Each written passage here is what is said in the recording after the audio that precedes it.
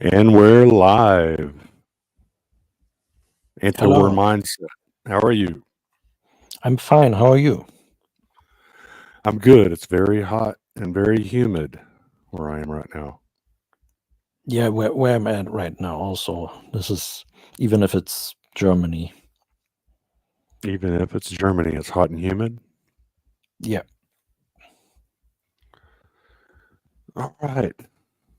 Did you want to cover anything before we get into the reaction portion of the live stream? Yeah, a couple of things. So, first of all, there was like a need to sort of review a little bit or talk about a little bit about last stream because I think the conduct of the vegans was absolutely unacceptable. Okay. So I'm just saying upfront, these vegans were coming from a position of disrespect. And I mean, really, all the vegans that were on. And I think this is unacceptable. This is not something that that we should really entertain, right? And these people disqualify themselves from, you know, talking to us really in any sort of rational way. Um, and yeah, and also there were a couple of claims made by vegans, such as Jeffrey Phillips, for example. So he claimed that animal agriculture gets like huge subsidies, and therefore the governments cannot be anti-vegan. But when you actually look at it or look into this, you see that actually the crop agriculture gets more funding. So I've shown this in my latest video actually. Um, Do you want me to pull up that video and just maybe show the visuals? yeah, I have the graph right here. Just Oh, share okay. this. This is all we need actually. All right. So so yeah, in this graph you can see agricultural subsidies in billions of US dollars, and as you can clearly see, the red is the meat and the blue is the dairy sector, right? The dairy subsidies, and the rest is basically all plants. So the majority of world subsidies goes to plant agriculture. And like the staple crops, yes, like a little bit also goes to animals, but it's not the majority that goes to animals. So majority of subsidies goes to plants, okay, not to animal agriculture. Wait, So the red? oh yeah, I've closed it down. Okay, wait, let me bring it up again. Um, Is this on a global scale? yes, so this is the world So wide. the staples, is that things like wheat and oats and stuff like that? Yes, yes, Okay, so that's corn. plants. Yeah. So the milk is, we'll say that's animals, and then the red is meat. So the blue and the red is the animals. The plants are the orange at the bottom, the yellow above the red, Hmm. the fruits and vegetables in the green. What about the gray? The gray It says is yeah, other crops. other Um, crops. yeah, it wasn't So really specified as I can remember, but I'm assuming this means like spices or maybe coffee or something like that. could it be livestock feed like hay or alfalfa? I'm not 100% sure, um, to be honest, but I don't think so. It said other crops. This was basically what I got from the study. Okay. Well, other crops could be things like almonds, avocados, well, fruits and Yeah, veg, nuts. You know, I don't yeah, see them and represented. also when we look at the United States, it's mostly for the plant agriculture. the subsidies. So yeah, that's concerning Jeffrey's claim. I mean, there's Yes. some subsidies for animal agriculture, but so's for plant agriculture, and actually it looks like it's more actually for plant agriculture. So, and we see actually forces trying to down-regulate the subsidies for animal agriculture, like the World Bank usually recently stated, right? And other forces, corporate forces. So that's regarding Jeffrey Phillips' statement about subsidies given to meat. Yeah, and Yeah. also You know what they've Hmm? I have seen videos on that subject with Earthling Ed, and what he does is he leaves out the corn and soybean, all of the grain and legume subsidies. The grain and legume subsidies are the biggest plant-based subsidies. Plant-based agriculture subsidies are the grains and legumes. So your corn and your soybean, and so he leaves that out, and he says compared to the subsidies that go to fruits and vegetables, the subsidies are lower for fruits and vegetables than they are for meat. But it's a lie by omission, because he's not including the grain and legume subsidies, which make the subsidies for the fruits and the meats both pale in comparison. But he doesn't want to include that because the corn and soybean is part of plant agriculture and not a part of animal agriculture. So he leaves that out. And so it's a lie by omission. Right. Yeah, and I think that it also depends on the country and the region that we're talking about. Like in more Scandinavian countries, there are more subsidies towards animal agriculture, but in the United States, it's like you said, more towards corn, soybeans, and other plant products. So it depends on the region also, but in general, from a worldwide standpoint, in general, it's roughly given more to plant agriculture, as far as I can tell. Okay. And again, there are like we continuously showed corporate forces that move us towards plant-based diets, like the World Economic Forum and the World Business Council for Sustainable Development, and like the associated corporations, agrochemical giants, etc., the Eat Forum. You know, those forces that, of course, also inform policy, and you know, where the position papers are cited in journals. You know, this like Eat Lancet, this famous Eat Lancet paper, which is like hugely cited and stuff like that. Mm-hmm.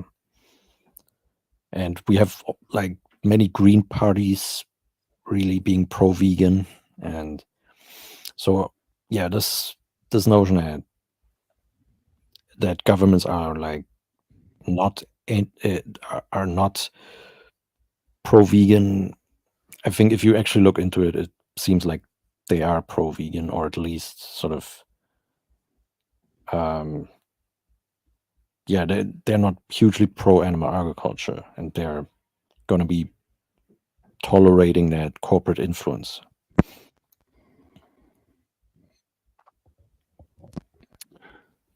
We got Bish Doctor that wants to come on. Yeah, Hello. hello. Hello. What did you have a question, Bish Doctor?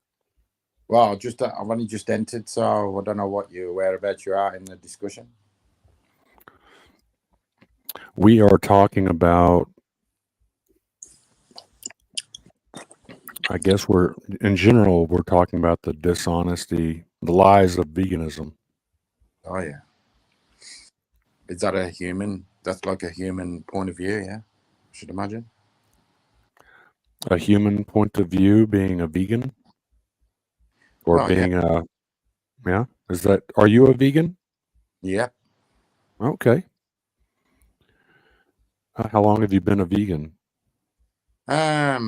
Just over 5 years. Over 5 years? Yeah. How's it going for you? Great. Yeah. Never felt better since I was probably 20 odd. What is your motivation? Well, I was really ill. I had IBS for over 15 years. I was losing weight because I couldn't eat anything. And yeah, basically the doctors, they just wouldn't help me. So I had to basically help myself. So that's how I found out about the health aspects to veganism. But I didn't know the word veganism at the time. But basically I just looked into cancers and various health, problems. And that's how I found basically to cure most diseases, which is basically 99% of them, is through a plant-based diet. So then You're you saying, have to ask yourself, is that the correct way of going about life in general? Is by consuming poison? Wait. You made a bunch of claims here, so I'm just gonna ask you. So you said that this what? is it's not a claim. So a claim is something that is hypothesis. Now, this is my life. This is what's happened to me, and I'm not the only one. And they scientific studies to prove exactly, my point of view. Okay. Wait. So you made like two statements there. You said that you have some anecdotes about your life, and that is totally fine. If you feel good on a plant-based diet, that is totally fine. There's nothing against that. More power to you. But you then cannot make based on that generalizations. You understand that, right? Well, to your point of view, yeah. Yeah. Okay. Then that means that if you say that you feel great on a plant-based diet, but then you say that well, I could have died. That was the alternative. I could have died. So you're basically speaking to someone who's dead. If I'd have continued the way that the doctors wanted me to, which is to consume animal products. Right. well, but what about the 80-something% of people that give up on veganism because of declining health? At the end of the day, I mean, that. What do you mean by 80% of vegans? Did you say, or 80% of humans? Well, people who try veganism will usually quit because of declining health.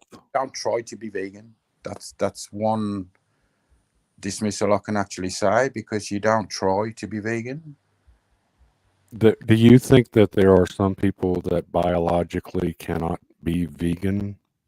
No, that's your perspective, not mine. That means they chose to go back to eating animal products. Now, anti-war mindset, isn't there a problem with some people? There's no choice for me to go back to animal products. It was either live a plant-based diet or die as a carnivore. Were you a carnivore? Were you on a carnivore diet? Well, pretty much. I mean, yeah, I did eat a small amount of plants, but basically, yeah.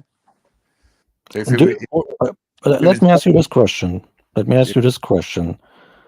So you said that plant-based diet like heals 99% of illnesses. What was that your claim? Well, it's not a claim. It's proven by science. It's Okay. You said it's proven by science. Okay, you do understand that saying that cures all diseases or pretty much all diseases is a cause and effect claim. So do you have cause and effect evidence for that claim? I don't need evidence. The peer-reviewed studies have already been done. Are there cause and effect studies? Are there experimental studies? No. Long-term studies? So have you heard of the Academy of Nutrition and Dietetics? That is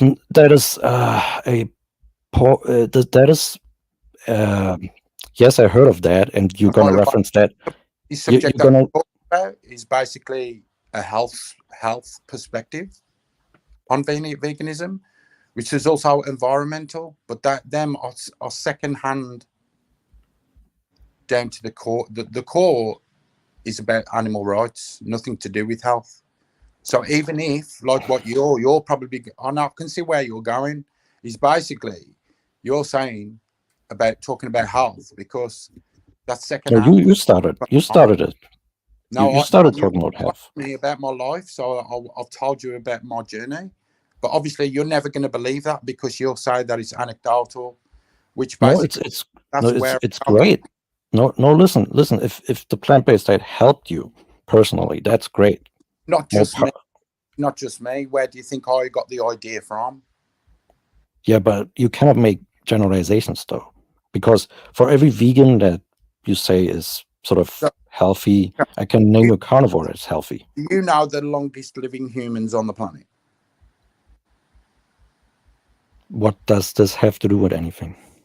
It doesn't now. So you're looking for 100% proof that a plant-based diet, is the best. No, yeah? or worst, no, whichever you want to. No, you made a claim. I'm asking for the evidence for that claim. You have the burden of proof. That's what I'm saying. I'm about to give it you, but what I'm trying to say is I want to know if you already know the answer. What I'm going to give you. It's called reverse psychology. So, do you know the longest living humans on the planet? That is literally irrelevant. See what I mean? So even if I give you the answer, you're just going to go, it's irrelevant. So you do understand that correlation is not causation. So even if you say that the longest living humans are, like, I don't even know what you mean by longest living humans. Do you mean like the top % longest living humans that ever lived? Because I looked into that, it turns out that not a bunch of vegans are on that list, but if you want to say like blue zones or something, they don't call them vegans because that's a Western term for a plant-based diet. Okay. Well, to the carnists, that is. Well, now to veganism is actually an animal rights basis, which basically we haven't even been talking about that aspect, even though that is the reason why we go vegan. Listen, you're jumping around. We're talking about your claim about the vegan diet can cure pretty much all disease or 99% of all diseases. This was your claim, and I'm asking you for proof. It's not my claim. Well, you made the claim though. No, I'm saying like that was my personal journey, but this is where I had to learn as to where I come from, and I've of many other people. If you type in the Academy of Nutrition and Dietetics, they tell you on their website. Yeah, I don't care for that authority figure. I name. Well, I can name. Over then, is that right? What? So you're not caring about evidence. So this is not evidence. This is not evidence. So now we can go to animals. Yeah. Is that what may I interject just a second? I emailed the Academy of Nutrition and Dietetics because they had that paper that they wrote that claimed that a vegan diet would be appropriate for human beings at all stages of life. Yeah. Well, that had an expiration date on it because it was a position paper. Position papers have expiration dates on them, and they have to be renewed in order for those papers and the information or the claims within them to still be valid. And they didn't renew it. They chose to let it lapse. And I contacted them via email, and I asked them why they hadn't made a loud announcement, because I knew people like you and even vegan doctors that were fraudulently referring to this paper by claiming that the Academy of Dietetics was claiming even now that a vegan diet is appropriate at all life stages. And the Academy wrote me back, and they wanted to know where I was going to publish this information. Once I told them the Garland Farms channel on YouTube, they gave me a very short explanation and just said that tell your audience that we currently don't have a position on veganism. Because they don't want to get involved with the politics. That's why. And not only that academy as well, the British Academy of Nutrition and Dietetics, they had a statement on their website too. So no, they were basing that on the American Dietetics recommendations. They've since not their referral is the American Dietetics Association. So anyone that's using that organization as a reference to their claims is no longer valid. It's an argument from authority anyway, so it's not actual evidence, it's someone's opinion. So what would be called evidence to you? What so I can present evidence, but I think good evidence would be if you could name a person or people that are the result of multi-generational veganism. Oh yeah. So have you heard of the Hunza people in the Himalayas?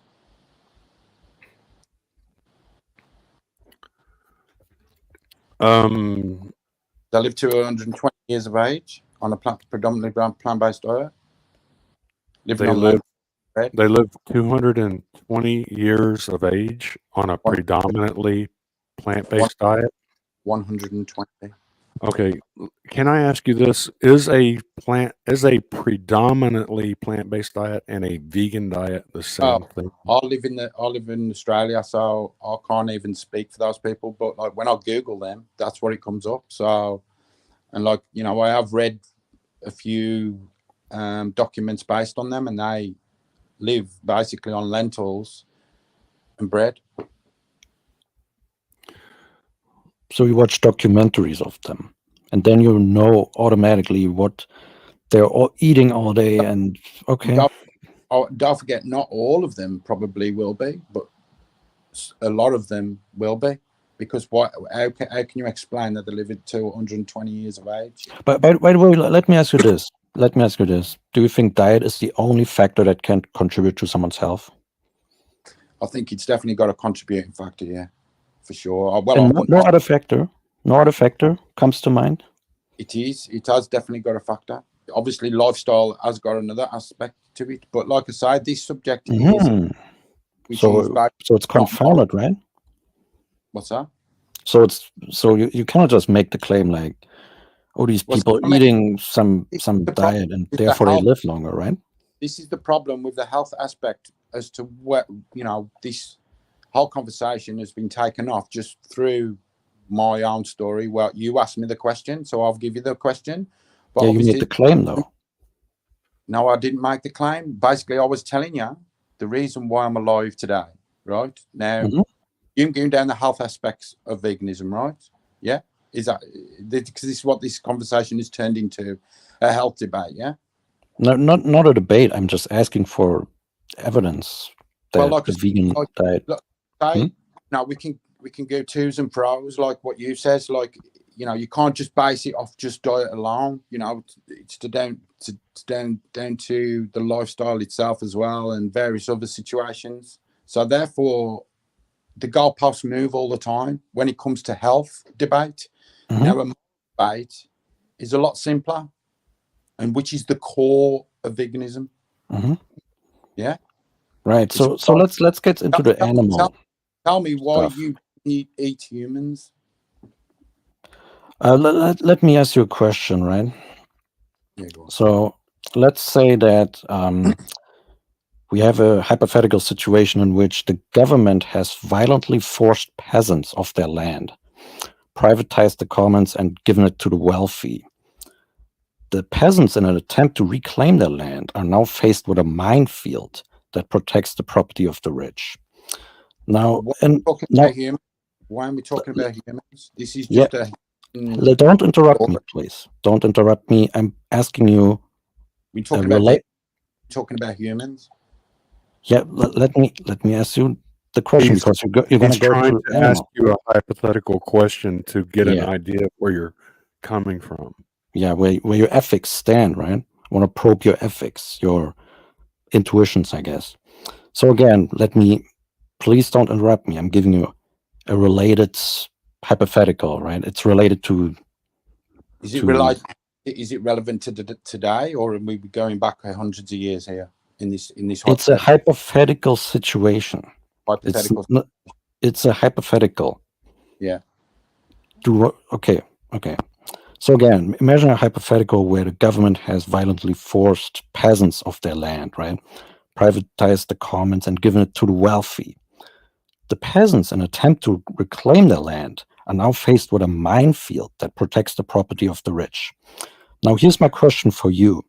Do you believe it is ethical for these peasants to be violently forced off their land and blown up by the minefield? Yes or no? I just can't see what this is completely unrelated. Yes or no? Yes or no? Do you think it's ethical that these peasants are forced off their land violently by the government and then have to face this minefield and are basically going to be blown up by it to reclaim their land? Tell me, how is this related to veganism? Like, it's just I'm not gonna- related whatsoever. I mean, obviously, it's wrong to, for people to be forced off land. Okay. So you're saying no, right? It's not ethical to that this should be done, right? This shouldn't be done. No. To them. Okay. So this is analogous to the destruction of wild animal habitats for the purpose of monocropping, which provides food for vegans. The minefield. It's perfectly fine to grow crops for animals for them to breed still, yeah, as well. Don't ask me whataboutisms right now. That's what I'm trying to say. You start with the whataboutism, and then I'm trying to prove. Listen, this is what I'm talking about with these vegans. They cannot listen. They cannot be respectful. Because I wanted to go onto the animal core base, and you're still refusing to go there. No, I'm going there. You're refusing to go there. You're interrupting me. You mean so? Listen, Bish, doctor. What did you just say? Repeat that, please. Human rights. And you saying that it's wrong. I want to know. He's using that as an analogy. Did you hear him say that? Yeah, I want to probe your ethics. I want to figure out what your ethics are. About crops and stuff, and like that's irrelevant to the subject. No, it's not. No, that's an environmental issue. Like I say, no. Okay. No, it's not. Here's the problem with what you just said. You agreed that it's unethical to force peasants off their land, and then the peasants now face this minefield and about to be blown up by it, right? And that happens to wild animals. That is analogous to what crop agriculture does to wild animals. Bish, doctor, let me ask you, what percentage of the food that you eat is not coming from monocrops? Not coming from but this is an environmental issue. Yeah, the animals live in the environment, though. Wait, it's an environmental issue that's caused by the monocropping that produces the items on the vegan menu. How many humans are on this planet right now? About 7-something billion. Let's just say 8 billion. Yeah. Okay. Let's just round it off. Yeah, just in case we forget about. If you want to do that, go ahead. 8 billion. Yeah. Now, how many animals are killed for human consumption every year, single year? Human consumption also means like vegan consumption. So we don't consume animals. So, but these animals are still killed for human consumption. But there are still quadrillions of animals that are dying so that the vegan menu can be produced. Yeah, this is for human consumption. That's much more than what. Yeah, we can go on about quadrillions is higher than trillions. We can do that later, but that is a very small minority compared to Like, what I asked you the question. Quadrillions is a minority? How? No, you're saying quadrillions, right? But that's a different debate, right? Because for No, one, it's not. No, it's not, because how many, that's how many a animals conservative estimate. human consumption every year globally? The question is, how many animals die for monocropping every year? Yeah, that's a different It's in question. the quadrillions. How many animals are killed per year for human consumption? You mean for Well, both wait. meat and plant-based consumption? Because Are we that's talking- both human consumption. Are we talking talking about the animals that are killed for crop protection measures? No, we're not talking about that. We're talking human consumption. Yeah. So you're not what people put in their mouth. Wait, hold on. If you're protecting corn that is going to be consumed by humans, You're not about a symptom now. I'm trying to get to the answer my question. Yeah. Do you know it or not? I'm trying to understand your question. I'm trying to qualify it, because when I think of animal deaths for human consumption, I think of the animal deaths also for the corn, the soybeans, the strawberries, the apples, the pears, the peaches, the apricots. I'm trying to get to that as well. Well, that number's in the quadrillions. How many animals are killed per year? Some trillions, much less that are killed for the monocropping. It's in the trillions rather than the quadrillions. Do you know the difference between a quadrillion and a trillion? The answer. I'm going to tell the answer, right? Because you can't answer the question. Yeah. There's 8 billion humans, yeah, on the planet. We kill globally 80 billion land animals. That goes without fish, which is up to 3 trillion. Yeah. That's still less than quadrillions. How do you feed the 80 billion animals that are killed every year? Primarily with wild forages and byproducts like distillers' grains and the leftovers after crushing soybean oil. 100% of the soybean oil that's extracted goes to human consumption.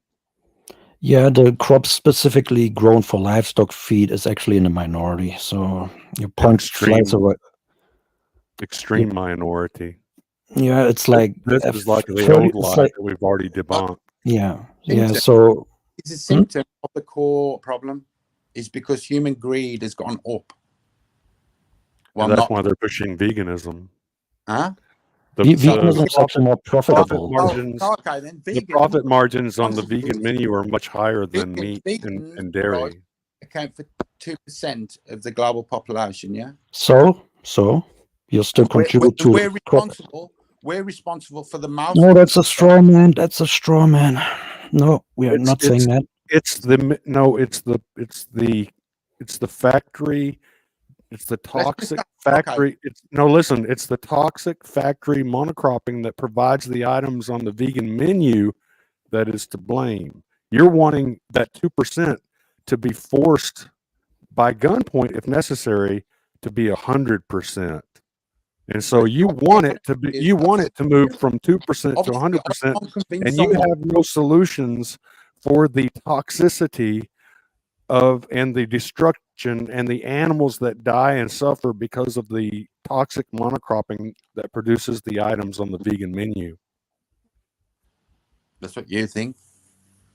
I know that to be a fact. What have you done to curtail crop deaths? Crop deaths. So I could grow my own food.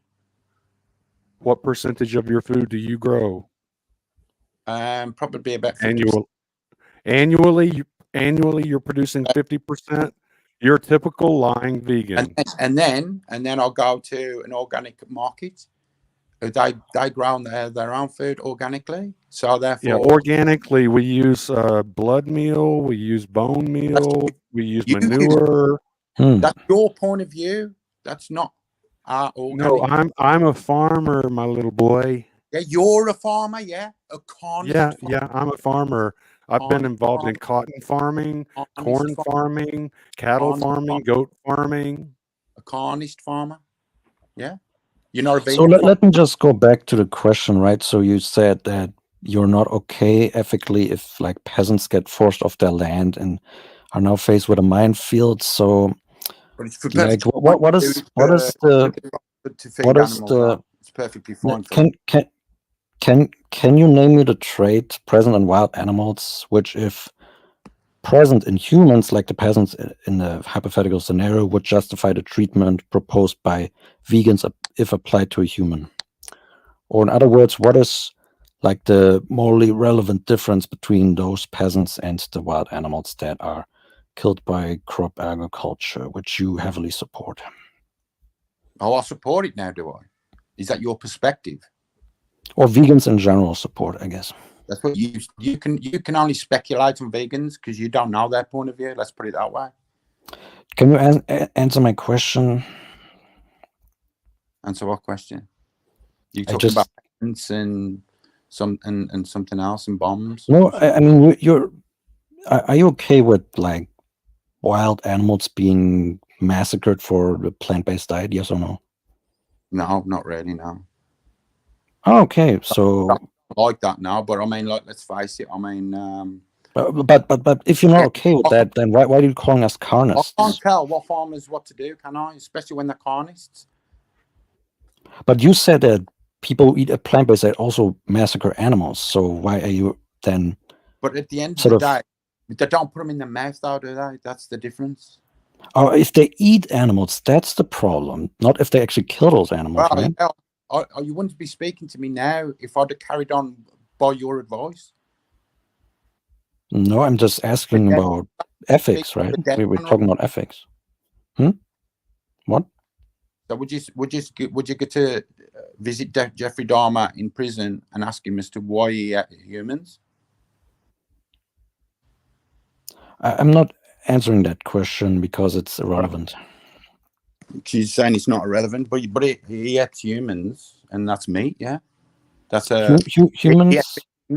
They had victims now, like now different to your victims, and you put them in their mouth. What are your victims, though? Yeah, my victims are not put them in my mouth. That's the difference. And let's face it, if I had a change on the farming practices, and especially if there was a majority of vegans, then we would change farming practices. Oh, another positive claim. So how? Okay, explain to me how that's scalable. Oh, he left. Okay, so yeah, that was an easy thing for us to. That was an easy debate or discussion, I guess. So okay. Yeah, that was weak sauce. That was just like every old vegan argument that has already been debunked. And he brought all of that old stuff. He's supposed to be a vegan, but he drug a dead horse to the table and he started beating the dead horse. Yeah, I mean, okay. I mean, that was fun, I guess, to sort of warm up. But yeah. I've got Joey Carbstrong in the back. Do you want to give him a chance? You mean like quote unquote Joey Carbstrong or actual? Yes. No. Okay. It's going to be quote unquote. Okay. Yeah. Okay. I mean, here's what he usually does. He says you should feel bad for eating animals. I mean, it's the same thing. It just always you should feel bad. I'm not really. I think that's unproductive and kind of gets old. So let's just again. I basically what I did here is challenge the name or did the name the trait challenge, but from an anti-vegan perspective, right? So if vegans are not okay with like forcing peasants off their land violently and then having them, if they want to go back to that land, be surrounded by minefields, if they're not okay ethically with that, yeah, then what is like the let me repeat your analogy so that I know that I get it and the people out there get it. You're saying for vegans to consider this scenario where the peasants have been forced off their land by a government, and then while the peasants had been driven away, they surrounded the land of those peasants, the land that used to belong to those peasants. The government just took it from them. Mhm. And then they surrounded those fields with minefields so that if those peasants returned to their former homeland, their former homeland, then the mines in the field will kill them. Is that moral? Is that ethical? And that's the question I think you're posing to the vegans as your answer to the name the trait question. Because what is the trait that makes it okay to drive animals off of their land and plant monocrops there so you've got items on the vegan menu to choose from? Am I right? Right.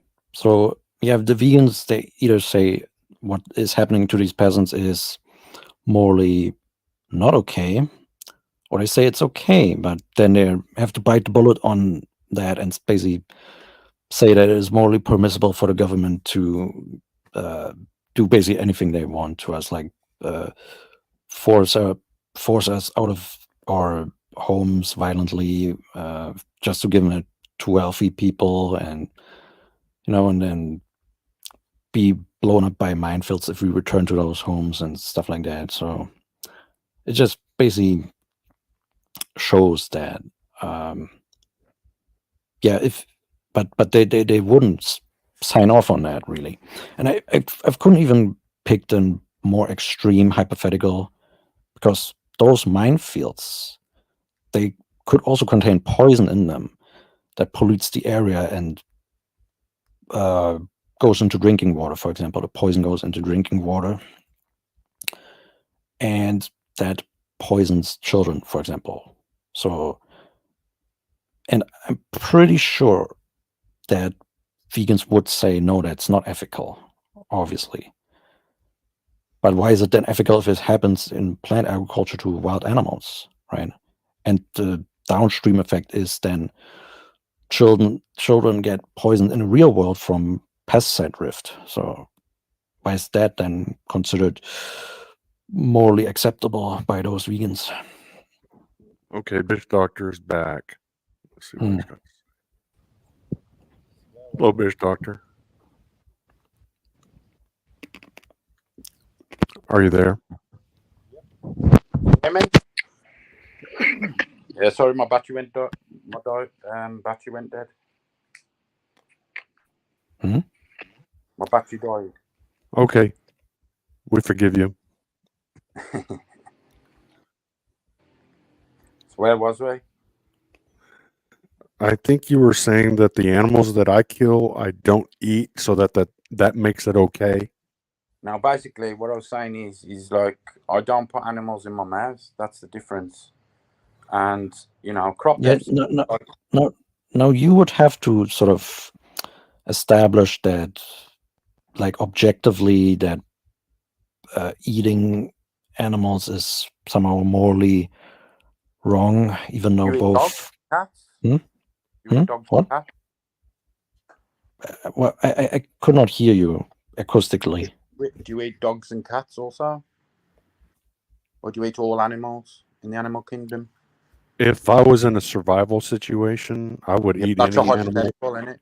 I would eat any animal that. We would obviously do a lot of things in that situation, but we're not in that situation. I'm sure you're surrounded by supermarkets and that, so you're not. Well, that's like, would you kill a person? And so you'd have to qualify that and say, well, You wouldn't obviously kill a there's person. certain circumstances, like murderer. someone was trying to, had their hands on my child and was trying to kill my child. I might have to kill them, in defense. That's a different scenario, isn't it? Right, and there's nuance, and that's why I'm trying to get you to acknowledge that nuance. What new ones? Listen. You would have to. For the sake You of have. it. You just want to kill innocent animals for the sake of it, yeah. When I live on a junk food. If your diet did not kill animals, then perhaps you would have ground to stand on. But since your diet kills more animals No, it doesn't than kill the more. harnessed, It doesn't kill more. it kills I more. don't know Yes. where you get that idea from. That's Yeah, bullshit. And you know, we've already gone over all of that because you information. eat We the proved it. animals and whatever they've eaten as well. That's the thing. Those animals are mostly foraging on wild That's what grasses. you think. That's No, what you think. it's That's what documented.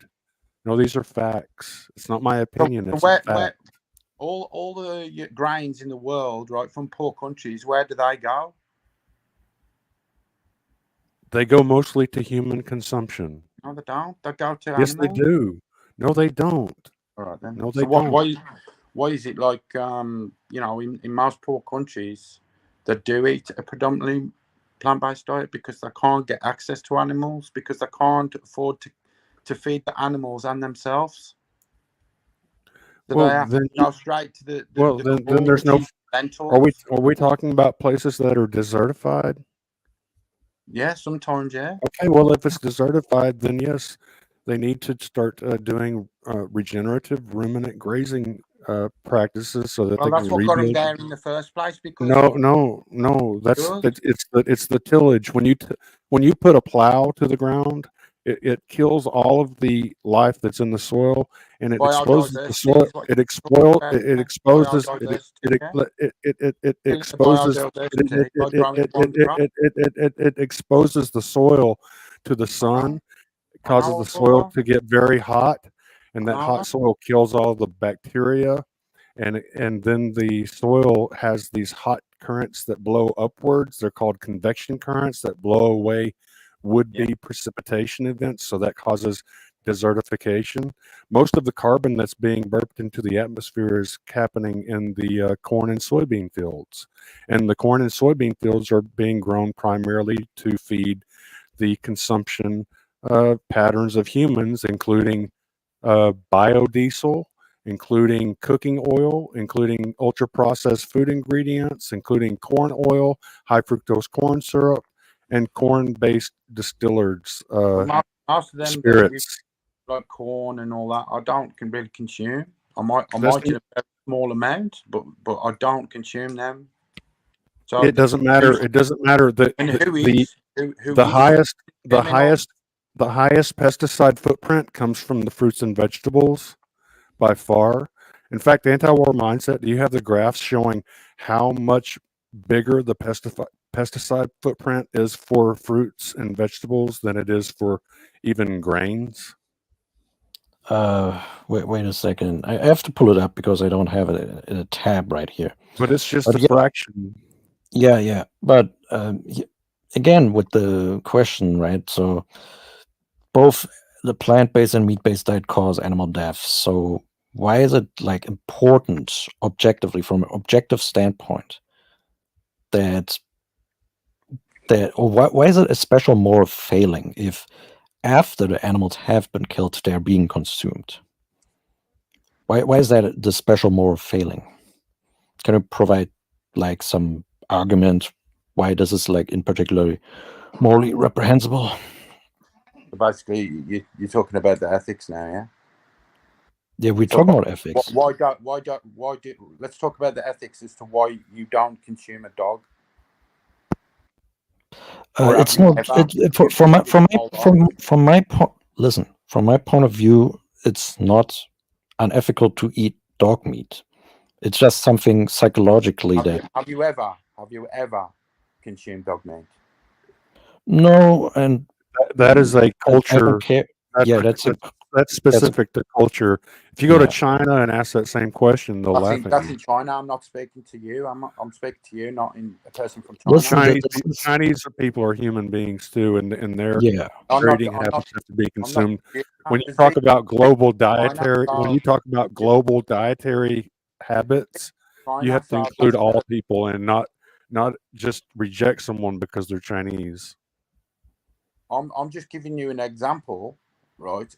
Now I've asked you the question: why is it that you haven't consumed a dog in your lifetime? There's two reasons why. One is that I have not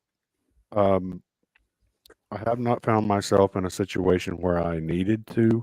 Needed to, yes, needed, Yeah. yeah. Right. So you Right. don't need to eat animals, yeah? You admit that? That's not what I said. I said I It's the haven't same found. thing. Extend that to all other animals because you haven't the need to consume a dog. Well, that's your claim, though, and you have to prove it. No, that's not what I said. You're putting words in my mouth. Why don't you let me have my own words?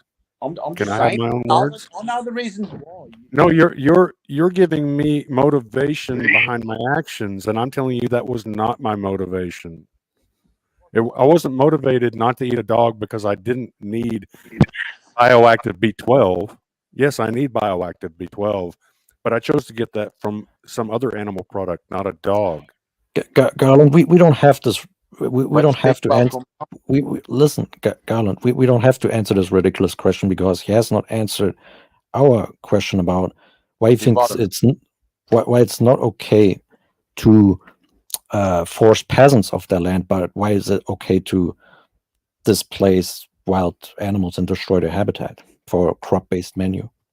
He has not answered that question. Fine to do it to grow crops for animals, oh yeah. Most crops are grown for human consumption, though. There's only 8 billion humans, but there's 80 billion land animals killed per year. That goes without fish. But like that's an environmental issue. Like Fish doctor. That would change. That would change if everyone was to be vegan. Yeah, you have to prove that, actually. Don't need to prove anything.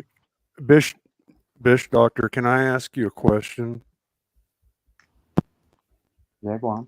So it's all the questions at the vegan at the moment. You keep saying that the monocropping that produces the vegan menu is an environmental issue, so not relevant. Is that what you said? Well, we need to eat something. Wait, say again. You're trying to justify eating animals here? Yeah. Am I right or am I wrong? The sound is kind of bad right now. I asked you, right, about eating the dog, and you said there's no need for me to eat the dog. Yeah? I have other animals that I can eat rather than the dog. You have other animals that you can eat, yeah? Well, what's the moral difference between a dog and those other animals that you eat? Okay, there's their moral difference, there's none. There's none, yeah. Exactly. None. But you have the no need or want to eat the dog, yeah? The dog is I have 2 dogs, and both of them are companions and working dogs, so they actually work for me, and they do things for me, and they smile when they do it because they love doing what they do, and they're very well taken care of. You've taught them that as well, don't forget. No, a border collie. Humans are now different to animals. A border collie is bred to naturally herd livestock, and so I don't have to torture him to get him to do his job. He gets up in the morning asking me for work to do. He wants to go out and do his job. Garland. Your property, yeah. I don't have any ruminant animals that can do work for me like that. In fact, I take that back. The ruminant animals that I have here on the farm do work for me. Their job is to rebuild the soil, sequester carbon into the soil, as ruminants do, and improve the overall health of the ecosystem here on my property. Garland, listen. The discussion is kind of derailing right now because, first of all, he still has not answered our question about why is it morally okay to drive these wild animals, off their land, displace them, destroy their animal habitat for a crop-based menu. But you're going on about environment again. That's an entirely different subject to the moral aspect of veganism. That's a reason why I'm vegan. That is not environmental because those animals. A symptom of the situation. It's a bit like saying I was against gassing Jews in the Second World War because it was bad for the environment because of the coal trains that took them to the gas chambers. Are you stupid? You was So against, you was against gassing Jews because it's the victims. You think of the victims, not because of an environmental issue. That's completely. Have you ever heard of Stalin or Mao? Yeah. What do you know about them? Stalin was, I think he was German. I think he was the First World War guy, was he? Something to do with the First World War, was that? I can't remember now, but I know No. some dictator of some description anyway. The conservative numbers are that he killed 20 million. Do you know the technique that he used? Like, why aren't we going on about numbers about humans again? Garland, he just called me stupid. So you want to go on to the environmental situation when I've just you're not disrespecting me like that, okay? So that's number one. I'm just giving you a hypothetical situation. No. You were calling me stupid, so I'm not gonna take this shit. I'm not calling you stupid. You just did. But what I'm saying is you're so I'm not gonna talk about a symptom of a situation as to the reason why we're in this situation. And another positive claim. So again, which you not have justified that monocropping is somehow a symptom of like a non-vegan world or something, which is, I'm assuming is what you're saying, but it's very hard to figure out because you're all over the place and you're not making any sense. Greed also applies to your system that you support, so that goes both ways, my friend. But okay. Again, you're making a bunch of claims. Anyway, the dog question was kind of out of left field because you cannot actually establish that it's morally wrong, objectively, to eat dog meat. We just don't do it for subjective reasons. Okay, so that's number one. Number two, and you will listen. Excuse me. If I'm talking, you listen. Okay, so that's number one. Number two, you said that it's just the environment. The animals live in the environment. Okay? Yeah. The wild animals live in the environment. In which you needed them to be here for your purpose. So you're the oppressor, yeah? Because you're controlling the environment. Why am I controlling the environment when human civilization in general controls the environment? You're controlling all them symptoms that you're okay, back up that claim, please. We don't need to. You made a positive claim. Back it up. That's what you want to talk about. Garland, he's not answering any questions. He's being disrespectful. Okay, tell me why you kick him out. Kick him out. Okay, then answer this question. Yeah, tell me why you was against the Jews being gassed in the. Yeah, that's not what we're talking about here. Yeah, so please don't bring him on again. So just because he's not answering any questions, he's derailing and he's being disrespectful. So he's not. So I'm not taking that. I'm sorry, Ryan. Yeah, well, if he's going to be intellectually dishonest, then why have him on unless you're gathering intel for your lawyer in a defamation case, in which case you can let them go on and defame you. But back to the subject at hand, we've got another vegan that would not consider crop deaths, kept making the false claim that the crops are grown primarily to feed the livestock. I would like to see some evidence for that, because even our world and data says otherwise. Actually, yep, you're absolutely right. Even the WEF admits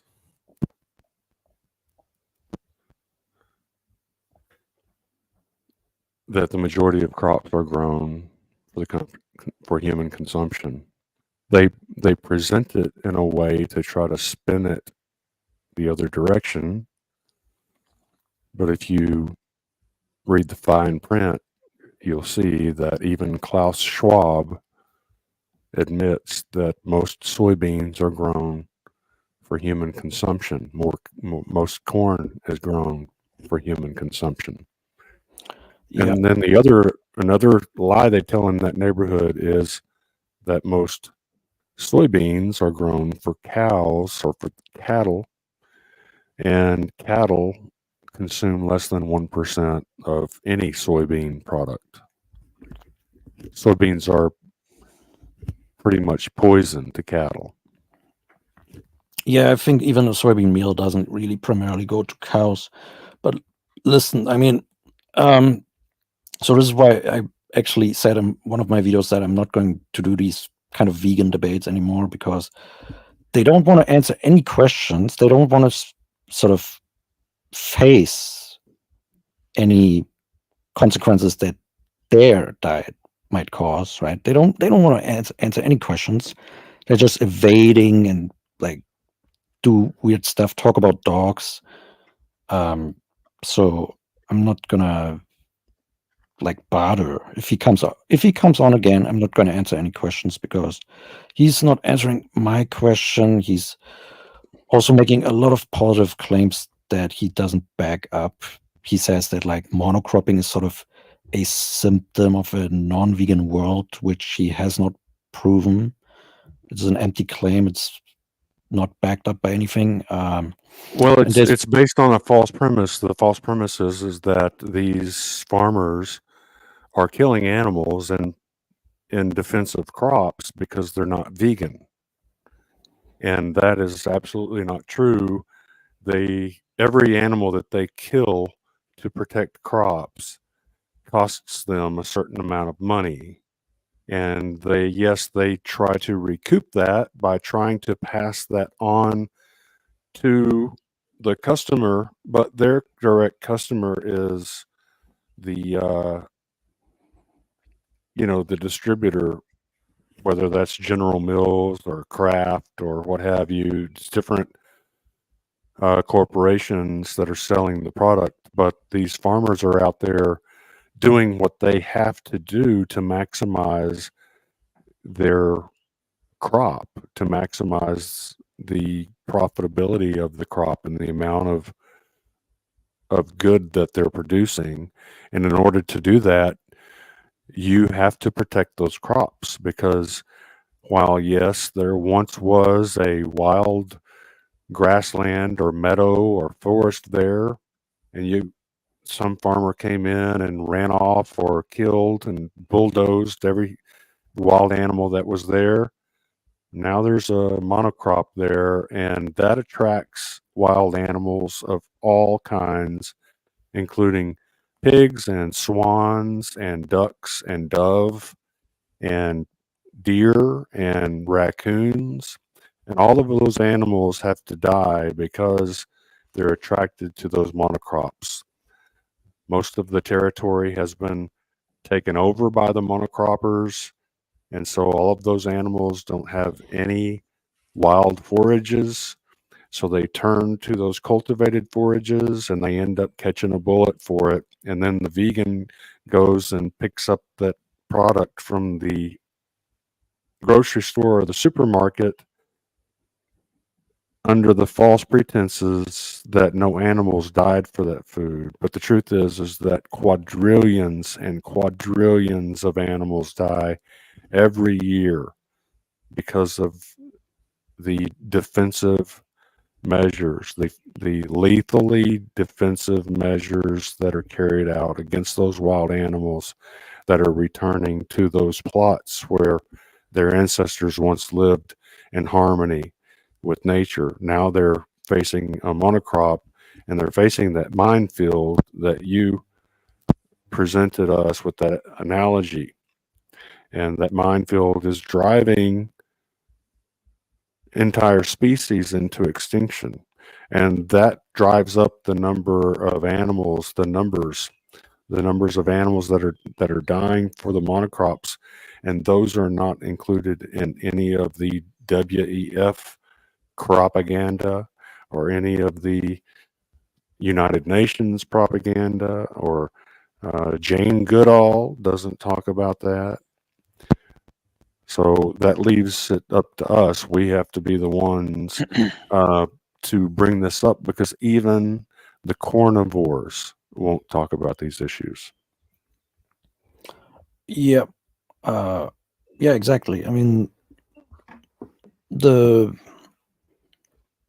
monocropping is, I mean, he said that it's all a symptom of human greed, but somehow he puts that on the meat eaters. So are meat eaters the only ones that can be greedy? I don't understand. Listen, he was all over the place, so I don't want to have another discussion or this slash quote unquote debate with him, because it's like unproductive, right? And I think it's a waste of time, honestly. So, jumping from topic to topic to topic to topic is also kind of weird as a debate tactic. So I don't know where Garland now is at. Here I am. Hey, okay. But yeah, so I'm trying to pull that debate that you wanted to look at.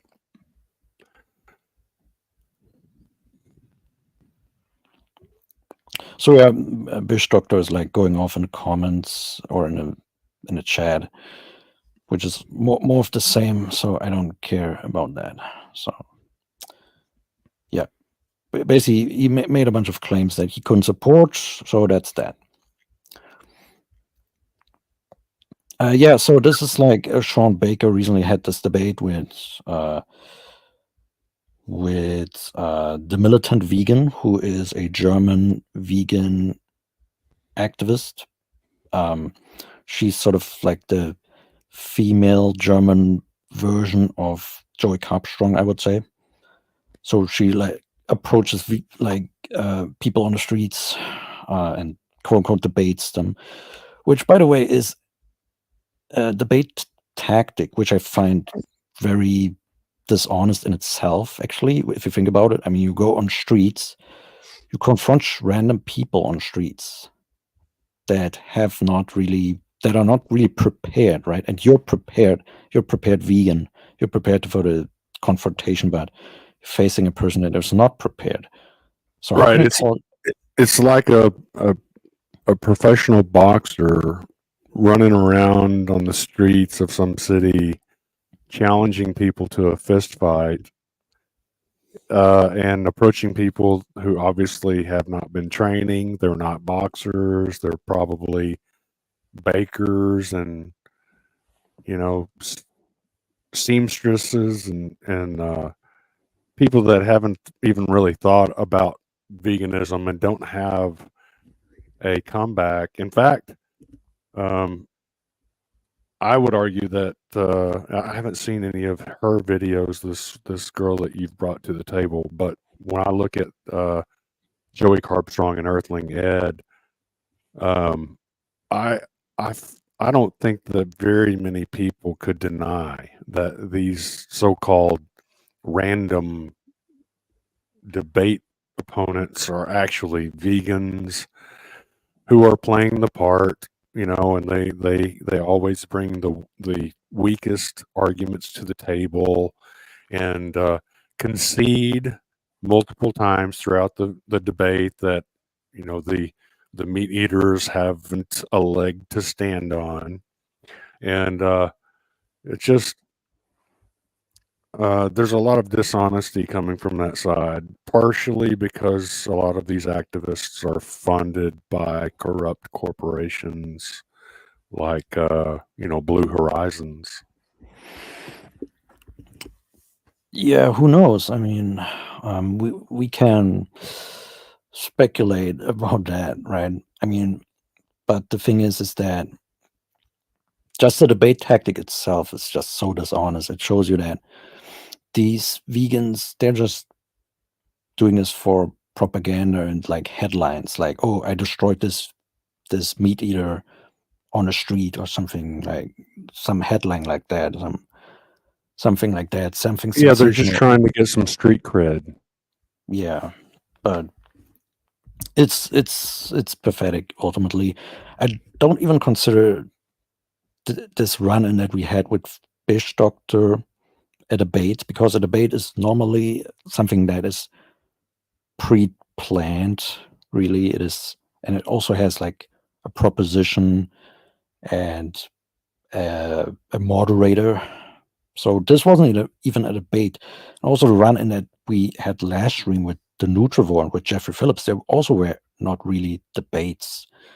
They were just coming on randomly on a stream and were just ambushing us with some claims and questions and stuff like that.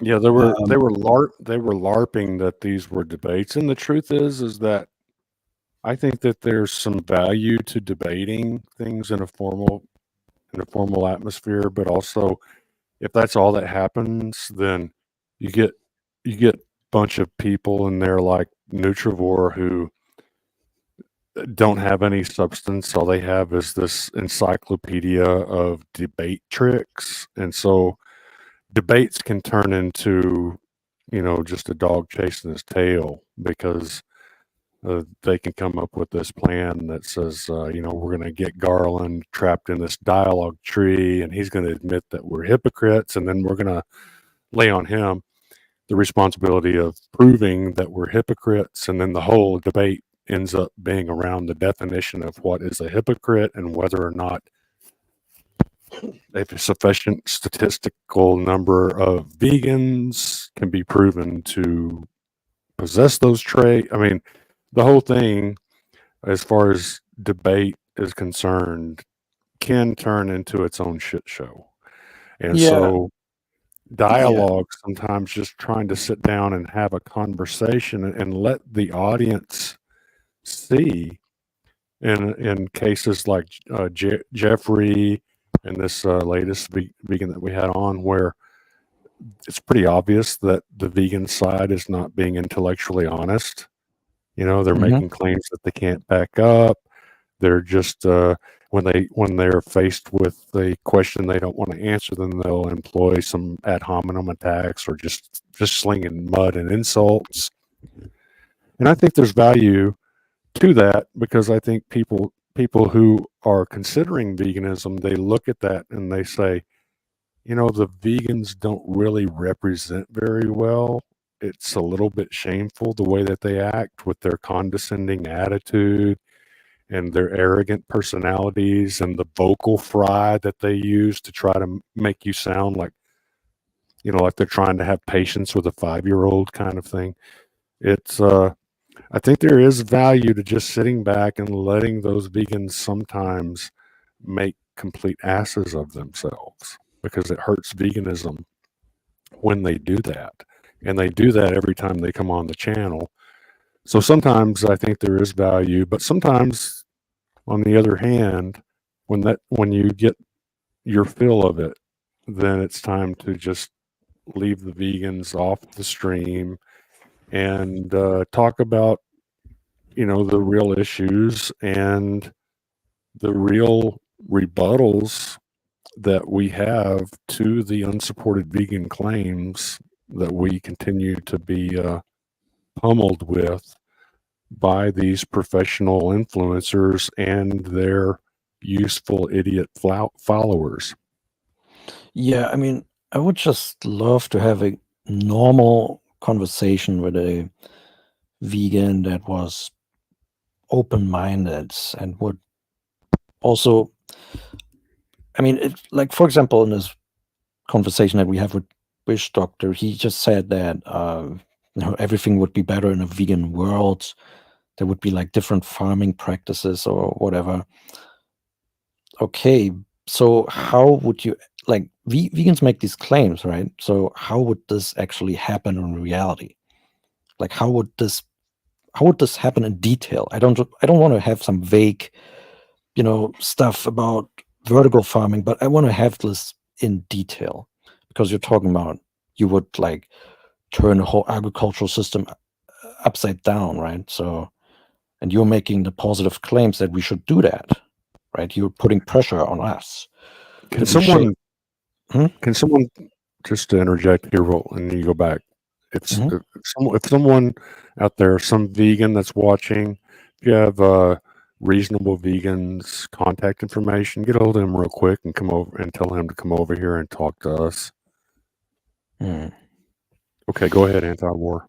Yeah, this is just what I wanted to get at. It's like, okay, we have this first, or we have like the even playing field, right? So the meat-based diet and the plant-based diet both cause animal suffering and death, right? So at the outset, there is in principle this balance actually.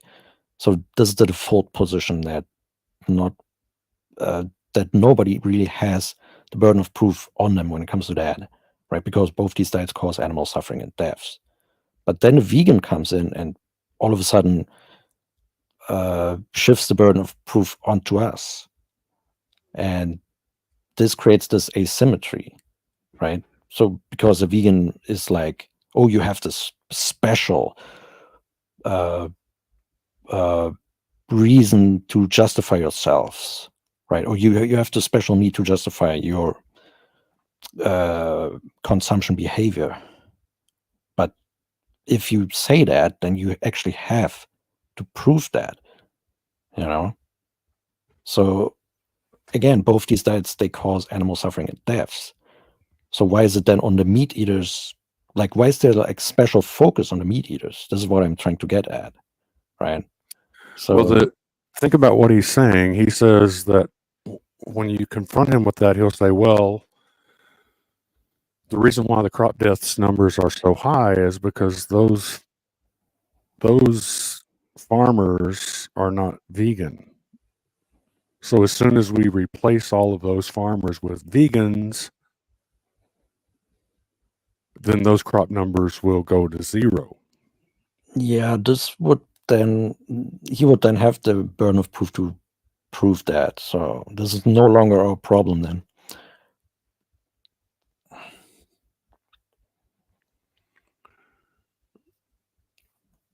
Listen, in vegan debates literally work like that. They want to be on the offensive. They want to put the burden of proof onto the meat eaters, no matter what. And we shouldn't have that. Really, we shouldn't have that. The vegan has, if the vegan makes like wants to break the symmetry, then the vegan is the one who has to provide the evidence and make the case. It's that simple. Yeah, And I totally agree. And also answer our name the trade challenge regarding the peasants and the minefields. Yeah, I wonder if there's a way to rewrite that so that it is a name the trait question. Right now, it's posed as is this moral or is this ethical? What name the trait that would make that ethical and while doing the same to the wildlife affected by the monocrops is ethical? Isn't that kind of what the name the trait would say? Can you repeat that? It was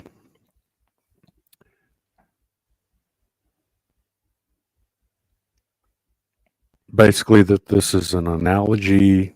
It's not a question. It's not just a question of is this scenario moral, but it's a name the trait question. So, what is the trait that would make it okay to treat animals that way, but it wouldn't be okay to treat humans that way?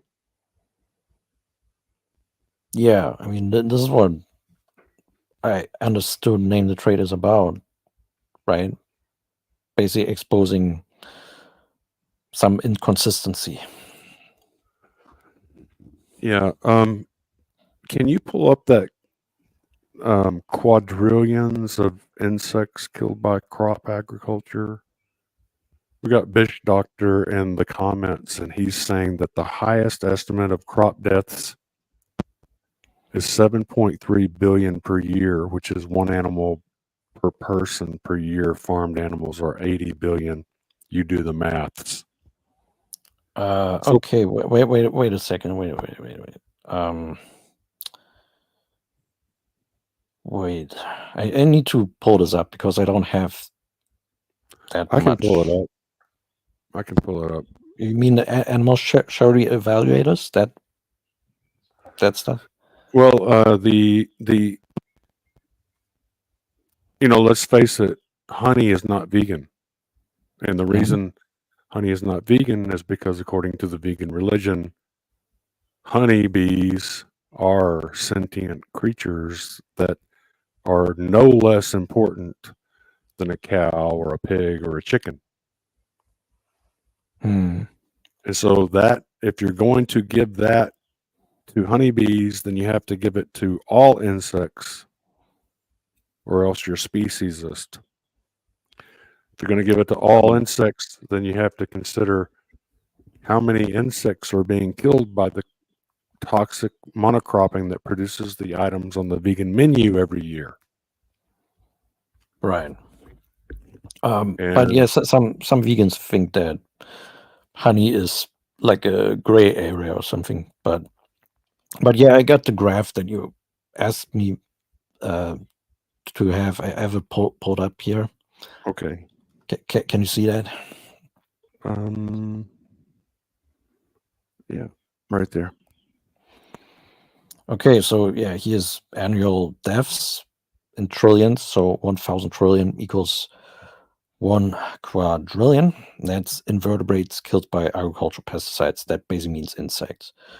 And here are the farm vertebrates. So that means like cows and chickens, pigs. So obviously the farm, the invertebrates killed by agricultural pesticides are the largest number of animals that humans kill on this planet, pretty much. And pesticides are the method by doing that. So right. Here's a good supplemental comment right here. It says is he only counting harvesting? And I think that's correct, is that Bish Doctor is referring to a non-published paper. This paper was not published or peer reviewed. It was basically just an animal rights activist that wrote something that looked like a scientific paper, but it only counted animals that died during the harvesting process. And so, the animals that died as a result of running the harvesting combiners through the field. And while there are a lot, billions of animals that die that way, that is the minority. That is an extreme small minority of the animals that die from the toxic monocropping that produces the items on the vegan menu. The vast majority of animals that die from the toxic crop farming that produces the items on the vegan menu is not during the harvesting process, but during the growing process, because while the plant is growing or fruit is growing, then lots of animals are being drawn to that, and they all are going to die because they're being poisoned intentionally or shot with guns in the face intentionally. right, and yeah, right. So we have to figure out which diet is like more toxic in terms of pesticide footprint, etc. And I think the evidence clearly points in a vegan direction when it comes to that, especially because they consume like a higher amount of fruit, which has a massive pesticide toxicity footprint. But we can get to that when it's relevant. I also want to say that crop deaths are not only animal related, by the way, but they're also human related, because a lot of these pesticides, they find their way into drinking water. And there's even like, I saw in The Guardian that there's a report that says that 40% of baby food is contaminated with pesticides. I'm just saying that, like, if you want to talk about ethics, and say that's just an environmental issue. Okay, but yeah, Yeah, well, okay. see, that's the thing, is that where do wild animals live? They don't live on farms. They live outside of the farms. Outside of the farms, what do we find? The environment. Yes, the farms also are the environment, but the environment are where the animals live. So if you destroy someone's home, then you are at the very least harassing them. But in most cases, you're killing them in the case of the toxic monocropping that produces the items on the vegan menu. So Right. it's not a case of it's not the scenario that vegans are painting where they're asking people the question, should animals be dying for your food? That question is being asked, but it's not being asked in the context of you've got to consider the pesticides, for example, that are used on all of the fruits that you're eating as a vegan. Do you remember the study that you had pulled up that showed that the vast majority that the pesticide footprint, did you already pull that up today? The pesticide footprint on the fruit I think was higher than that on the grain by a large margin. Yeah, I think I've shown that actually. There are multiple such studies that show this actually. Yeah, here's it pulled up. So the pesticide footprints embedded in world's consumptions across different sectors. Yeah, we didn't get to talk about this, but it was up for a little bit. Yeah, so this is like almost 60% pesticide footprints plant-based food and only 11% animal-based food, including the feed crops. So yeah, So the 59% is the plant-based. yeah, pesticide footprints embedded in plant-based foods versus in animal-based foods and like other commodities, but we're only interested in these two types of foods. So yeah, obviously plant-based foods have a much higher pesticide footprint than animal-based foods, even including the feed crops. And I actually have additional evidence for that. So there are like 2 other studies that also kind of show this. So yeah, so this is like from Australia. Yeah, It this also was the one I shows, was. yeah, so fruit has like a vastly higher pesticide toxicity footprint than pretty much all other foods. Than even bread or cereals. To me, that is mind blowing. Right. And that is I don't know if you understand how huge this point is, because the majority of what goes to feed the livestock is byproducts from the bread and cereals portion of this graph. And so you see that the fruit is actually, what is that, like maybe 40 times, 30 or 40 times higher in the fruit category than we see in the bread and cereals. So as bad as soybeans and corn are in regard to their pesticide footprint, foods like oranges and strawberries and apples are like 40 times worse. Yeah, and it makes sense because these kinds of foods, they also want to like, they have some appeal to the human eye, right? They don't, they they need to look good, right? Cosmetically, in order for Yeah, the them fruit. to have, yeah, fruit, right? So Right. The fruit has to be off the vine or once you pick it, it's got to be homogenized and marketable. right. And so in order to do that, they've got to just drench them in poisons to prevent any of the animals that are being drawn to them, because the animals that live out in this environment that the vegans don't care much about, the animals that live out there, they have extremely strong senses of smell, and there are scents that get carried by the wind miles away from some orange grove in California. And then those animals smell that, and then they're drawn to it, and then they find themselves ingesting some type of intentionally placed poison or catching a bullet by some hunter that was hired by the crop farmer.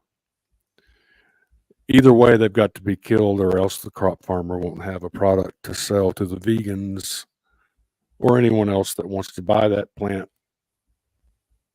food. Right. And here's even another study, pesticide toxicity hazard of agriculture, regional and commodity hotspots in Australia. And says right here, a hectare of horticultural crops, that's basically like fruits, generates on average 10 times more aquatic ecotoxicity hazard and 5 times more human toxicity hazard than a hectare of broadacre crops.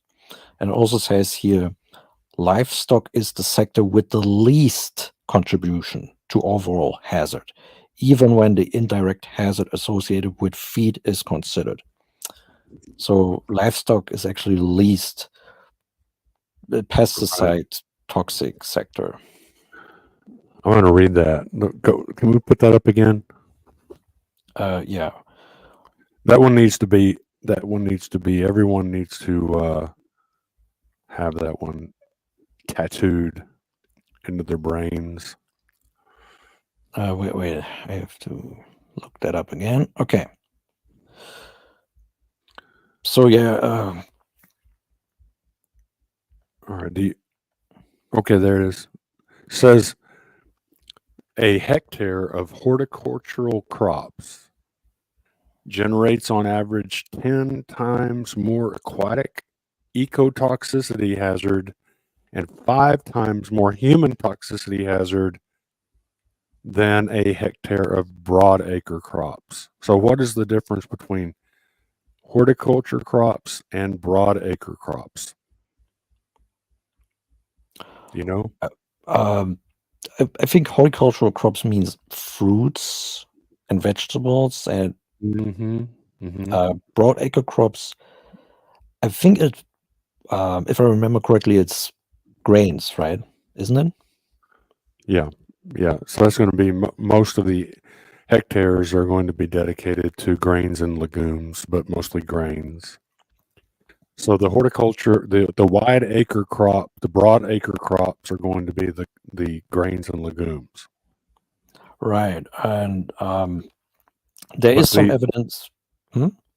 But the fruit crops have a 10 times higher aquatic ecotoxicity hazard and 5 times more human toxicity hazard than a hectare of soybean or corn or something like that. So as bad as soybean and corn is, and that's what we talk about a lot when we debate vegans, because they're talking about, when we talk about the animals that are killed by pesticides being in the quadrillions, they say, well, most of those crops are being grown to feed animals, which include your livestock that you're eating for food. But the truth is that the majority of those, even those cereal crops, are being grown for human consumption. And even if the vegan lie was true, 10 times more pesticides are being used on the fruits than are being used on the grains and legumes. So it's a double, this is like, you've heard of a double whammy, which is like a double loss. This is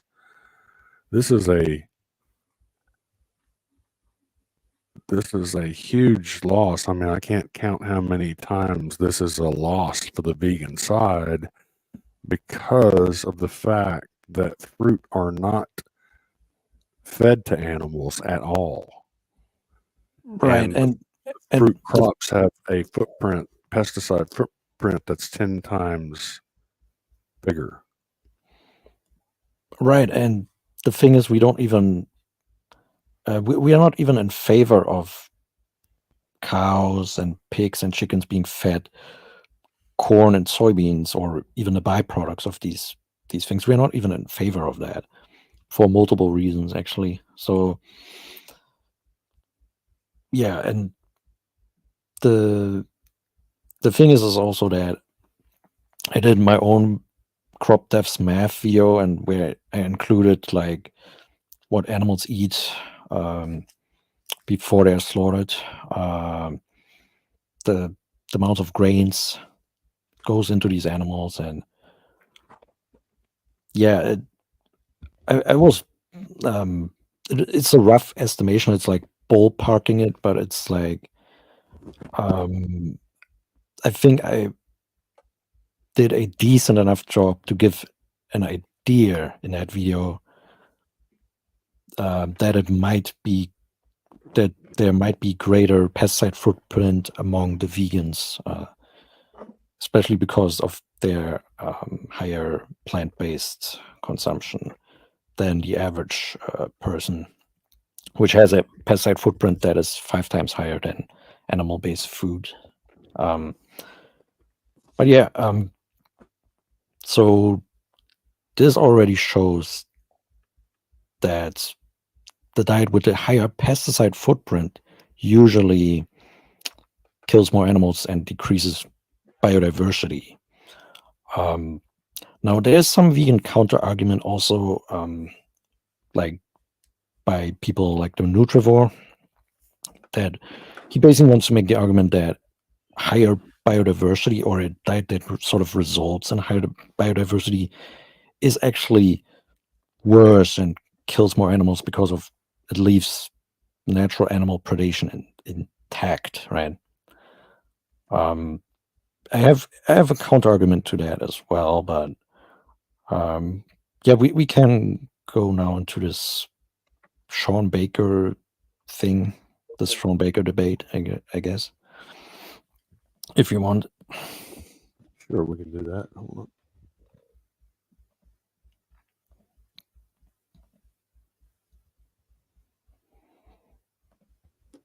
Emotionally heightened vegan yells at Sean for 1 hour straight. Did you watch this already? I watched like 5 minutes of it, and I also skipped a little bit at the end where they talked about crop deaths, and I watched some clips of it. But yeah, I didn't watch it. I watched maybe 1 or 2% of it, you could say. Okay. All right. Well, you want me to just start it? Yeah, sure. But one disclaimer: maybe turn on the subtitles, because for some reason her microphone or her sound is a bit bad for some reason. I don't know what it is, but as I was listening to it the first time, I couldn't really understand that much. So yeah, Okay. it's maybe good to have subtitles on. So why isn't the world vegan is asking a question like, why is the world still racist? Why don't all women have rights? It's very uncomfortable to learn that you've been growing up with a lie that the whole system of our society fundamentally stands on animal slavery. Now, please, let's not call into question if your dogs can feel or if the cows that you put in your face hole can feel, because I believe that you know they do. Now, where's the epically significant difference between a feeling cow and a feeling dog, or a feeling human that you might eat the one but not the other? Thank you so much for defending me and my alien people, but why the cow? The cow suffers just like me. The cow can maybe not rationalize as much, but maybe the cow can rationalize about as much as you. So why would you eat the cow but not me? You can both suffer, both kind of alien. Wow. Yeah, this was just a trailer, I guess. But here's already what we can say. Wait, just pause this. Right. So what we can say is that she sort of, and this is what I've seen in many vegans, is that they say, like, what is a morally relevant difference between a dog and a cow? First of all, they don't want to answer like the question that I posed today. What is a morally relevant difference between the peasants and the wild animals, right? That are like both forced off their land and have to face the minefield, etc. Right? They don't want to answer that, but they also sort of assume that moral relative difference even comes into play when we're talking about, let's say, a cow versus a dog. They don't think that, oh, it could also be a difference in treatment because of psychology, right? Not everything is based on, not every human behavior is based on logic, and they just assume that it is somehow, or they propose that. And yeah, what's the evidence for that, right? A lot of human behavior is actually not rational, really.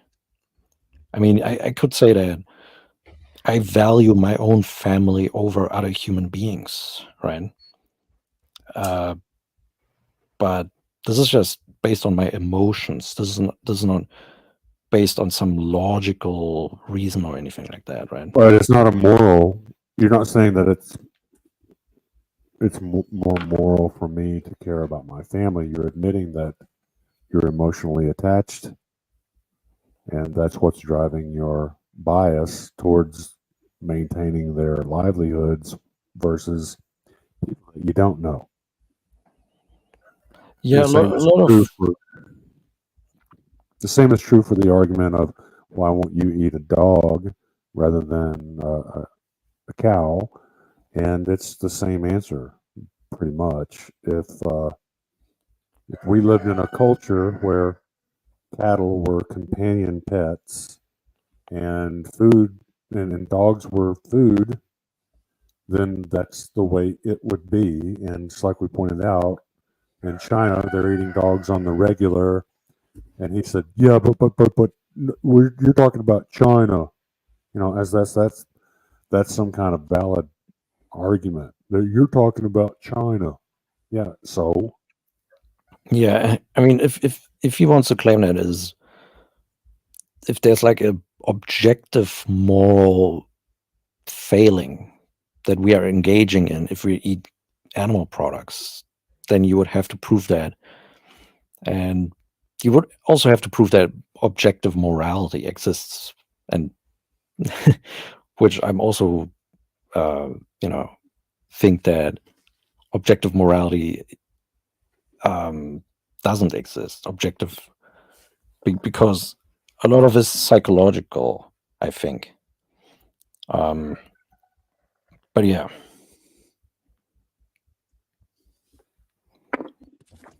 Well, the vegans would argue that there's no objective morality too. So they can't even rationalize their own belief system. Yeah, this is what I find weird. Actually, a vegan has to be a moral objectivist. Otherwise, they can just, they cannot really make the claim that we are morally obligated to not eat animals.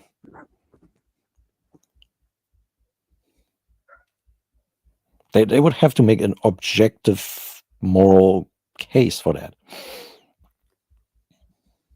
Right. Where would these objective morals come from? Yeah, that's what I'm asking, right? Right. But there is no. I always try to think, where would a vegan go if confronted with that? If confronted with the fact that these morals or these ethics that they're espousing, that they're demanding people get in line with, where are they coming from? If they're objective, what's the source? And I think about that, and I wonder where would the vegan try to take that? Yeah, usually what they're doing is trying to put pressure on a meat eater to justify their own, or to sort of point to some inconsistency in their ethical belief structure or anything like that. But we could turn the tables on that and say, look, what is consistent about your position? Again, with the peasants and the minefields, right? So yeah, like you said, the crop deaths thing is the Achilles heel to veganism. It's just that simple. Because That's why they don't want to address it. That's Right. why they don't want to address it. Right. I mean, the like I said, the Nutrivore sort of vegan debates, bro. Yes. I mean, I debated with him on the crop deaths issue, and this was sort of my first debate ever, right? And Right. he brought this up. Oh, we have to count the animal deaths on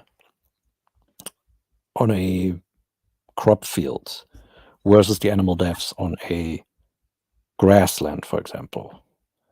And he would say that since there is more biodiversity on grassland, that means that there's more predation, and therefore there's more death on a grassland. Therefore, Right. since the vegan is sort of engaging more monocropping and things like that, then they cause less deaths because of that or something. Now, here's why this is total bullshit, okay? Because we are talking about humans killing animals. We're not talking about animals killing other animals. We're not talking about that. So, for example, right? Let's say we have a scenario in which it's just a hypothetical scenario in which China and the United States attack Japan, right? And the question then is, who killed more in that war, right? If we ask that question, who killed more, China or the United States, we would not count Japanese dying of old age unrelated to that war, right?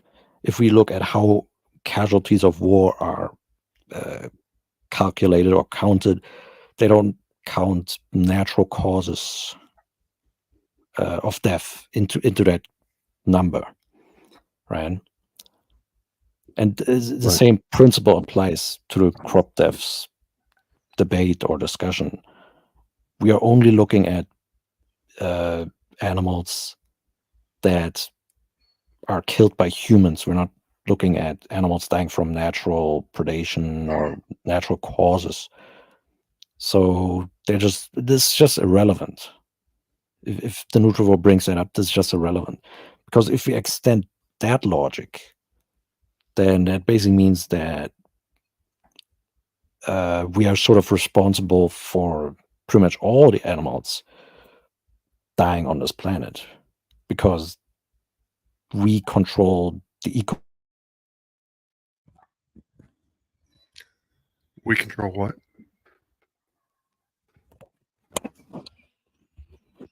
Are you there? I think we lost him.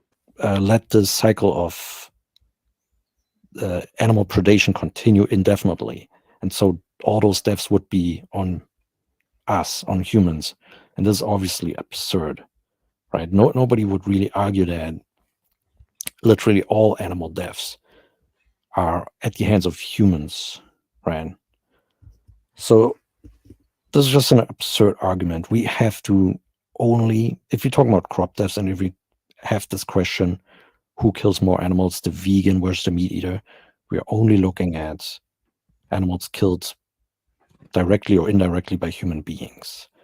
So the diet that decreases biodiversity more, kills more animals by human actions. And there's a great argument to be made that it is the vegan diet that likely kills more animals because of higher pesticide footprint. So that's pretty much that argument laid to waste. Laid to waste. Oh, Jeffrey Phillips said anti-war straw man. So Yeah. where was the straw man here? I didn't hear any straw man. Likely vegans. Yeah, likely vegans. Yeah. So where was the straw man again? I'm still not seeing that. Jeffrey, you want to come on and help us break down this? You're generalizing millions of vegans. Yeah, we're talking about sort of the average vegan. Where's the average meat eater? You know, I mean, yes, if you want to make that argument, generalizing millions of vegans, yeah, we could also make the same argument in terms of the meat eater and their consumption, right? You're generalizing about the meat eaters, so no such thing as average vegan. Yeah, okay. Whatever that means. I mean, there's an average of everything, so there's also an average vegan, I guess. Well, Bishop Doctor pretty much laid it out. He said, we asked him if basically, here's the question that he answered.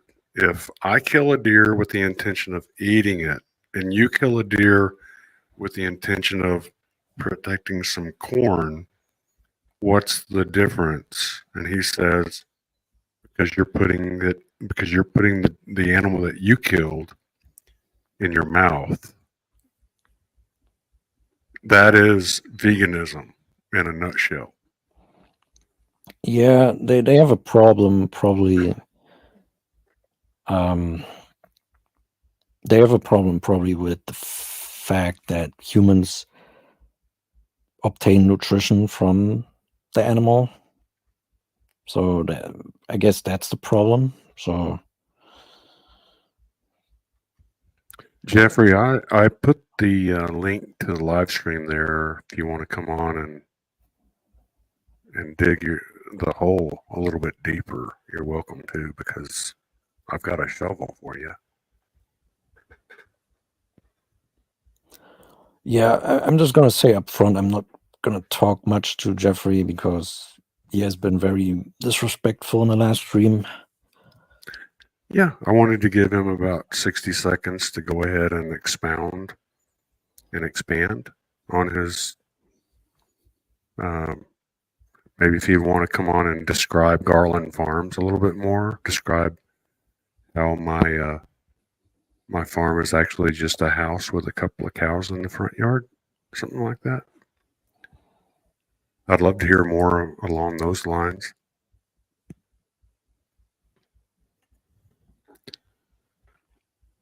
I guess he doesn't want to come on. Oh, he says that's why I don't want to talk, because says he looks silly, and that's why he doesn't want to talk. All right, so you want to go ahead and you want to focus on this video that we've got here in front of us? Yeah, sure. I mean, this is, but you have to turn on the sound again. Okay. Interesting guest. This is Rafaela, the militant vegan, and I guess Rafaela, I guess let me ask you, what is your hope to have with this discussion here? As you know, I'm not a vegan, obviously, and apparently you are, and so what do you hope to achieve today? Yeah, my hope to achieve in my activism in general is to make people aware of the plight that animals go through, the animal holocaust that is going on, the ethical rights violations, and treating animals as objects that you will never do upon humans. Okay, she's not mentioned anything about crop deaths yet. Is that relevant, anti-war mindset? Well, yeah, crop deaths are very relevant. By the way, I think that what she also just said is anti-Semitic, by the way. Oh, what did she say? I didn't catch it. Animal Holocaust. Oh, yeah. It's like stolen valor, right? What? It's like stolen valor. Stolen valor is usually used in a military context where someone who's never been in the military is wearing a military uniform.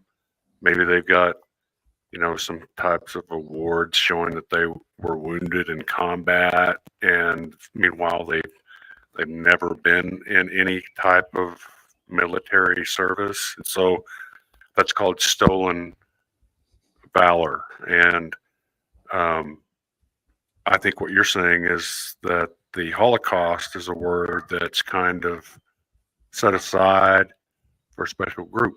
And that group happens to be a group that when you disparage them, it means that you're an anti-Semite. And she's using this word Holocaust to describe the killing of animals for food. And she's basically equating killing animals for food to what we all know as the Holocaust. Am I reading this right? I think it's deeply anti-Semitic and disrespectful to the victims of the Holocaust. Okay. All right. So that's We treat animals as if they are simply commodities, then that is not okay. And I would like to awaken you, and especially the people listening to this debate later on, to your contradictory stance in using animals as slaves when you would never do that to humans. I, as an animal rights activist, see veganism as our moral baseline, and animal rights as the logical extension to human rights. Okay. Can you pause that? Yeah. So she mentioned slavery, right? I want to show you something real quick. So she said animals are being used as slaves, right? Can you pull this up? Do you see that? yeah. The sun. Right. So monkeys enslaved by cruel coconut farmers who make them work in chains to meet growing demand for trendy vegan milk. So I just want to ask this militant vegan, why you're enslaving monkeys? Yeah. Where are the vegan activists that are protesting the monkey slaves that are producing their coconut milk? Yeah, or what about the bee slaves for avocados and almonds? Commercial farming of those vegetables, at least in some parts of the world, often involves migratory beekeeping in places such as California. Yeah. There are not enough local bees or pollinating insects to pollinate the massive amount of almond orchards. Beehives are transported on the back of large trucks between farms. They might go from almond orchards in one part of the United States, then onto the avocado orchards in another, and later to sunflower fields in time for summer. Yeah, so the bees are enslaved, the monkeys are enslaved. Okay, but what about humans? So child labor in banana industry, right? Right. Or the avocado industry, again, exploitation of Mexico. Yeah, I mean, there are all kinds of examples of that. So I just want to ask this question: why would you enslave monkeys and bees and humans? Yeah. And if you notice there in the comments, Bish Doctor says, well, don't consume almonds and coconuts or avocados. What about Right. cashews? What about cashews? Cashews. Bananas. Oranges, Soybeans. palm oil. Starfruit. I mean, there's a lot of stuff you need to exclude, I guess. I don't what would be left? I can't think of one plant food that would be left if we excluded everything that's either environmentally destructive, killing animals in such high numbers that it's causing extinctions, or poisoning the environment for every living creature on Earth.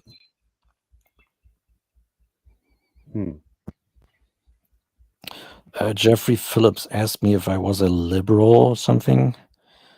I'm not sure how that's relevant, but okay. I mean, I guess I'm a centrist, if you want to put me in that box. So I'm like both left and right wing, or none of that, if you want to call it. I don't believe in left or right politics. So I think this is outdated, actually. I look at things pretty much issue to issue and decide on that. But I guess on certain issues I'm more left-leaning, and on some other issues I'm not. And that's that. If you wanted to know that for some reason. But yeah, we can go on with the video. Okay. If you, or do you have further? Well, I was going to say, Bish Doctor is saying, so the 2% of vegans are responsible for the world in which is now. That is that what you're saying? Yeah, Again, Bish Doctor, this is a straw man. yeah, it's a straw man because that 2%, Bish Doctor wants the entire Earth to be covered with 100% vegans. This 2% thing is more of it's kind of a concession of defeat, that after all these years, all you got is 2%. I think that says volumes about your cult. But the fact that the 2% is trying to destroy animal agriculture based on the idea that a vegan diet is cruelty free is on its face fraudulent, especially considering the fact that quadrillions more animals suffer and die as a result of the toxic, factory, destructive monocropping that produces the items on the vegan menu. You agree? Yeah. Yeah. And also, I mean, yeah, he says 2% are vegan, okay, but you're talking about individual consumption, individual responsibility. So I don't know why this matters. We're talking about what is like ethical or not ethical to consume as an individual. So why does it matter if 2% of the population are vegan? And also you want to, like you said, you want to increase that number to 100%. And we have to look at the entailments of that, or actually you have to provide us with the details of how that would actually work. But yeah. Well, also this idea that their excuse for eating food that requires this gargantuan amount of animal suffering and death with all the pesticides and shooting, crop protection shootings, and all of that.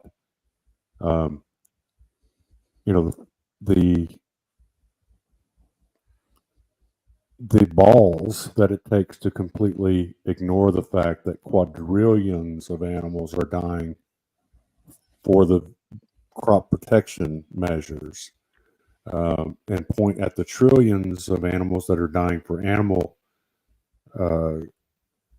agriculture is like, I mean, how many trillions are in a quadrillion? Do you remember? 1,000. Okay. So there are 1,000 more deaths in a quadrillion than are in a trillion.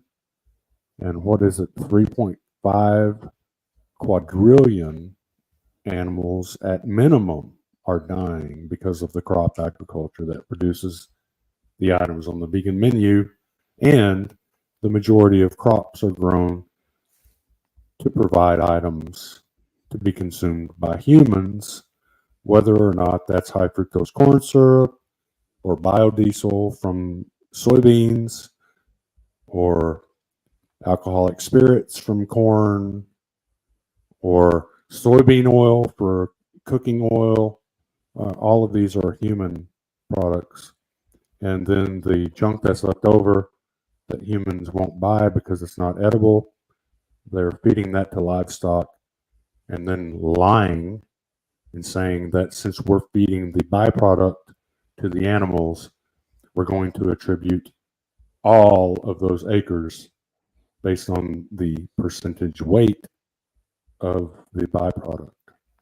So it's just veganism is a lie from one end to the other. And that's really why whenever we try to speak to them, they can't stop they can't stop interrupting. They can't answer questions. They answer questions with questions. Yeah, and here's sort of the thing, right? I actually would love to have a respectful discussion, not a debate, but just discussion with a vegan about many of these issues, right? And sort of how we could sort of work together to research or to talk about what a future food system would look like, and a more ethical and sustainable food system, and explore that open-mindedly, right? Which would be like a win-win situation for the animals and the humans and the environment, and which is feasible, right? I would love to have that discussion actually, instead of like these weird debate tactics and this nonsense, right? Because this is actually very important, what we're talking about. This is like this could be one of the most important questions humanity asks themselves, right? One of the most important questions is, how can we feed future generations sustainably? And as it looks now, it's not sustainable. I think we can all agree on that. And it's also not ethical. So how can we change that? So I think it's very irresponsible if this important topic just goes to waste on, debate tactics and like going around owning each other in debates or whatever. But actually, we need to have an honest look at the evidence and have an honest discussion about that. I would appreciate that more, to be honest. Turn off your sound, Jeffrey, please. What about here? There's an echo. Yeah, your sound is causing an echo.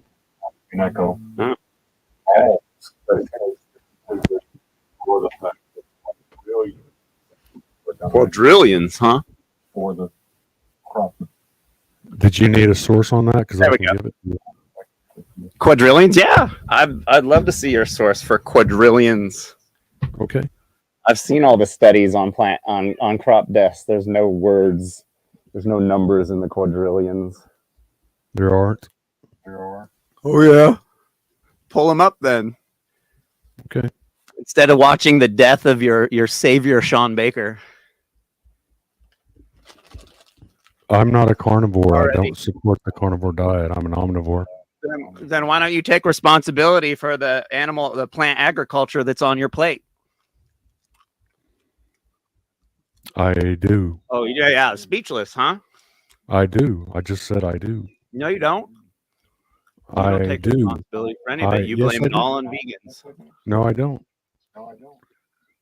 Anti-war mindset. So debating is a low form of information exchange to you? I guess so, yeah. It's just for entertainment, right? That shows all you know. No, You don't know shit, obviously. You think that the adjustments in in studies are irrelevant and unscientific, and that we can't look at these studies, and but then debate tactics aren't good. Using debates to figure out the truth about things is low information, right? You just want to have a discussion with a reasonable vegan and figure out the best way of doing things. Like it's such a cop-out, dude. Whatever you say, I just expressed my opinion on that. Jeffrey, you want to read that headline for us there? That's not a study, Garland Farms. Show me the study. How many years have you been dealing with me? I want to see the study. I don't want to see an article on a website. We're talking about crop. Yeah, I thought we were talking about crop deaths anyway. So I have the information from our last Insecticides are crop deaths. Insecticides are mostly used on hay, which goes towards animal ag. No, they're mostly used on I would fruit. I would like to see a source on what you just said.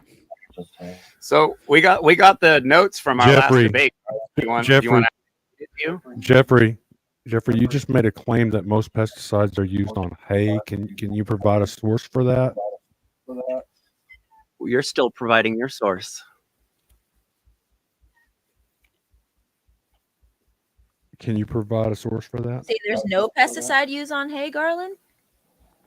I didn't say there was no pesticide use on hay. I said the majority of the pesticide use is on fruits. That you Second eat, to fruit. right? And? Yeah, like and? What do you mean? Second to fruits. Also, we need a source Right. for Well, that. pesticides are killing Where's what, that source?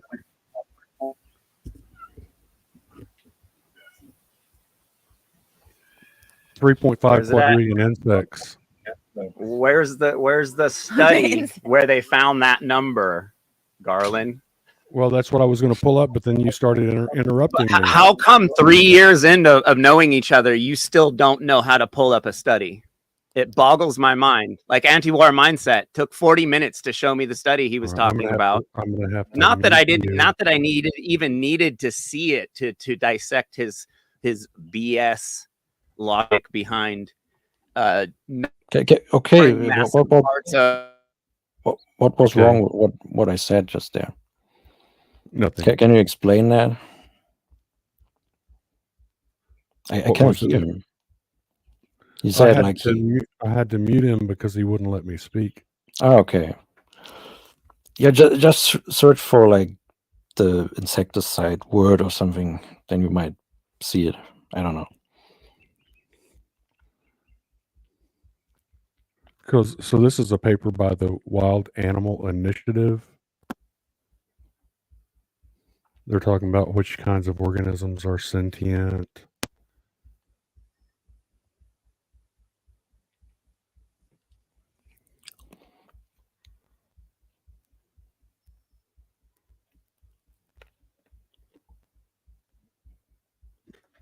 Let's see.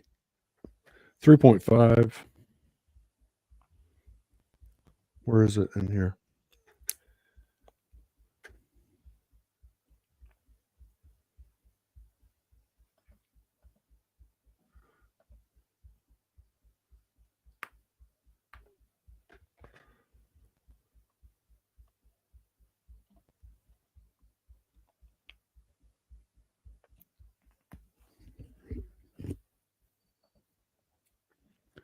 Well, I've got that study linked somewhere, but I wasn't prepared to pull it up just now, but I'm glad to. Let's see, 3.5. You were talking about Maybe- animals, Garland. Maybe while How he's come this is looking- about bugs when you said animals? Bugs are animals. Bugs. Hundred Honey is not vegan for a very good reason. Honey is not What? vegan. No. I want to hear what he said. Like, do you think that bugs are not animals? Bugs aren't what vegans are talking about when they talk about sentience. Honey. I mean, they're not. But they are Honey? sentient though. By the way, can Bugs- you define Bugs under sentience? like you guys realize vegans understand when they drive a car, they hit bugs, right? Oh my Like God! you guys Really? know that we know that. We aren't claiming that we're not. Those are killing killed bugs. I can't believe accidentally. 2 years. Those are killed 2 years in, accidentally, Garland, I'm whereas still explaining this shit to pesticides you. are sprayed intentionally, aren't they? Yeah, on Pesticides are hay that's sprayed fed to all your intentionally grass-fed on cows, fruits, and on the fruit. corn and the soy that goes Do to you- your cows. Anti-war mindset. Do you have that graph showing that the majority of pesticides Garland, globally your are mic sprayed is on cutting fruits? out like crazy. We can't hear you. Wait a second. How come you guys go quiet and scatter around for like 20 minutes whenever I ask you to prove something you've said on the show? You cannot just ambush people and just have like all this stuff. Ambush? I came. How am I ambushing you on your channel? That doesn't make sense. You guys are here, and I came here. Jeffrey, you're coming on asking me to pull up a specific study that And I 10 did not minutes have in, pulled up. you That I can't did show not have. me the I did study not have that pulled. you're I did claiming. not. I did not have it pulled up already. Yeah, You won't give me exactly. a It takes chance. time. Yeah, You exactly. won't It give me takes a time. chance. You should have it as a I should favorite have it on your as a desktop favorite because it's something you talk on my about so desktop. often. You have to prove it It's to something people. that I talk about. Okay. Every time I ask you to prove these things, you're I've got lots saying of things pulled up on my desktop that I from talk about. you're literally quoting a study, but you don't have it in front of you. So how are you quoting it? Off the top of your head, you must be a master study reader. But what Anti-War Mindset said last week, he doesn't know anything about studies. So how are you guys quoting studies, but then you can't even describe what happens in a study? What do you know about studies? I know a lot more than you. I know that the adjustments that the scientists make in the study are very relevant to the outcome of the study. I know they don't just do that for silly reasons. How so? How so? All right. I just asked you. Yeah, how What's so? the point of doing a study if they're not going to do the study? Making adjustments in a study is doing science. That's what doing a study means. Oh, okay. Like you don't think adjustments in a study are relevant. You said that 2 weeks ago. You said veganism is debunked because some study made the scientists made adjustments that didn't go in the favor of your agenda. Therefore, veganism is debunked. I didn't say that. Okay, but yes, listen. Do we have to watch it again? Do I have to pull it up? It didn't say veganism is debunked or some nonsense that you're just claiming. So I said that here is the raw, unadjusted outcome data, right? It's what actually the unadjusted outcome data isn't a study, bro. It's a part of data. It's one part of the data. It is not the study. You can't just discount a study because you think you can just go in and change it. Like what planet do you are you on? Listen. You're smarter than the scientists. Listen. You're smarter than the scientists that did the study. Therefore, but you can't even describe to me anything about these studies that you're quoting. You think you're smarter than the guys that did the study. Jeffrey, would you let him speak? No, he's being disrespectful again. So I'm not going to talk because you're a dishonest. All right.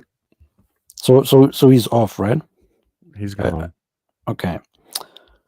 So he just said that like most most pesticides are sprayed on hay, right? Yeah, he just claimed that. Yeah, that's what he said. Yeah. Or like on grasslands. He said that multiple times. Yeah. So let me just, because some vegans make that claim that there's like this enormous amount of pesticides being sprayed on perennial grasslands and grazing area and stuff like that, and forages. So let me just quote you from the study that I pulled up previously. Although pastures take up 2/3 of global agricultural land, only a small fraction of grazing area is managed and cultivated in many parts of the world. For example, more than 90% of permanent pastures in China, India, Argentina, Mexico, and Australia are natural and unmanaged. In managed pastures, pesticides are normally used during sowing. Because pastures are mostly perennial crops, they are not sown every year. For instance, a survey shows that the majority of farmers, more than 80%, replanted less than 25% of their pasture land in a year.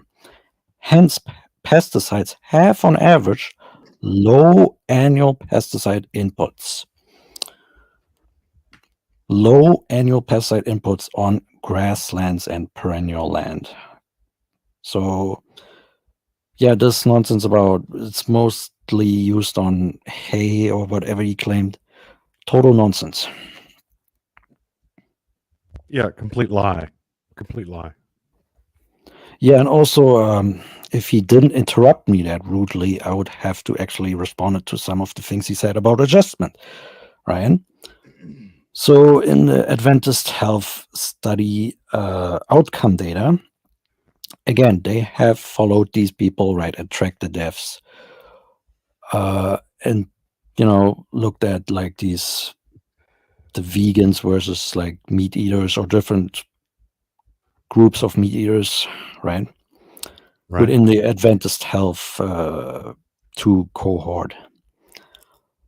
And when you calculate when you take the raw unadjusted outcome data, what was actually observed in reality, then you see that the vegans, for example, for death for all-cause mortality, have the highest death rate.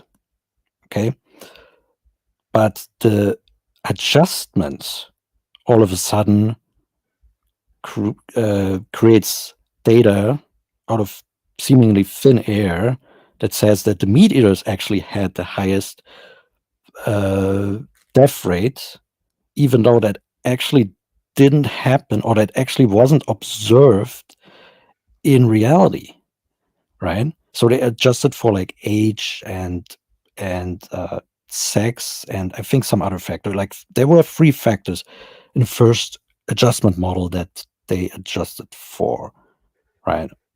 So yeah, and again, they observed something in reality, and then they changed it totally to the total opposite, right? Basically, like adjustment means that, oh, here's what would have happened if we actually controlled for, like in a laboratory setting, right? But this is just ridiculous, right?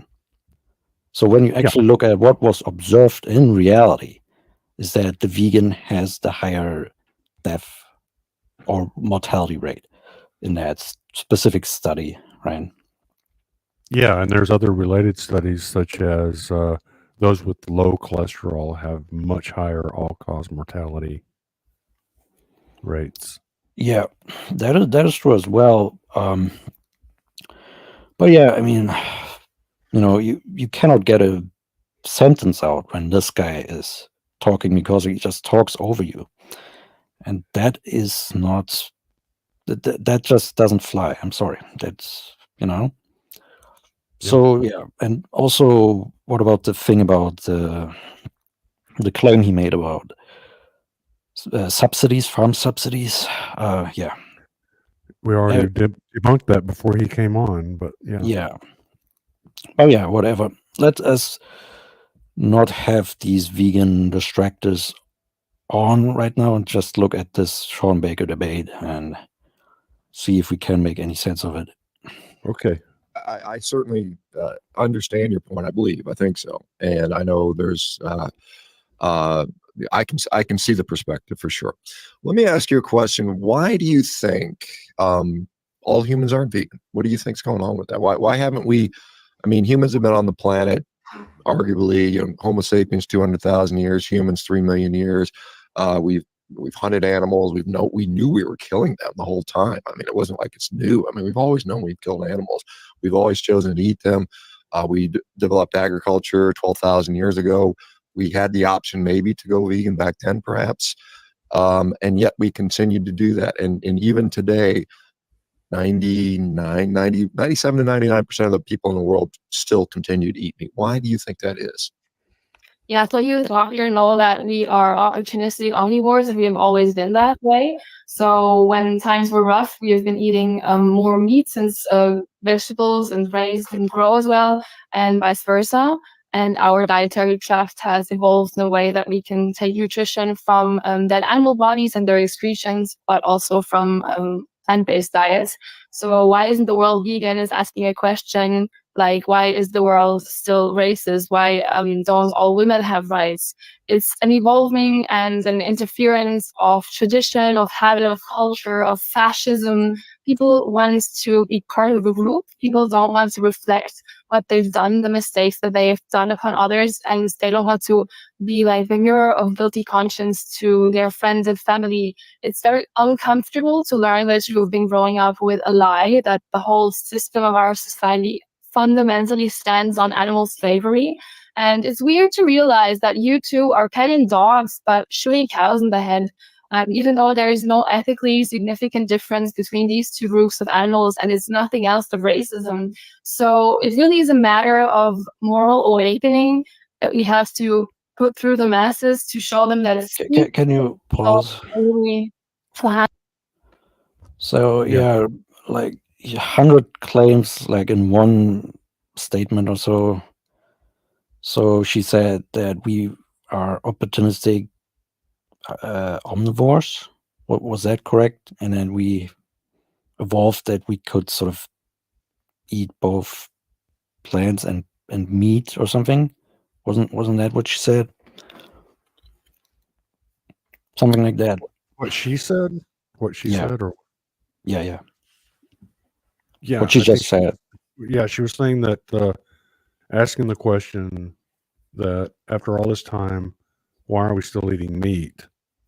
It's like asking the question of why are we still racist, or why is there still these injustices in the world?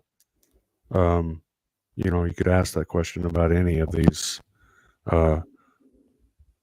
social justice warrior encyclopedia would have a list of things that, you know, after all this time, why don't we have this worked out yet? Why aren't handicapped children put on pedestals and voted into offices of high leadership? You know, for example, of course, you're not going to get that type of activism coming from a vegan personality. They're not going to be out there fighting for the rights of handicapped children or something like that. They're going to be fighting for the rights of farm animals. And it's important that you put that farm animals, the word farm out there first, because it's a describer, because they do not care about the animals that are not farm animals. You know, I wouldn't even bring all of this up because she just made claims that, for example, human slavery is like animal agriculture or something, which is a big claim which she actually has to prove. She also compared like racism to our treatment of animals. This is also something she needs to back up. You know, and again, when it comes to like the human problems, you know, I'm 100% for solving human problems. You know, everyone deserves equal rights in my book. This is why I'm a man's rights activist, by the way. However, the thing is that the vegans, they make like the sleight of hand trick, and in that they just equate these things like racism and the way we treat animals differently than humans. And I'm just calling into question, or I'm just asking, on what basis do they justify that equation.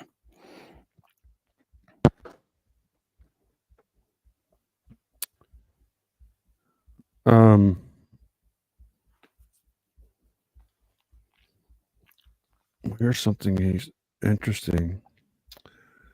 Let me show you something real quick. We've got Bish Doctor here is making these claims about the Hunza people being vegans, right? Yeah, this dude, I cannot take him seriously, to be honest.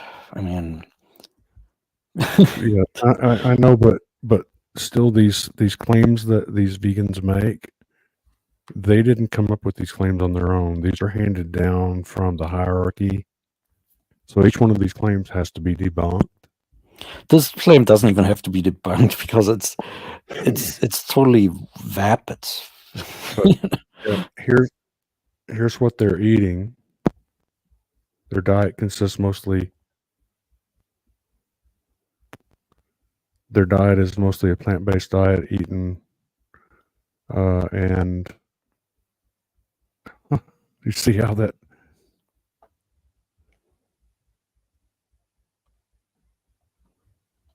That is crazy how that changed right there.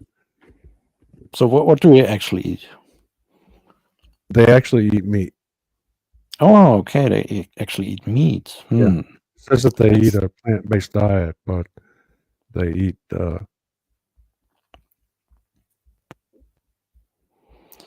Yeah, I mean, look, Bish Doctor. Nobody said that like a particular vegan or like all the vegans are responsible for all of crop agriculture. Nobody said that. This is something that apparently you don't really understand. However, the average vegan, especially average Western vegan, still contributes to crop agriculture, participates in that, right? So they have some, even according to their own ethical system, which they proclaim, they have some moral responsibility. So that's just that. And we also have to figure out which, let's say if there was like a vegan planet, if all humanity went vegan, what this would actually entail. This is what we're talking about. We're not talking about some random vegan or random vegans and whether or not they are responsible for all the pesticides or whatever. This is absolute nonsense. But yeah, let's, I guess, go on with the Sean Baker debate. Okay. Yeah, she also said like eating meat comes from fascism or something. Okay. Wow. Yeah. That there was a fascist, which has nothing to do with animals. It has to do with human rights. Animals is nothing else than the slavery of humans used to be, and therefore the same question. Pause. Okay. So yeah, just like I said, so she equates human slavery to animal slavery, or quote unquote animal slavery as she would define it or call it. But I'm calling that equation into question, and I would like to see some argument as to why this would be equated and on what basis. Yeah, it's it's nonsense, and until I hear otherwise.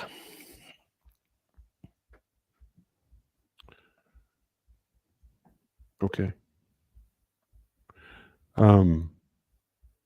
Talking about the Hunza people, Mhm.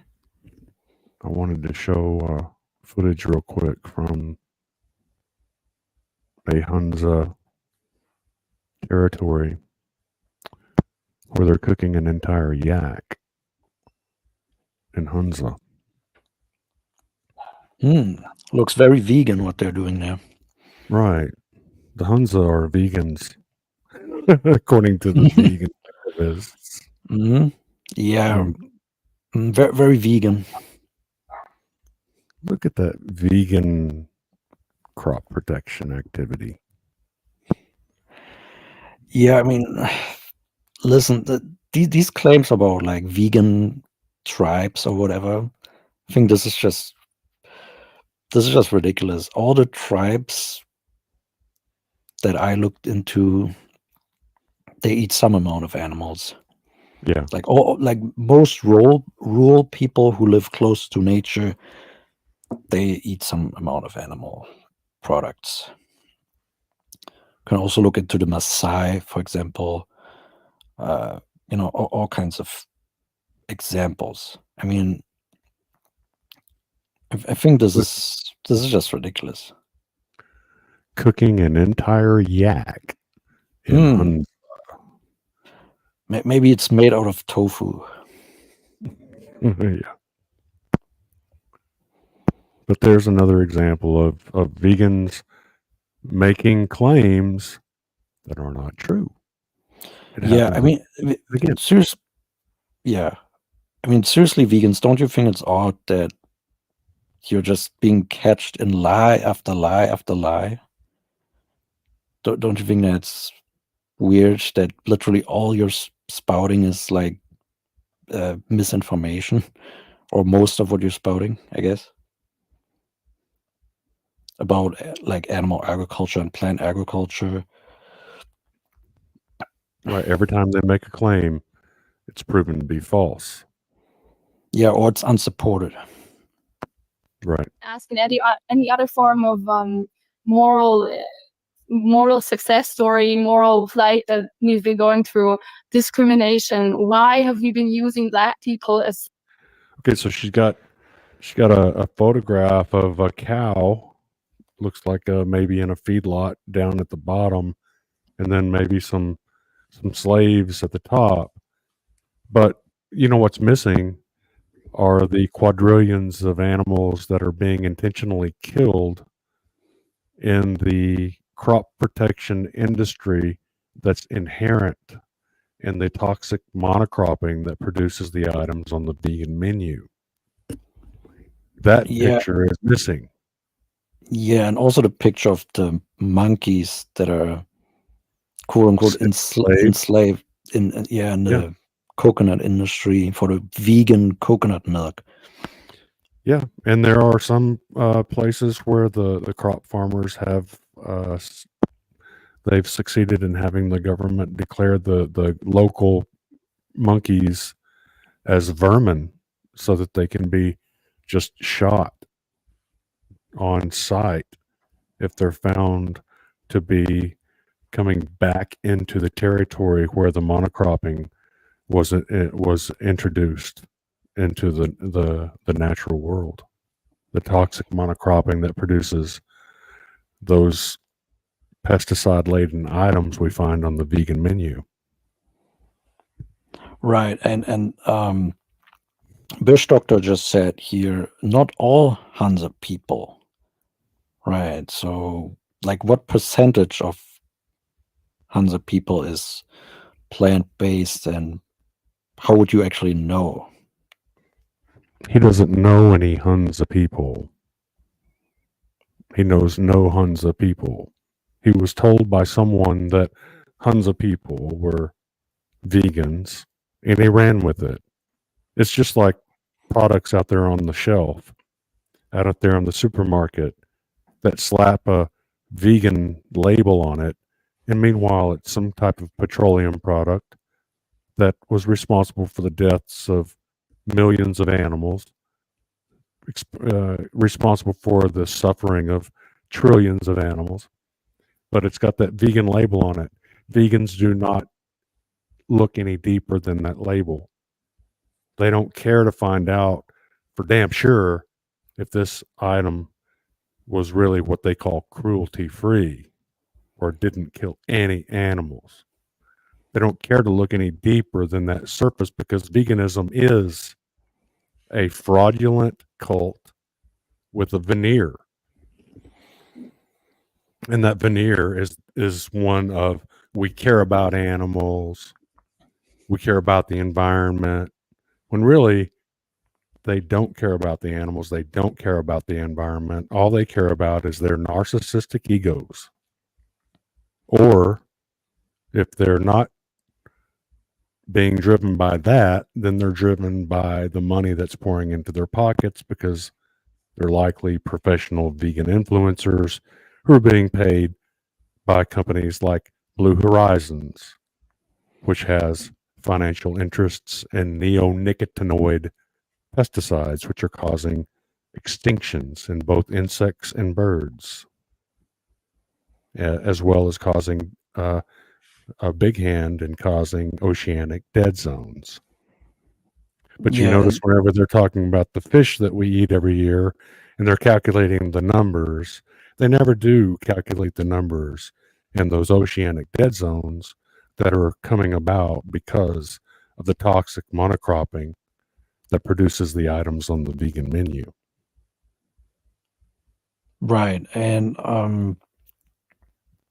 they also don't factor in the children that die of leukemia from pesticide poisoning through contamination in drinking water, for example.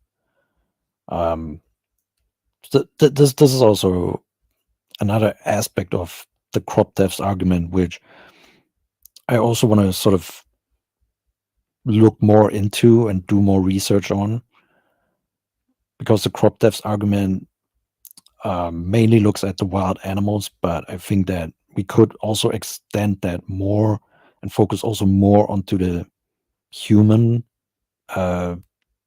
casualties of that whole system, right? And so pesticides being found in baby food, for example. Yep. I would just ask vegans how that would square with their ethics.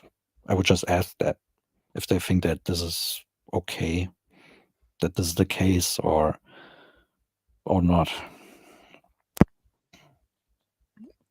I think they think it's okay. Don't you think that they think it's okay? I mean, if they think it's okay, then please say it publicly, loud and clear, so that we can hear you. Let's see. Yeah.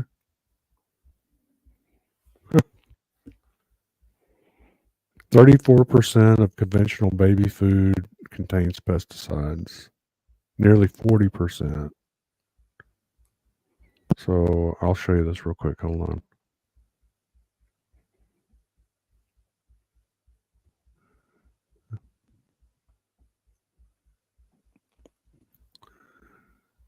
Nearly 40% of conventional baby food contains toxic pesticides.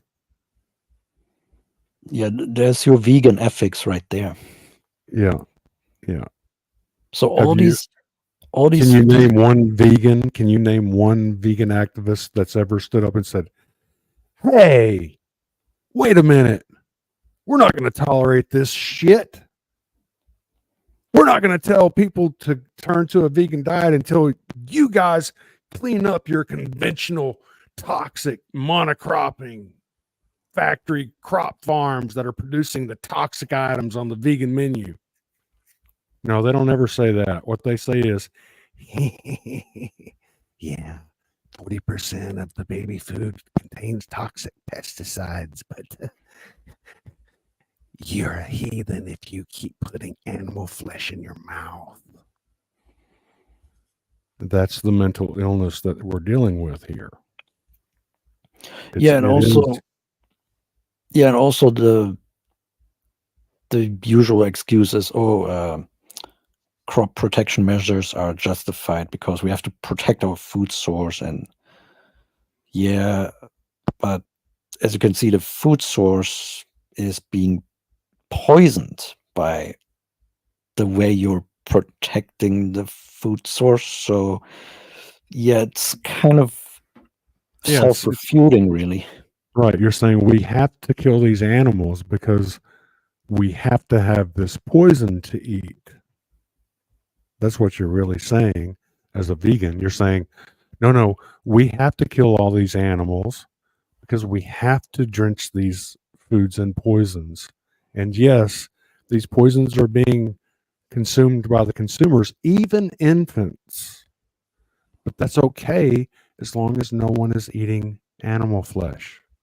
This is like the epitome of vegan moral bankruptcy. Right. And I think this article also says, because I also read this article, I think it says that it's mainly fruits and vegetable baby food or something that is contaminated. So yet again, you cannot blame it on like livestock feed or anything like that. Right. You cannot blame everything on livestock feed. I'm sorry, it's not gonna work. Blame it on the cows. Blame a bunch of animal activists blaming it on the cows. Yeah, I mean, and also something that I recently looked at is how pesticides are turning men infertile, or it's linked to that.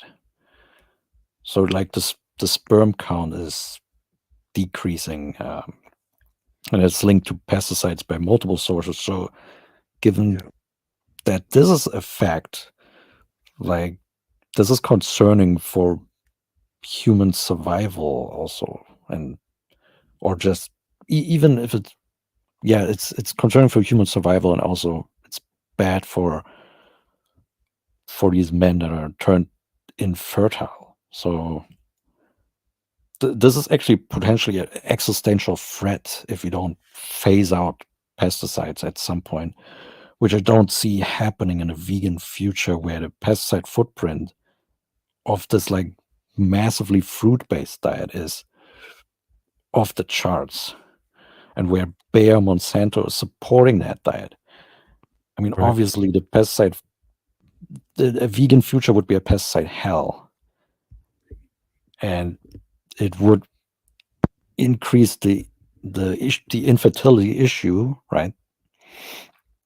And based on that, we can say that it's actually unsustainable, or this is like another reason why it's unsustainable. So if we just list all the possible reasons why a vegan world would be unsustainable, so we got the topsoil issue, that basically is the topsoil is being eroded, right?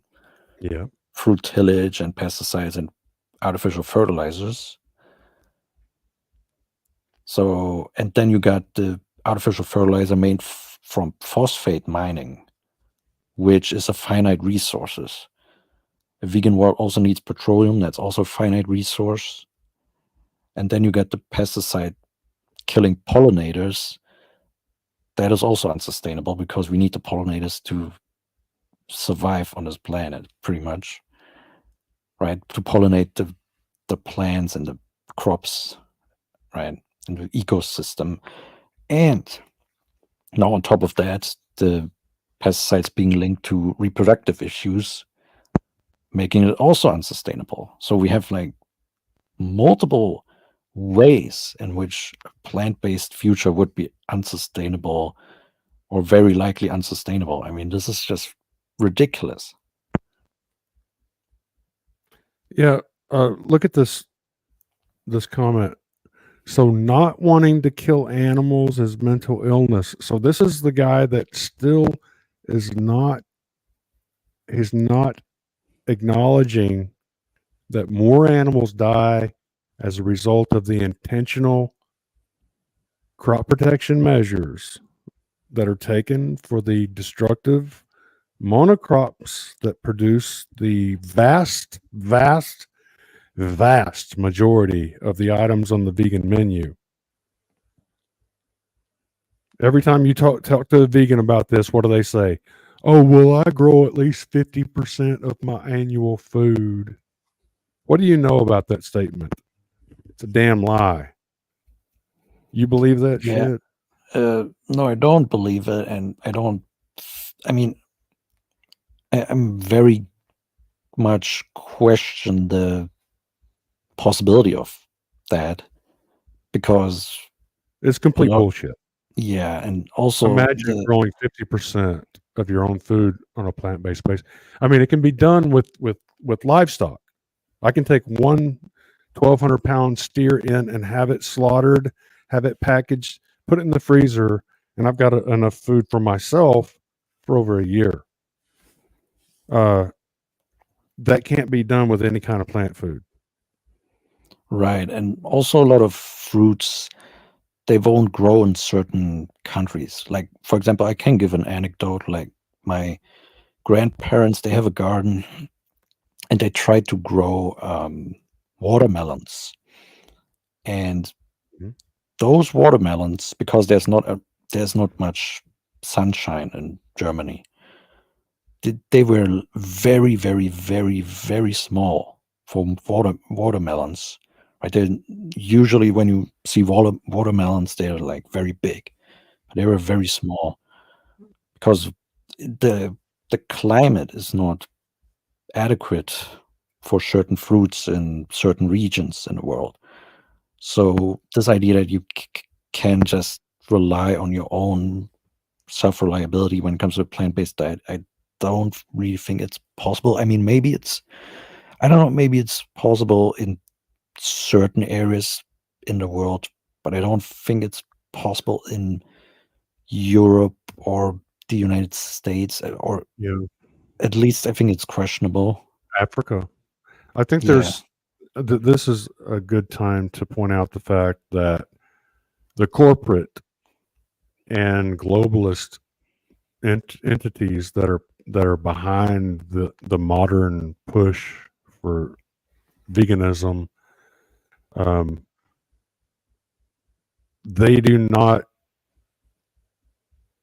they're not approaching this from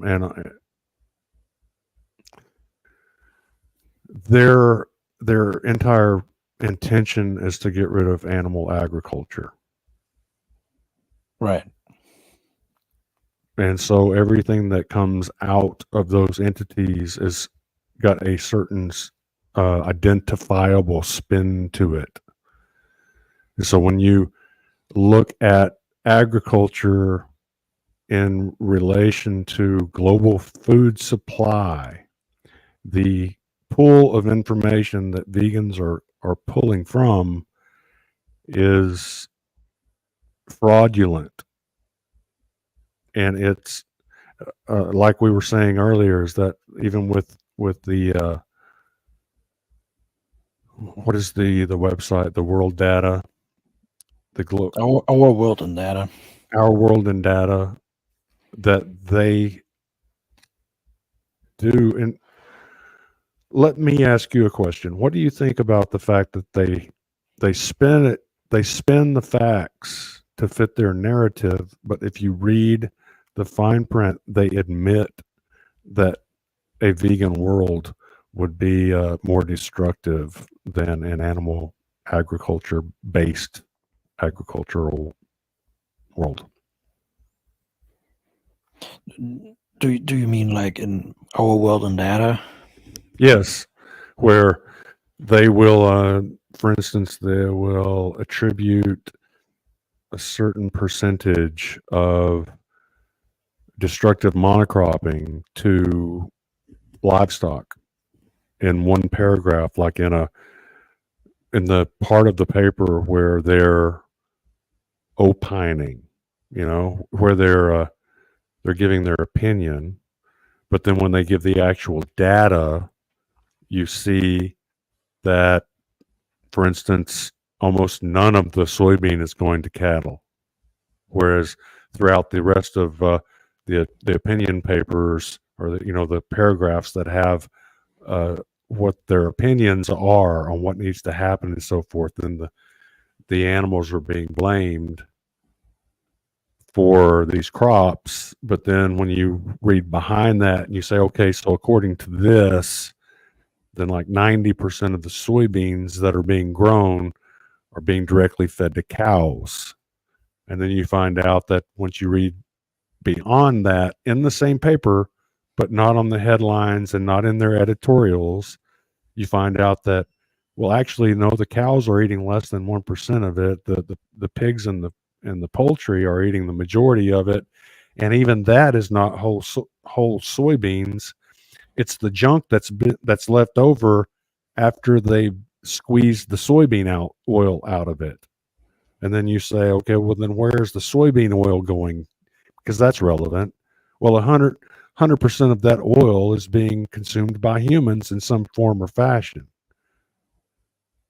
So if you've got almost 100% of the world's soybeans are being processed to extract the oil, and 100% of that oil is being consumed by humans, either as biodiesel or cooking oil or ultra-processed food ingredients. And we know that of all the different diets out there, all the different fad diets and so forth, veganism, people who subscribe to that diet consume more ultra processed foods than any other group of eaters. Yeah, I heard about that. Yeah. Yeah, a lot of this a lot of these ultra processed manufacturing food companies, they support plant-based. They want to transition towards plant-based everything, and lab-grown, especially lab-grown everything. They're really seeing the money in that, actually, because they can then, produce all kinds of food that is made from cheap ingredients and say that, oh, it's healthy and sustainable and stuff like that. And also like lab-grown meat, which they then own the protein sequences on and can dominate the protein market that way, drive local animal farmers out of business with that. So that's what they want to do ultimately. Yeah. Veganism is ultimately about driving, basically taking over land. I think this is ultimately what veganism is about. It's about taking over agricultural land. I can also show some other source on rangeland afforestation and how that has some implications on land rights and things like that. Which is like promoted as like a climate change sort of solution, right? So taking off livestock off of grassland and reforesting those grasslands, or like planting trees on grasslands, that is like promoted also by pro-vegan people, but this is actually not really a good idea. I can show some study on that later if we get to that. Okay. Let me see if I can show you something real quick.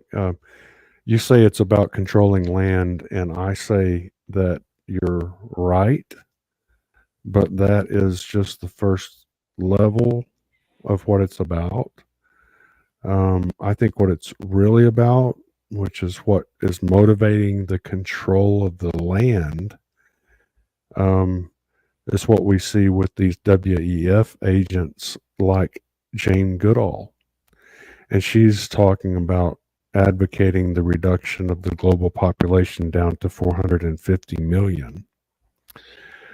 So I think that the control of the land would give them the power to control the food supply. If you have power over clean, fresh drinking water and the food supply, then you can turn the population up and down like someone would turn the volume up and down on a jam box from the 80s. Can you play that clip? Yeah. Let's see what she says.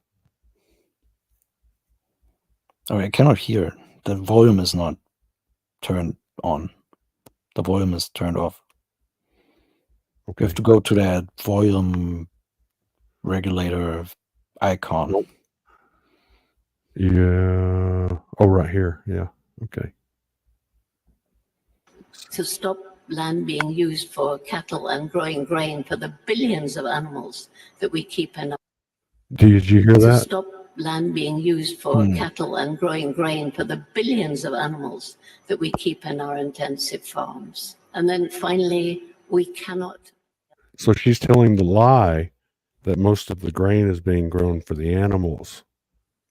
Right. I mean, I'm not even in, and you're not in favor of this too. We are not even in favor of growing grain for animals. We are actually against that.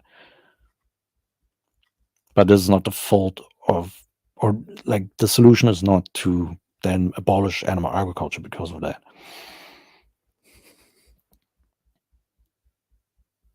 Hello?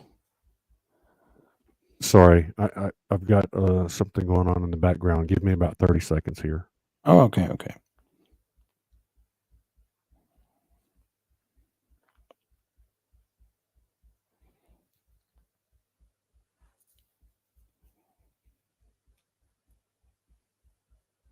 But yeah, I mean, you got all these vegans saying that the meat industry is so powerful, and yet you see at the World Economic Forum plant-based propaganda and things like that, and initiatives are being pushed. How do you explain that? That is my question. And also, how many people are watching this live stream right now? Let's see how many people are in the comments.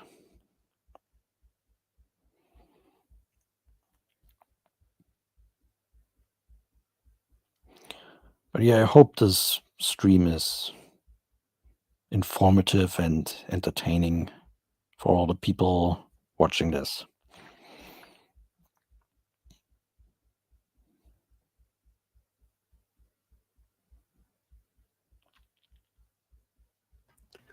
Okay, I'm back. Sorry. Yeah, no problem. But yeah, let's listen to her. Let's listen to her one more time. And you've already seen all the data, right? I mean, you know the truth. You can hear her what she's saying here, and you know that Jane Goodall is lying to people. Mm-hmm. Yeah, she is. Listen to her lie.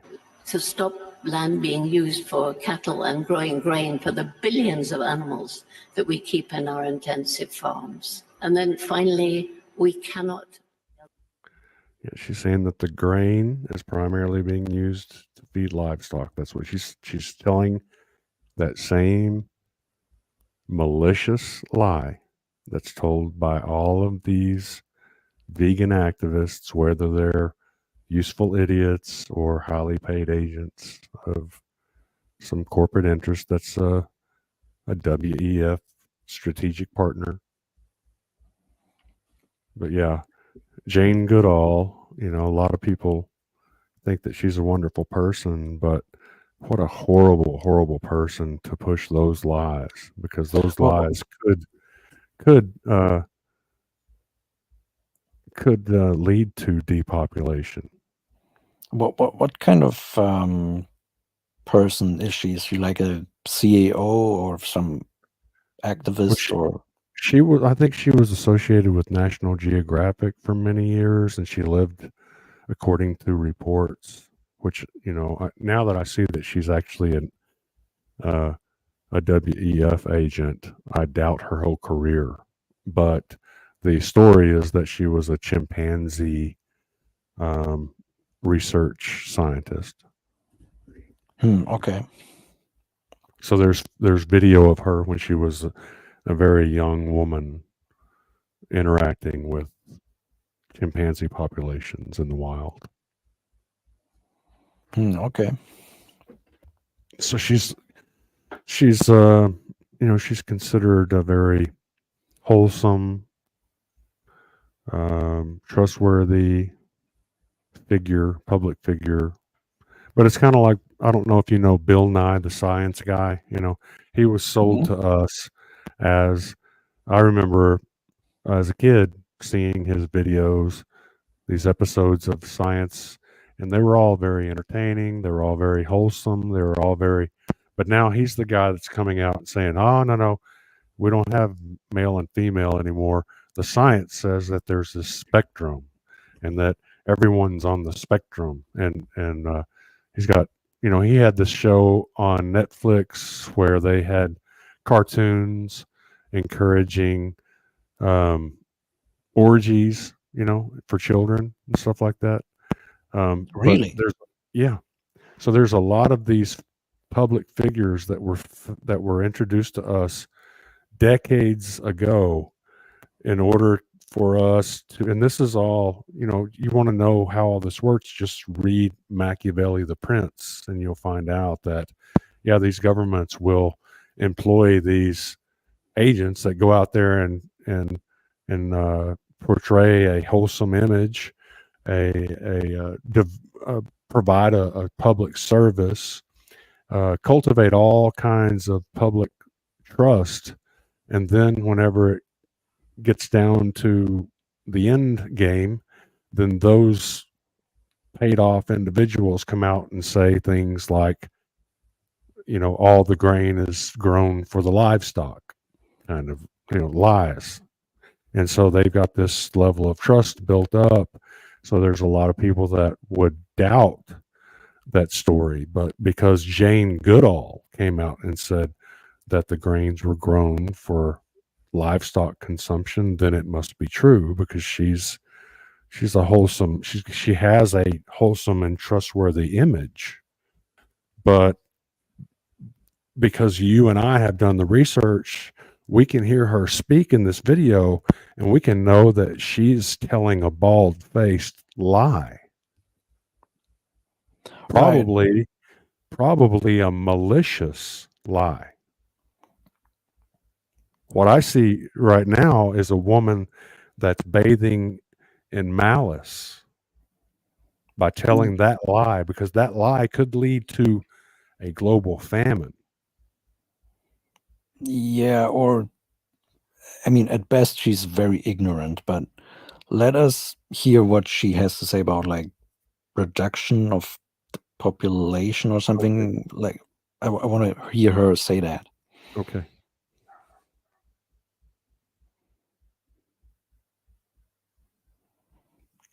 Oh, I'm alone again.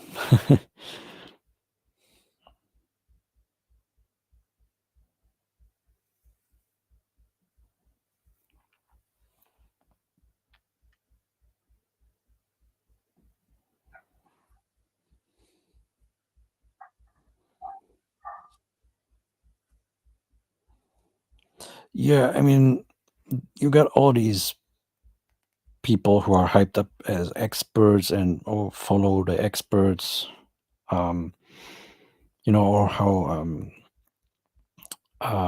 this vegan that we debated at the beginning, how he made this claim to authority that, the Academy of Nutrition and Dietetics said so it must be true. Yeah. No, I mean, look into these things yourself. This is what I would advise everyone. Look into these things yourself. I mean, yes, you can respect someone who has like higher level of expertise and be intellectually humble, right? I would never claim that I was some kind of expert in any of these fields. I'm a layman. Okay, I don't have the expertise that you do, for example, in like sports nutritionist thinking and agriculture. I don't have that expertise, right? But I don't. If you were especially if you were someone like from the World Economic Forum, or someone who's like heavily promoted in mainstream media, I would seriously not just take everything on board that you would say, especially if I know that maybe some corporation profits from those talking points.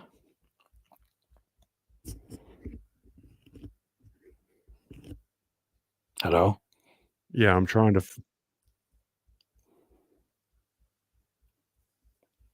Hold on.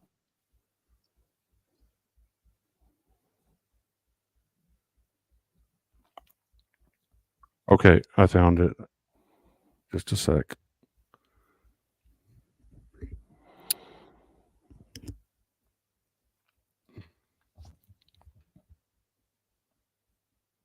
Okay. Here we go. We need to eat less meat. We need to stop land being used for cattle and growing grain for the billions of animals that we keep in our intensive farms. And then finally, we cannot hide away from human population growth, because it underlies so many of the other problems. All these things we talk about wouldn't be a problem if there was the size of population that there was 500 years ago.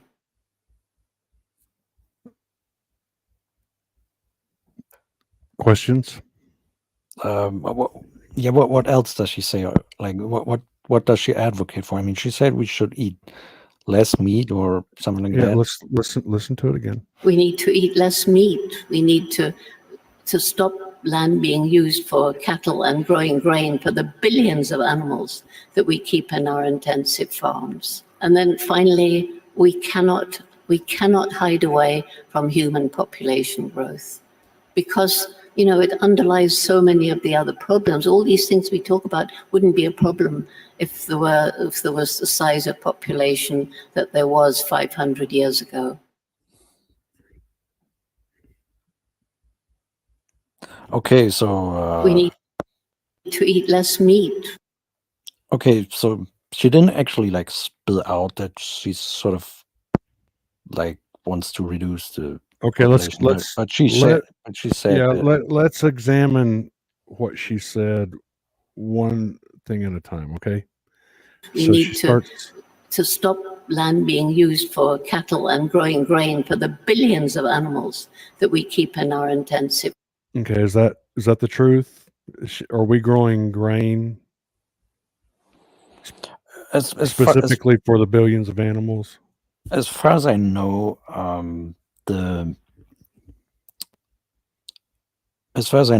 like 33 to 36%, according to FAO data, is grown for livestock. But that's it, like 36. Okay, so 36% of the grains are grown specifically to feed livestock, and those numbers do match what I've read.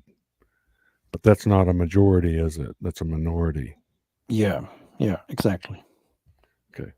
Farms. And then finally, we cannot hide away from human population growth. Okay, so she's saying we cannot hide away from human population growth. Okay, so if you're not considering reduction of human population, then what point does saying that have? It doesn't. What she's saying means that I have thought this over, and the primary variable is the human population. That is what she's saying. Just because she doesn't come out and say we need to kill people to reduce the population so that the earth ecosystem won't collapse. She's not going to say that. What she's going to say is we can't ignore the human population problem, and we have to acknowledge that if the human population was what it was 500 years ago, we wouldn't have these problems. And anyone who argues that this is not an argument for depopulation is either lying to me or they're lying to themselves. And I don't care how many agents of authority that someone can wheel up and say, but this person said that she wasn't talking about depopulation, or this news agency said that she actually was not talking about depopulation. Bullshit. Yes, she was. It's definitely very concerning what she said, and it kind of shows that she's ascribing negative value towards humans. In my point of view, the population is like self-regulating. Like if we see, for example, that in richer countries there's like slower population growth versus in poorer countries. So for whatever reason. So but as countries get richer, there seems to be a decline in birth rates. So I think that this would like naturally sort of balance. There would be like a natural. I think if you look right now at the birth rates and the infertility rates and everything, that most nations are, regarding population, are in decline. Yeah, that is definitely true. I'm just talking about in general, if that wasn't the case, right? Oh, if it wasn't the case? Yeah, like what you said is true. There's like a aging, there's like a demographic shift, and we're getting older as a population. That is true, which has its own problems. But I'm saying that generally we see richer countries having fewer children than poorer countries. So I would say that as countries get richer, there would be like this counterbalance, right? There would be like, it would sort of, if it even was a problem, what you said, like human population being too big, even if it was a problem, it would take sort of care of itself naturally and, just non-maliciously. I would assume, at least. This seems to be the pattern. So this doesn't need like any sort of programs or anything like that to artificially lower the birth rates or whatever. But I'm not even convinced that the human population as it is necessarily the cause for the unsustainability. I'm not convinced of that. I'll tell you one of the things that is responsible for what's happening right now with the birth rates dropping and all of that has to do with a related topic, which is profit from waste. And it's really waste management that is the issue. Because these huge corporations like Monsanto and DuPont, Kraft, General Mills, they do not manage their wastes in a responsible way. They deal with it in two ways. They'll either dump it into the ocean or in a local waterway, or they'll pump it, or I say two ways, three. One is they'll pump it into the ground, or they'll put it in the food as an ultra processed food ingredient. And so that is where this industry, which is the waste to profit industry, it's why it's why we feed soybean crush waste to livestock. It's why they wanted to start using radioactive phosphogypsum from the mining of phosphorus for destructive monocropping. It leaves what they call tailings behind. So once you remove the phosphate, it leaves behind a radioactive waste. And they wanted to sell that waste to United States road worker, road building government bodies, so that they would be, the highways would be built upon a radioactive waste. And that way they, instead of having this liability that they're having to pay environmental harm fines on, or pay high dollar to somehow dispose of, if they can find a way to turn it into a product that the government will pay them money for, then that's what they do. And so as a result, we've got, like I said, they're trying to use this radioactive phosphogypsum and building roads all over the United States. They're feeding hexane contaminated soy crush to pigs and poultry. They're putting a toxic type of fluoride in the water all across the United States. It's just one poison after another, and you look at it and you find out that a large percentage of these poisons that are causing things like cancer and infertility are these wastes that are coming from industry that end up in our food. Right. Yeah, that is a good point with the things also like microplastics, right? So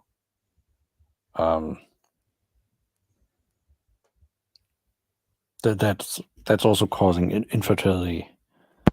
And yeah, I think you made a good point there.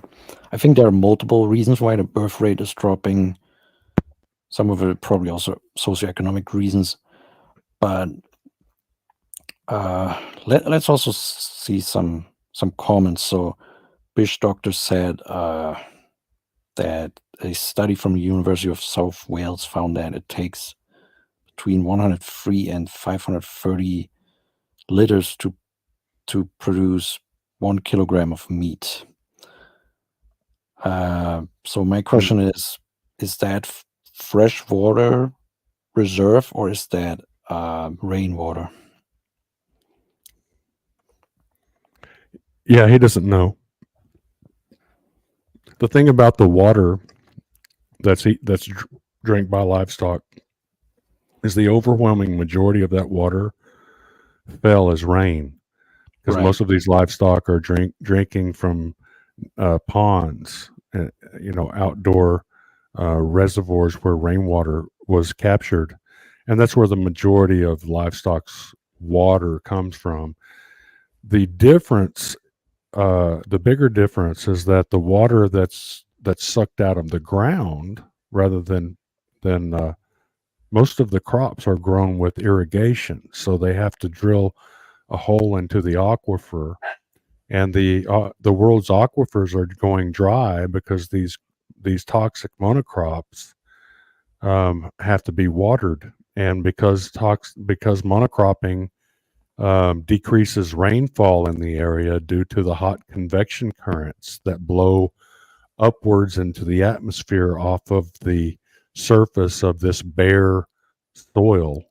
It chases away the rain, so it becomes drier and drier and drier. So they have to tap into these underwater aquifers. And yeah, once that water comes out of the aquifer, it's probably not going to make it back, because all of this crop acreage and all of these hectares of destructive monocropping have what's called a hard pan layer, which develops some years after driving a tractor over it again and again and again. You'll have a layer just below where the plow reaches that's called hard pan, and it's kind of like a layer of Teflon that won't allow water to absorb into the ground anymore. And so then once it hits that hard pan, then it begins to work its way towards the closest stream or tributary, and that's causing flooding. And so the crop production, the toxic crop agriculture that produces the items on the vegan menu are driving flooding and desertification. They're the primary drivers of climate change. The climate change is primarily desertification caused by the tillage that's required for the destructive crop agriculture that produces those vegan items. Very interesting. So this is basically another layer on top of the unethical side of the monocrop agriculture, or the unsustainable side of monocrop agriculture. So yeah, I never hear vegans addressing that, actually, what you just said. You would think that if vegans really cared about sustainability and ethics, they would bring these things up and look into these things more and talk about these things more, but they really don't. But yeah, so the vegan claim about water was addressed, right? Yeah. So yeah, let's just go back to the debate, I would say, because we're not even like 1% through the debate, actually. Yeah.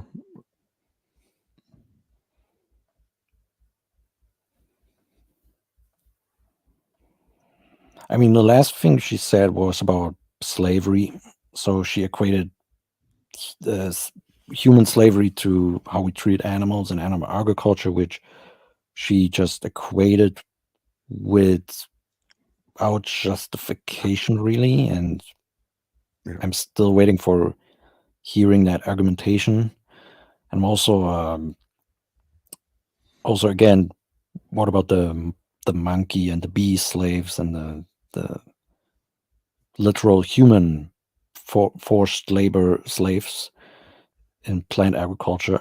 I mean, now granted, there's also some forced labor in animal agriculture, right? But this brings us back to the symmetry in principle between meat eaters and vegans, and how there's not this special need to focus on the meat eaters when it comes to these debates. Slaves, while we now using animals as slaves, where's the ethically significant difference that you would say, okay, this would probably be wrong, but we still do it with cows? It's a societary mistake that you are taking part in. So I would like to ask you at this point, Sean, where is the ethically significant difference that allows putting cows in chains and using them as slaves? So that's the name the trait question, right? Yeah, more or less, which we could throw back at them. Right. Like what? Why is it okay to enslave these monkeys for your coconut milk? Mm-hmm.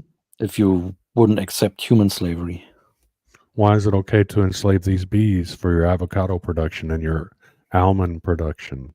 Why is it okay to kill all of these bees with your pesticides, your apple pesticides and your orange pesticides and your peach pesticides?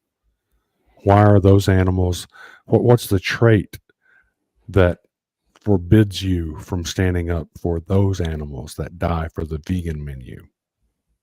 Exactly. But not humans. Okay, well that's quite a mouth. That's quite a bit there. Well, I mean, first of all, I mean, I know you said racism, and then you I guess you correctly said speciesism, I suppose. Just to be clear, I mean, all races have been enslaved. I mean, there were white slaves, black slaves, Chinese slaves, Japanese slaves. So Yes, slavery that's has true. not been unique to any particular and perpetrator. I mean, everyone has enslaved everyone, so that's pretty clear. That's true. Well, let me just sort of answer your question, perhaps with a question. So, if for instance, well, I mean, do you feel there's any appreciable difference between a human and an animal? I mean, is there any Of course, there are significant? differences, just as there are differences between you and me. Now, I want to point out that Sean will not bring up the crop deaths issue right now. Right? Why Yeah, not? yeah. I mean, I have not seen the whole thing, but I think he mentions it at the end of this debate. I don't know if he mentions it in between somewhere, but this is like one of the first things I would say. Actually, it would be like the first comeback, or Yeah, I mean, if a vegan is going to stand up and say you don't care about animals, then the obvious retort is, no, you don't care about animals. Your diet is killing quadrillions more animals than mine. So you're the one that doesn't care about animals, not this, well, when it comes to, I mean, just whatever it is that these carnivores come up with, they're weak arguments. What they need to do is go straight to the crop deaths issue, because that is the Achilles heel of veganism, period. And yeah, anyone who's out there that's being paraded around on a pedestal as an anti-vegan influencer who's not embracing the crop deaths argument, who might have ties to WEF affiliated entities, what they say should be cross-examined. Yeah, and I think that a vegan would probably say, "Oh, this is just a hypocrisy argument or something." But here's the thing about hypocrisy. So, hypocrisy just means like a contradiction, or something like you advocate for one thing and do the other, right? But I give you an example. So let's say there's this violent mass murderer dictator, right? Let's say Pol Pot, for example. And he killed millions of people. Yeah. And then he goes to a regular murderer who killed one or two people. And he then points the finger at this murderer and says, "Oh, how could you murder someone that was so immoral that you murdered people?" And yeah, of course, Pol Pot would be a hypocrite, right? It would be hypocrisy, because he himself murdered millions of people, right? So how could he or he would be a hypocrite to point at this regular murderer who killed two people. However, it would be actually worse than hypocrisy, because Pol Pot killed vastly more than this regular murderer. So it's worse than hypocrisy. It's not just hypocrisy, because hypocrisy just means there's like this contradiction. So it doesn't really tell us much. So it's not just the crop deaths thing is not just pointing at hypocrisy. It's saying that, oh, this is actually potentially worse and unsustainable. Yeah, exactly. That it's worse. Okay.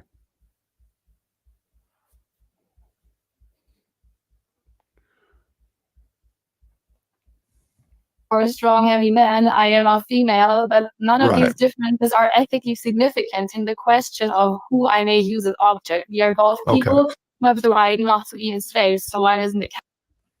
Did you say something, or was that? No, I didn't say anything. I'll have that right. Okay, but I mean, ultimately, we're talking about life and death here. So let me just pose this question to you. If you were driving down the highway at a high speed and you just happen to notice that there were two creatures sitting in the road, one's a small child and one is a bunny rabbit, and you have to swerve one way or the other, is there anything that compels you to swerve one way or the other? Or you just blindly, whichever way it goes, whatever happens?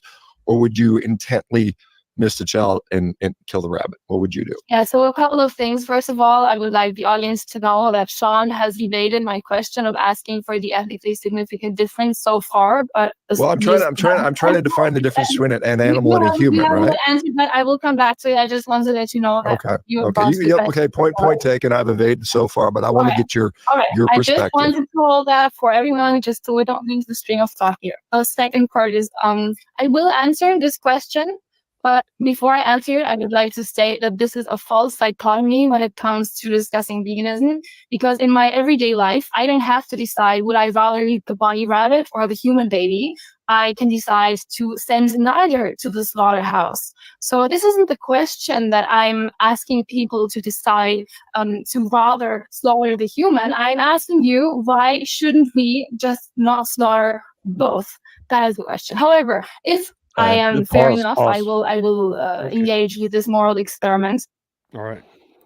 Yeah, I just want to say that if you put a child on a vegan diet, that is probably gonna send them to the hospital.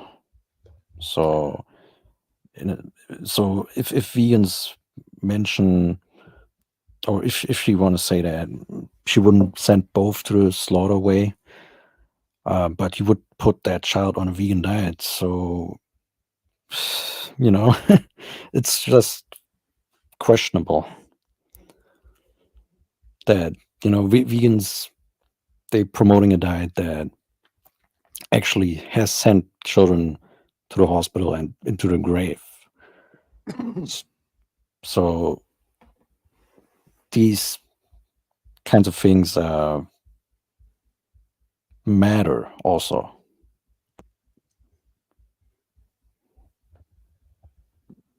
They do matter, but they don't want to talk about them, do they?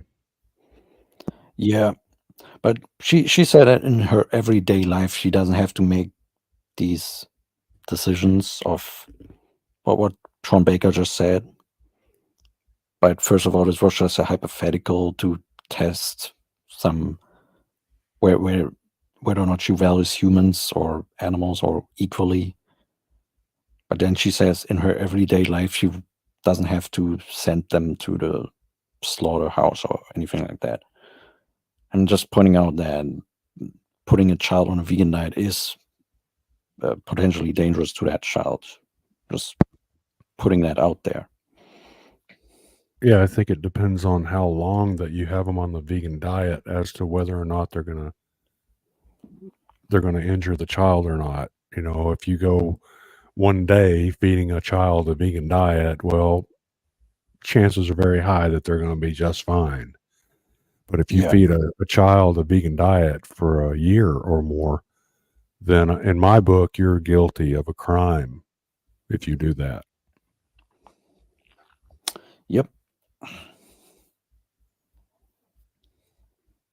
It really depends on the individual. So if, for example, the baby is baby Hitler and the other is an innocent baby rabbit, I would swerve towards baby Hitler and fucking massacre that baby, because that would probably stop him from killing all the Jews and doing the Holocaust and stuff, So it depends on the individual. If we have a vegan world, and I know in a hypothetical scenario that we're bringing here, that this baby will grow up to be the most effective vegan activist, stopping hypocrites like you from slaughtering baby cows, and the bunny is just a bunny in quotes, then I wait for the kill the bunny.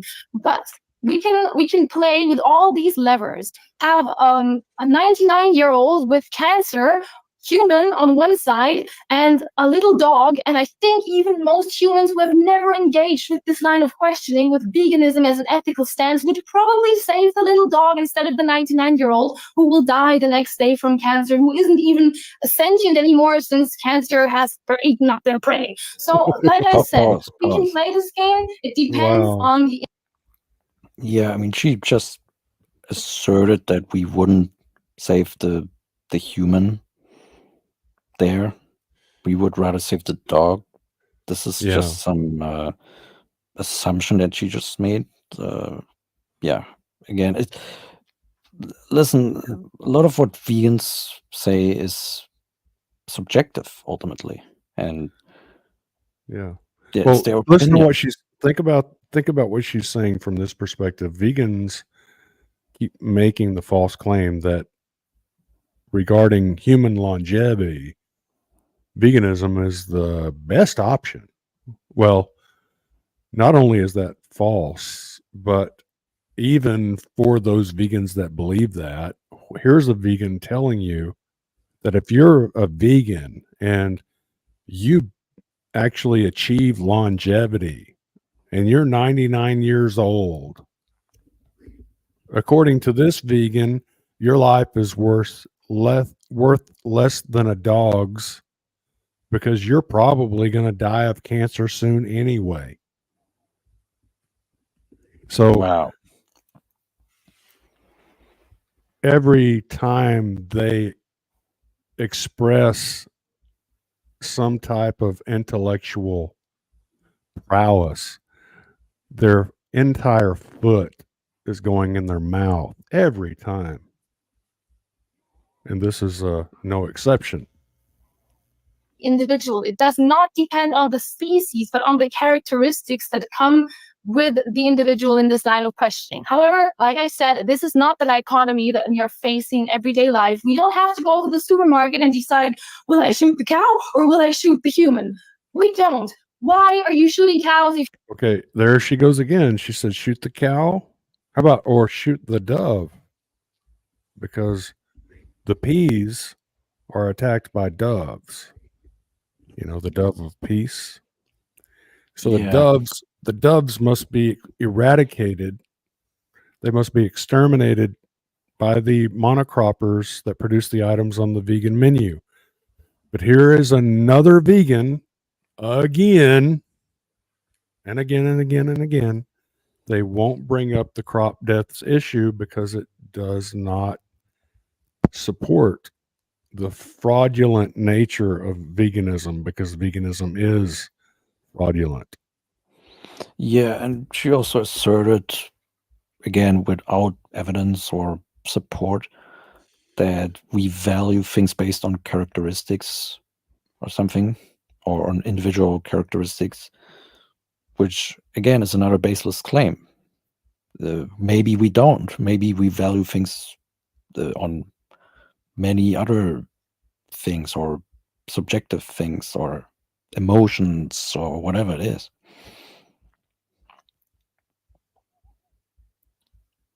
Yeah.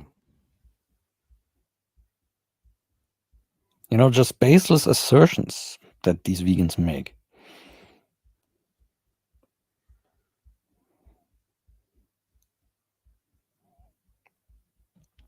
Okay. I'm trying to pull this back up. There it is. If you would never shoot humans, that is the question, which leads us back to the question that we've dodged before. Where's the ethically significant difference between humans and animals that allows holocausting animals but not doing the same thing to humans? Okay. Yeah. So, I mean, obviously, in the split second it takes you to swerve, you're not going to know if it's Hitler or if it's 99 years old or anything like that. But I mean, I mean, there's some sort of intrinsic gut belief that maybe I should. Are you going to answer? Are you dodging, or are you going to answer? No. Okay. So just restate your question so I can more. Pause a second. What's the base of your question? Where's the She doesn't even give him she doesn't even give him 1 second to answer. She's already all over him, like running over his mouth after he didn't even get out one sentence. Well, it's important for each person to be allowed to frame their answer, right? Right. Yeah. And questions have to be framed. We know that when vegans frame the animal issue, the frame is only around the cows, the pigs, and the chickens.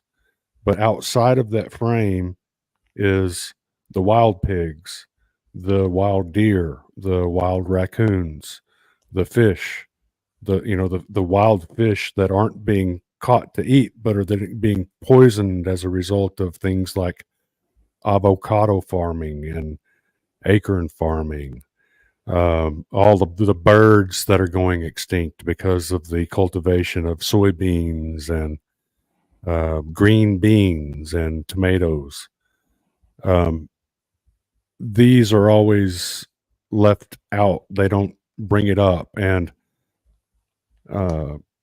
really, you and I are the only ones doing it. You're not going to see, I mean, you say that Baker does it at the end. Maybe he does. We'll see. But, I mean, you don't have to be a rocket scientist to realize that the crop deaths issue is the Achilles heel of veganism.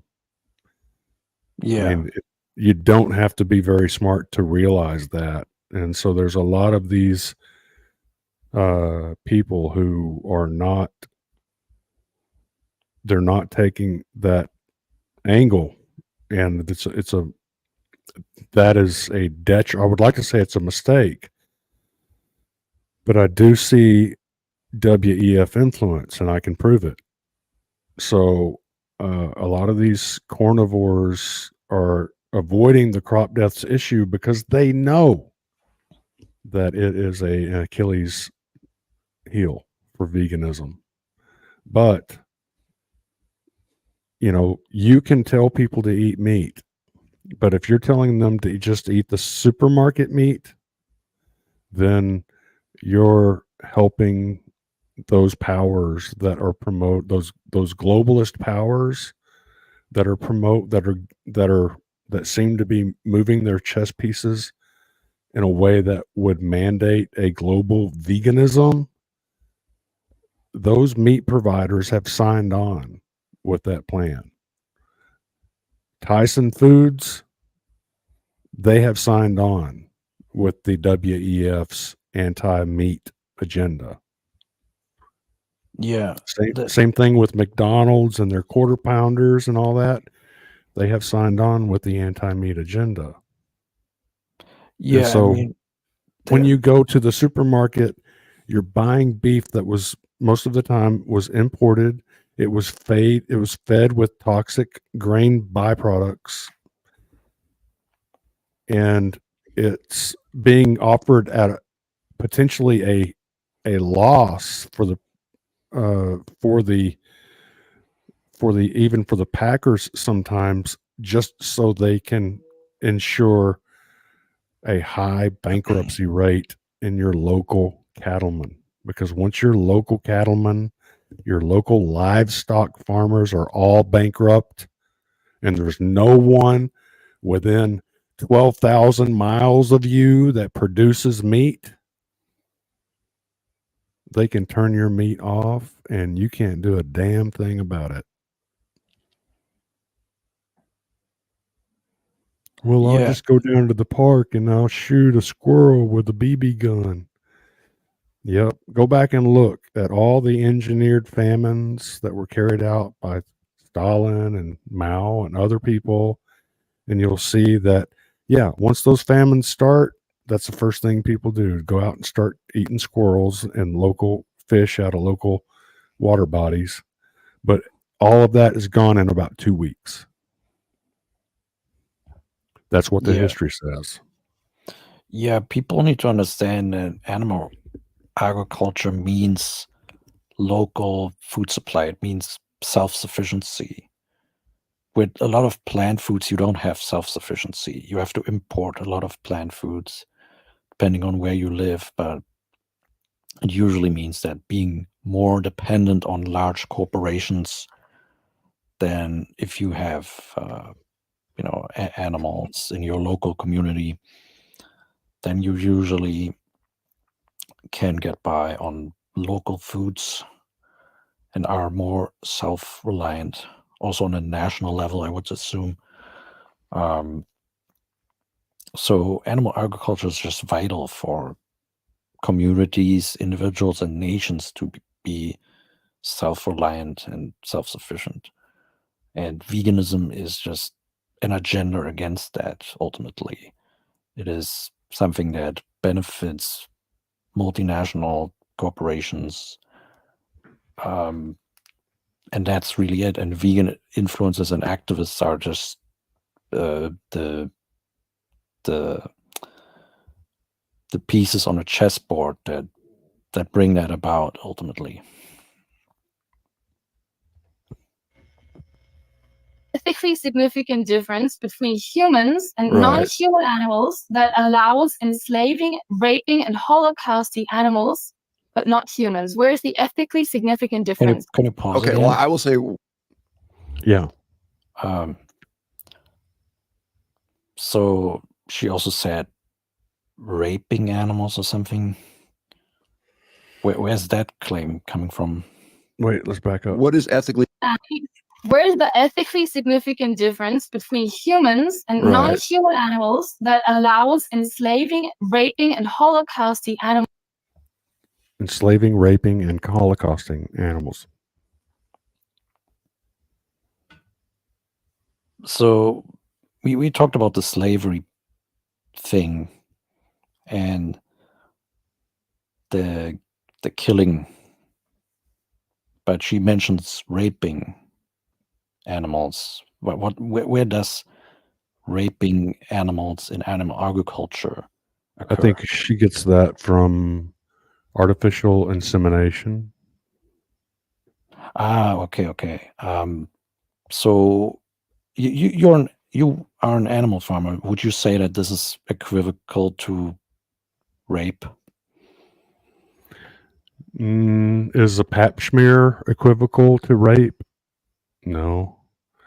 You could say, well, the human female chooses to go to the gynecologist and get a pap smear, but you can go to a veterinarian who might be working with animals from a sanctuary, a vegan sanctuary, might have reason to do similar clinical practices. But artificial insemination has nothing to do with sex. It has to do with impregnating the bovine. And I raise cattle. I do not artificially inseminate.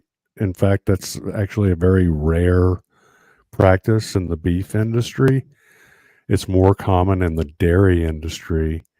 And one of the reasons why they do that is because over the years, these cows have been bred to be like, a giant milk machine. They're not really bred for breeding, as weird as that sounds. And so it decreases the injury rate of the cows in the dairy industry when they use artificial insemination rather than allowing a 2,000 pound bull to mount this this female cow that's actually been through the years selectively bred to be a milk udder with legs.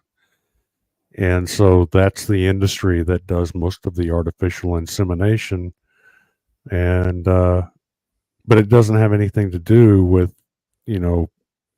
sex. It's not rape like that. It's number one, it's a livestock, it's an animal.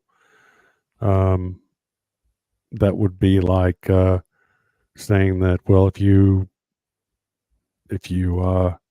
pollinate your crops intentionally with some tool, that you're raping your plants.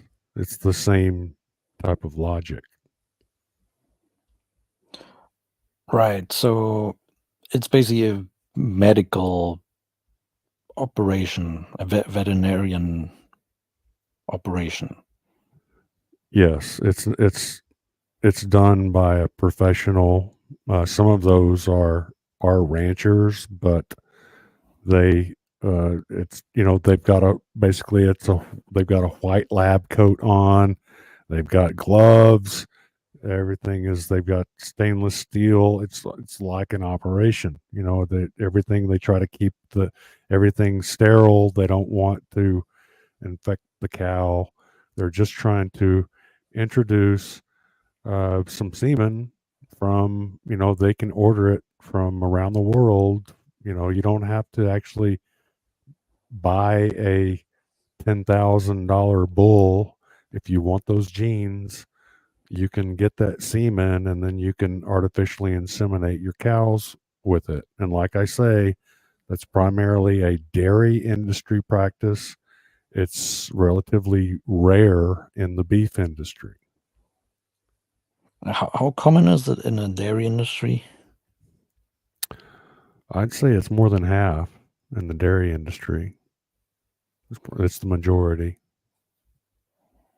Okay. Interesting. I need to look into that more. But yeah, so given that you're the animal farmer, I trust your judgment on this way more than what she is saying. Yeah. Here, I can look it up for you real quick. Hold on.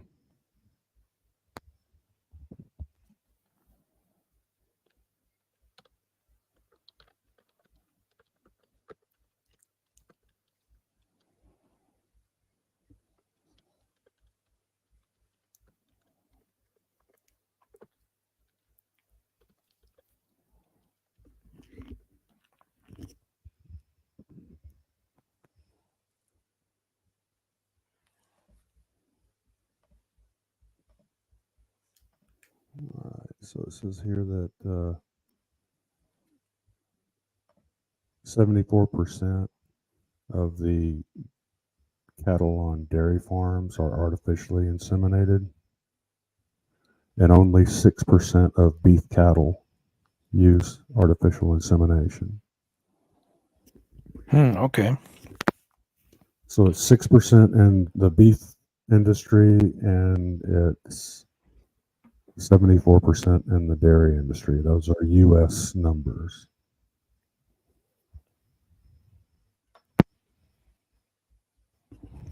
Okay, interesting. So yeah, it's not equivocal to human rape. It's a medical practice. Right. Okay, so there goes another vegan argument then. Okay, let's go on, I guess. Okay, we'll go to the next one. Emotionally heightened vegan. Animals, but not humans. Where is the ethically significant difference? Okay, well, I will say, what is ethically different that I would kill and eat an animal, not a human, right? That's I guess that's the basis of the question, right? Is that fair enough? Yeah. I think humans and animals are different. I think they're just completely different. They're Sean, different creatures, right? That is not answering the question. What's the exact difference? Is the ethically significant differences? Like I said, and I think anybody who's watching this video can say, you are a man. You have great broad shoulders. Okay, so this is important that he is giving her the premise, right? Mm-hmm.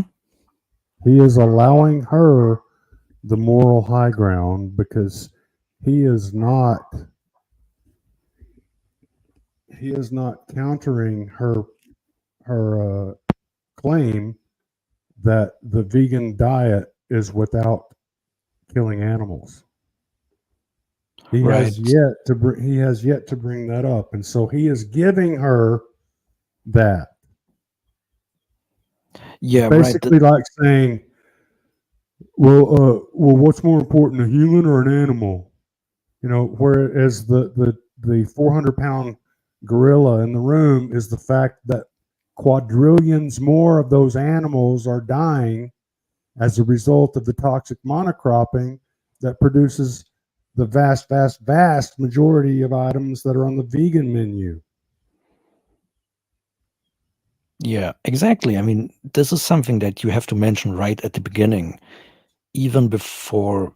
I mean, you obviously have to say, okay, today I'm going to have this discussion with the vegan, and then give her like maybe time to introduce herself. But after that, immediately go into the crop devs kind of thing. If it's an afterthought for you and you're battling vegans, then just stop. Just stop, because you're hurting the fight against veganism, because the Achilles heel is not this argument, well, would you steer away from an animal and hit a human, or would you try to avoid the baby human? And no, just state the very true fact. It's a true fact that quadrillions more animals die because of the crop agriculture that produces the items on the vegan menu than die in all of animal agriculture every year. Yeah, So exactly. I'm not sure what is preventing people from understanding that giving them that moral high ground is their that benefits them. That benefits Jane Goodall. That benefits Klaus Schwab. That benefits the plant-based food industry, the ultra-processed food industry. Why? Because the Achilles heel of veganism is the fact that more animals die for the vegan menu than do die for animal agriculture every year. And it's not a little bit, it's in the quadrillions more. Right. And it's probably more than the numbers that we have right now. It's Yes, we haven't even finished counting them, and it's already quadrillions more. right. And we're just touching the surface of what crop agriculture is doing in regards to animal deaths and suffering out there. Yeah, animal deaths and suffering, and also human suffering as well. Yeah. So I don't forget about the human. I don't forget to mention it. It's just that I'm conditioned not to, because I haven't found a vegan yet that cares about human suffering. yeah, that is true.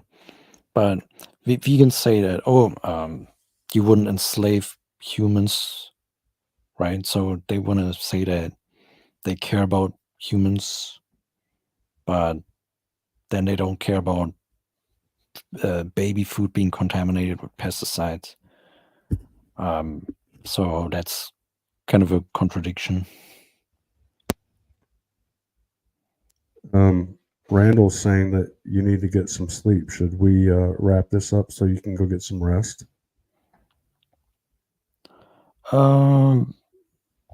Yeah, maybe in like half an hour or so. I actually want to get some more points across, actually. Okay.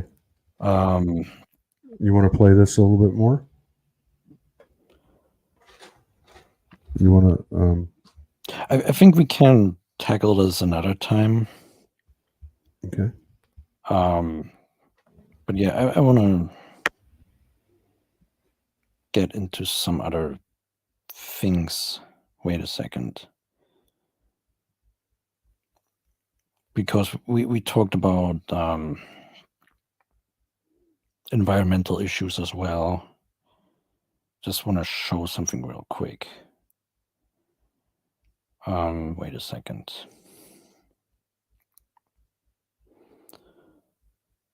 So can you see that on screen?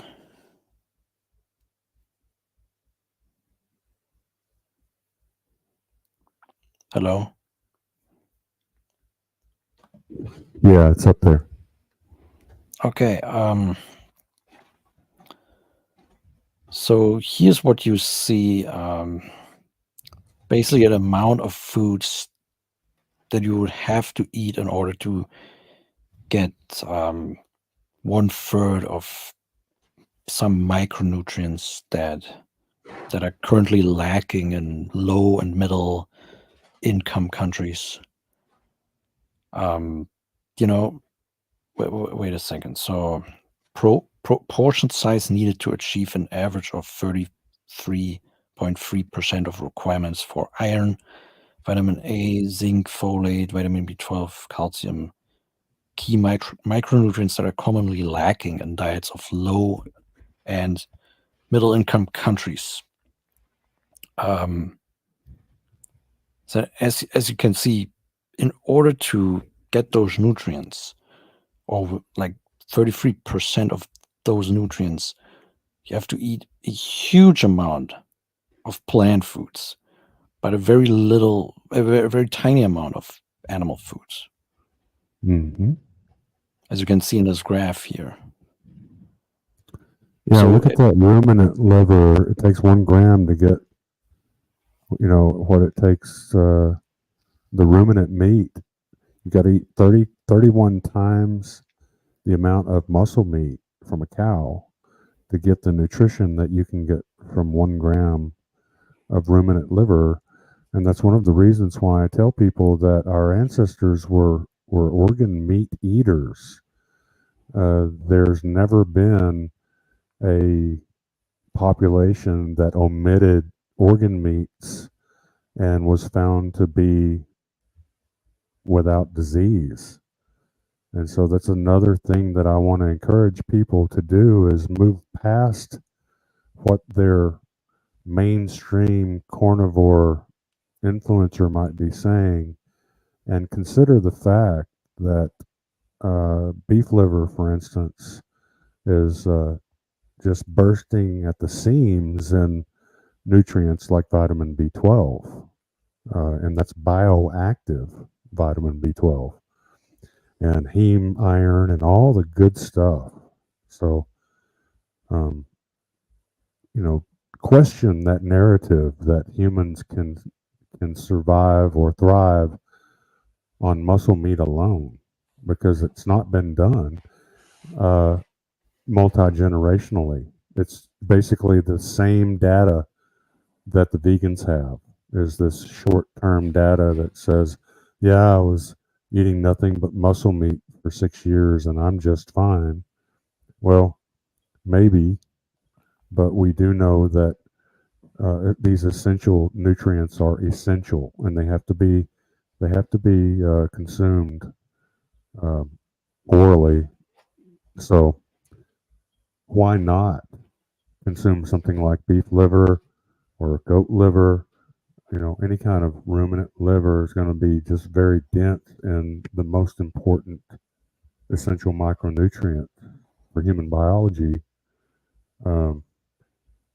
I have some videos coming up that are going to be debunking some of these carnivores, but it's hard to sit and listen to them because there's a lot of people that are following bad advice, such as you should avoid organ meats. Horrible advice.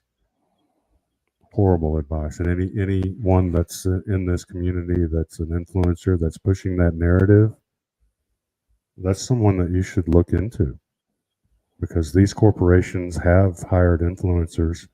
These entities like the National Cattlemen's Beef Association, which has been taken over by the plant-based meat interests.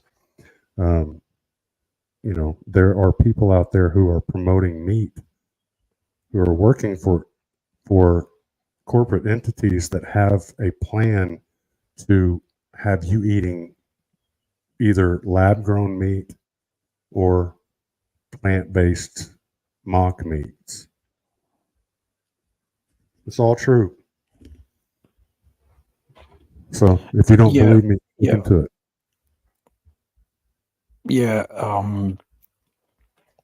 mean, I don't see the harm in incorporating liver into your diet either, but I would definitely say that if you would eat it like every day in huge amounts, that might become problematic because of things like copper toxicity. But I actually wanted to highlight how much plant food you would have to consume in order to meet the nutrition of animal food. So and imagine like all this stuff is sprayed with pesticides, right? So in order to meet that nutrition, you would have to consume massive amount of oranges, carrots, avocados, bell pepper, mangoes, etc., right? Dark leafy greens, all sprayed with pesticides. And when you correct for this kind of nutrition, or when you level these foods by that nutrition in that way, you get these kinds of environmental footprints that look very different from the vegan propaganda. So, for example, one vegan is I forgot his name, that the guy that we first debated in the beginning, said that beef is so high in water footprint, but look how low it actually is. It's down here, place 18. If we correct for, or if we level these foods by nutrition, right? How much we would have to eat in order to get the micronutrients that I've talked about, or 1/3 of those micronutrients that I've talked about, would have to eat way more plant foods in many instances in order to get the same level of nutrients than we would otherwise get from just eating 1 or 2 meals of animal foods. All right. And you're talking about the nutrients, which is that first column, right? So number 1 is olive oil. Right. Olive oil. How is olive oil higher than lamb and mutton? And how is dark chocolate above beef? This is environmental footprints. So this is like so foods ranked by land use, carbon footprint, fresh water withdrawals, acidification potential, and eutrophication potential when leveled for priority micronutrient value. So like I said, these, in order to get like vitamin A, iron, zinc, folate, vitamin B12, etc., you just have to consume like a little bit of beef liver, or you could consume over 500 grams of oranges, right? So, and this other study here, right? But could you show me those nutrients again? Because I bet there's nutrients. I bet you there's nutrients there that are not found in oranges. Yeah, right. Sure. Like zinc. I bet it's very low. I bet 500 grams of oranges would not give you the amount of zinc that you could get from 1 gram of liver. Same thing with vitamin B12. There is no B12 in any of those plant-based foods. So even this graph is understating the nutritional deficiencies that come from a vegan diet, because even this graph is claiming that you can get, claiming in a way that you can get B12 from oranges or avocados or bell peppers or pumpkins. But no, you can't. Right. So it's even worse. It's even much worse than what this is showing, because even if you were to eat 503 grams of oranges, you're not going to get your zinc. You're not going to get your creatine. You're not going to get your B12, and you're going to have to rely on supplements for that. And then you're going to have to factor in all the petroleum, all the coal, all the coal coke, all the environmental harm that was done in creating and transporting your supplements in your little plastic bottles. So you got a lot to figure in to veganism that's not been figured in yet by your pleb class vegan all the way up to your Klaus Schwab.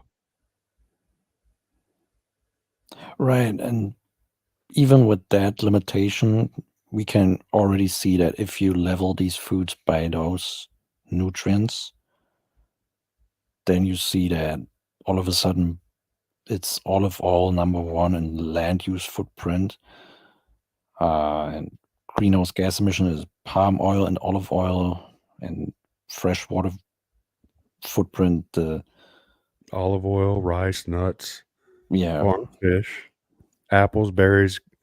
So all the way down. And then the other thing about, someone said earlier about the water that is, that livestock are drinking.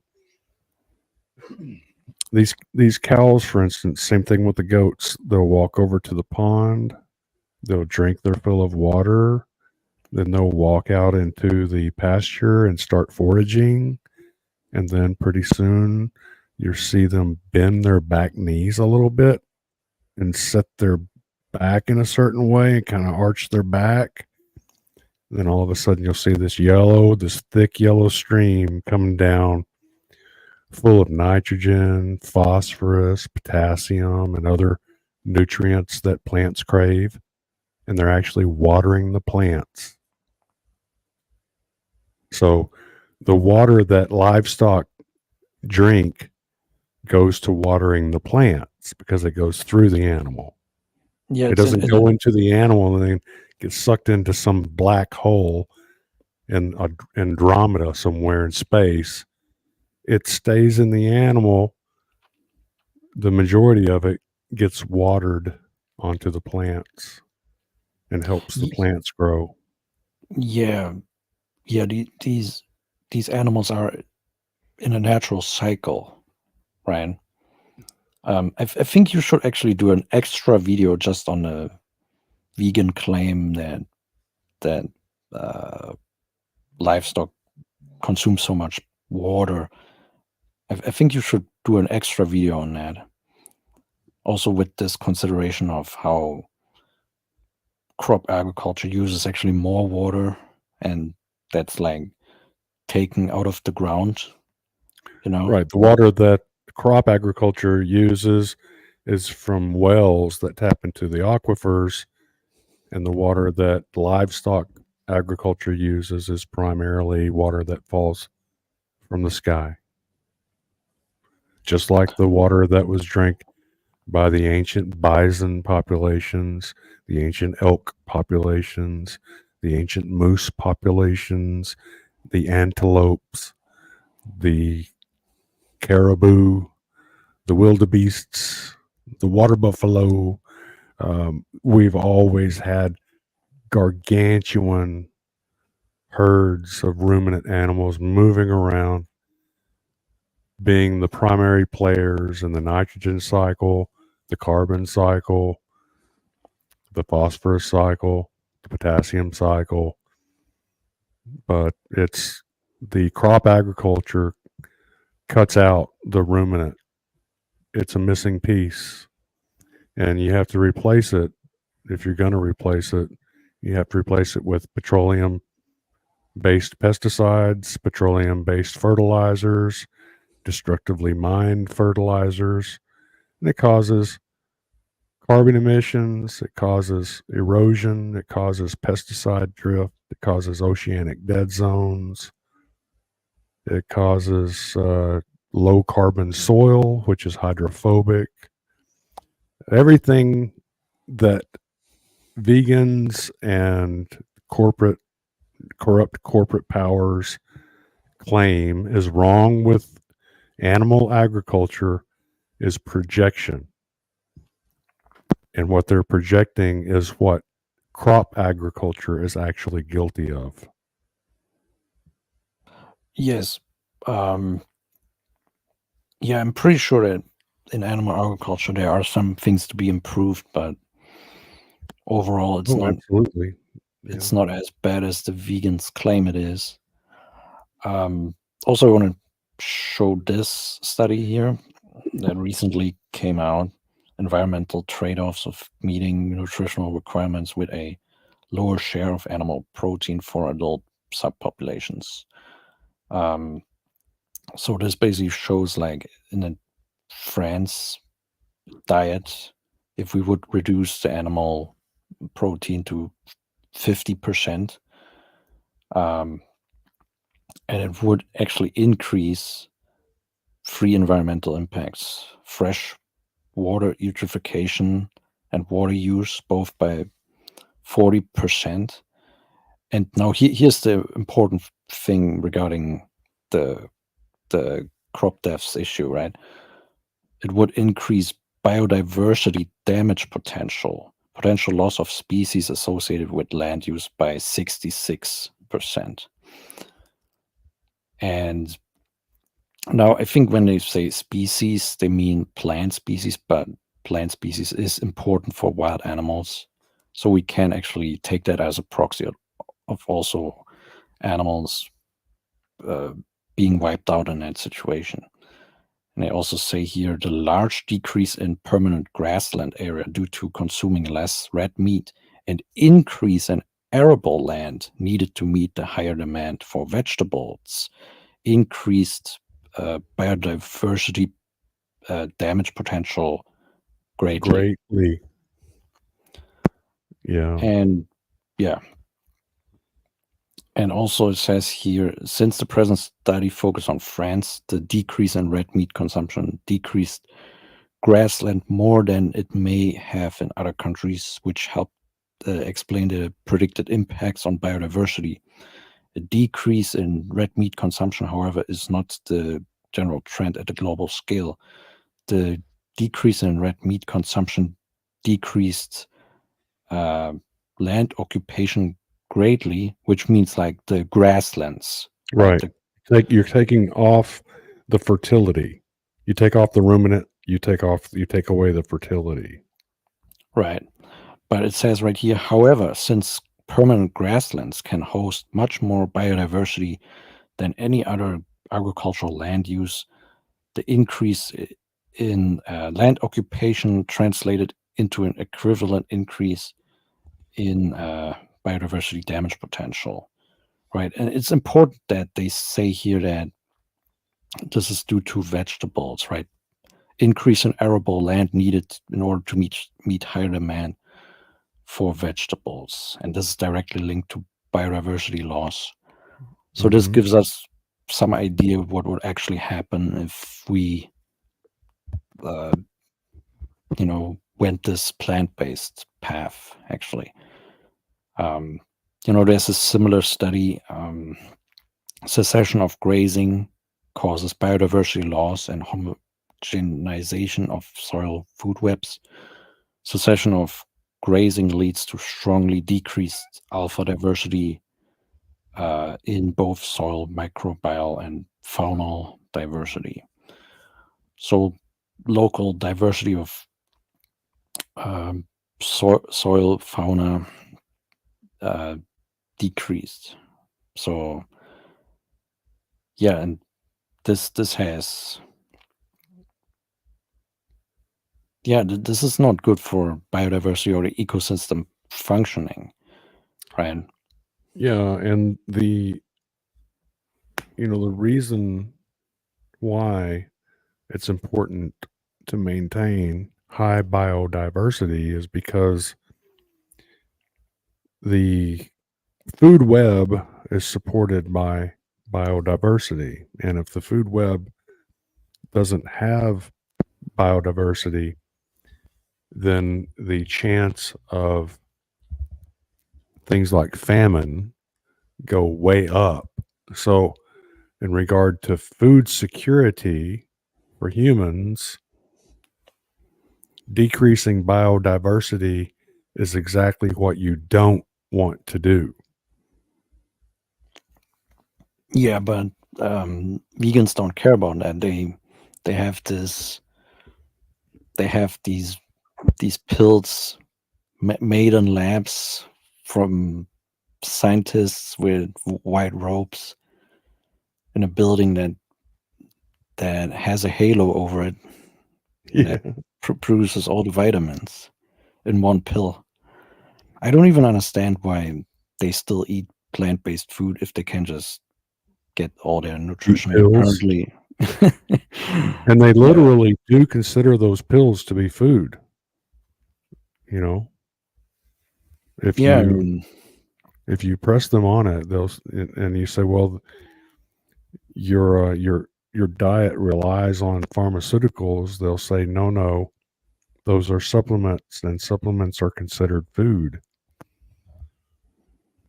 Wow. Well, yeah, I mean, you're dealing with a cult that thinks that pills are food items. Yeah, I mean, this is just amazing. But yeah, here's also this study that I want to quickly talk about. Maybe we can next time go more into detail on some of these things, but here's like the study on whether or not it would be feasible to convert grasslands into arable land when it comes to winter wheat in the UK, whether or not it would be feasible under climate conditions, right? Projected climate conditions. Right. Because the vegans are always talking about converting grasslands to cultivated crops. Right. And more monocrops. And this would actually have to happen in a vegan world, as we have shown in another stream where I showed references that the crop land use would increase actually, or it's highly likely that it would. And it says right here, under the baseline and future projections, meaning climate projections, the probability and of successfully sowing winter wheat on these soils was between 38 and 76%.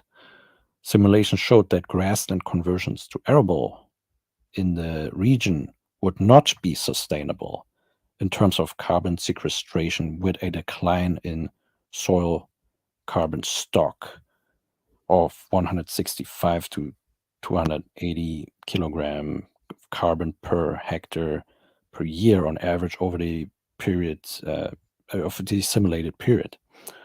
Rates of decline were greater when soil workability was taken into consideration, although CO2 emissions from silage-based grassland soil were higher than those from the converted arable land. These were offset by greater net productivity of grassland, making it a larger net sink for carbon. So basically what this is, what this is saying, that converting these grasslands into arable land is actually more carbon intensive, because you're setting all it's this. Just the opposite, would do just the exact opposite as would be claimed by people like, well, any of the vegans that we've had on, or Jane Goodall would disagree with this fact, right? Yeah. I mean, this is, they're saying that that it's just not sustainable to have production of winter wheat under these soil climate conditions. Yeah, definitely gonna go more into this study in one of my next videos, or one of my future videos. Also regarding like climate change, there's also this interesting fact here. So there's a study that looked at the climate emissions, or this greenhouse gas emissions emitted by wild ruminants, wild animals, versus animal agriculture pastoralism in the Serengeti and another region. They compare these emissions, and it's roughly the same, right? As you can see in this graph here. So you got like emissions from elephants and zebras and rhinos and buffalo, and versus the livestock emissions, cattle and sheep and goats and donkeys. And they're roughly the same level of emissions. And the study comes to the conclusion that ending this like pastoralism would just mean that these wild animals would basically repopulate that area that was previously occupied by the livestock. So it wouldn't really have a net decrease. Yeah, exactly. Because all you would do would be omitting a source of nutrition. Exactly. I mean, because they occupy the similar ecological niches. So this is also important evidence that shows that, taking this livestock off the land is not going to be beneficial for climate change. Mm-hmm. And then there's also this rangeland afforestation is not a natural climate solution, because, like I said, the vegans and vegan-minded people, they promote this idea that we can just plant trees on natural grassland, but this study shows evidence against that. So it says right here, large-scale tree planting on global rangelands is promoted as a natural climate solution, but there's little scientific evidence to support this narrative.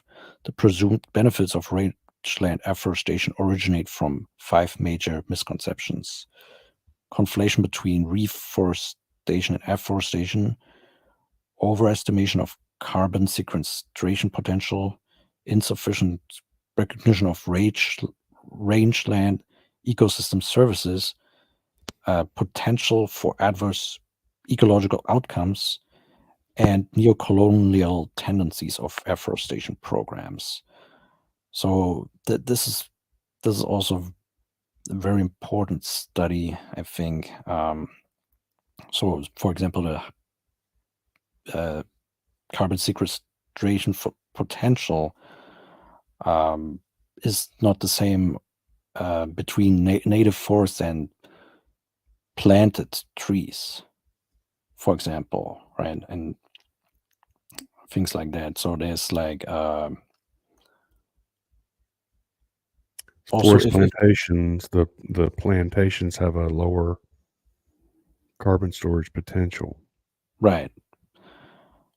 This also says here proportionally greater carbon storage in above ground biomass, especially in the form of fine fuels that accumulate in early plantation establishment, increases vulnerability to loss by fire, as well as to drought and pathogens, disturbances that are anticipated to increase under future climates. Insufficient recognition of the vulnerability of carbon storage conveys major risks for forest-based climate solutions that could indeed worsen climate change impacts. So what the vegans propose could worsen climate change impacts, actually. And the same study also talks about livestock husbandry, which provides livelihoods to millions of pastoralists worldwide and is a source of animal products, including fiber, meat, and milk. Ruminant herbivores maintained by pastoralists convert energy from diverse forages that are undigestible by humans to highly desirable, nutritionally valuable meat and dairy products. Right, and moreover, afforestation of cropland in agro-pastoral regions may further compromise food security by reducing crop production and increasing the cost of plant-based foods. Right, because it would diminish the food supply of dietary protein that is provided by animal agriculture. Yeah, and the study also goes into negative ecological outcomes of this practice. I'm not going to read all this now. I just want to highlight different things from the study. Also neocolonial ties to that practice. So it says right here, implementation of afforestation initiatives can be influenced by political goals of governments, which may result in the resettlement of local populations, land, privatization, and transformation of livelihoods. Even when not overtly coercive, afforestation initiatives are often inconsistent with the interests and livelihoods requirements of local peoples and create adverse ecological and socioeconomic impacts. Yeah, it goes to show that what veganism actually is a neocolonial project. Ultimately, this is basically how I see it. So yeah, this is basically on that whole issue. So, and yeah, then there's also this on pesticides and climate change, a vicious cycle, which is a very great report that I highly recommend everyone reads. This is one of the first reports that actually look at the climate impact of pesticides. applications and production. So it says right here, for example, California uses over 200 million pounds per year of pesticide active ingredients, or 18% of pesticides used in the United States. While the state produces relatively few commodity crops, it produces over a third of the country's vegetables and 2/3 of the country's fruits and nuts. The top crops for pesticide use include almonds, grapes, tomatoes, strawberries, and oranges. The pesticide application rate in California cropland is about 4.5 times the national average. Higher application rates are driven primarily by the higher value of fruits and vegetables. So again, it goes to show that what Jeffrey Phillips said about how most pesticides are used on hay or He something. said hay, yeah. Yeah, absolute nonsense, of course. Complete lie. Yeah, so embarrassing, Jeffrey Phillips. But he wants to say that I don't know what I'm talking about. Find it funny, actually.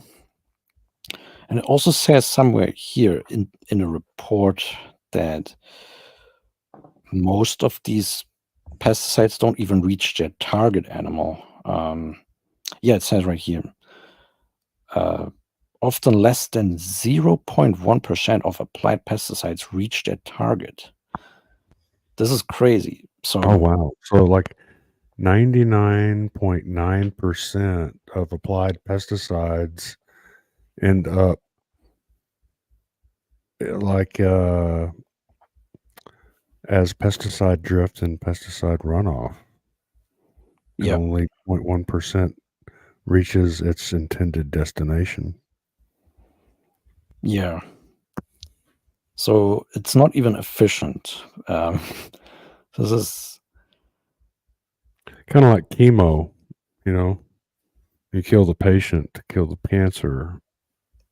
And same thing here, you're killing the population, the human population and the wild animal population in order to make some fruits and vegetables, which end up being poison themselves because they're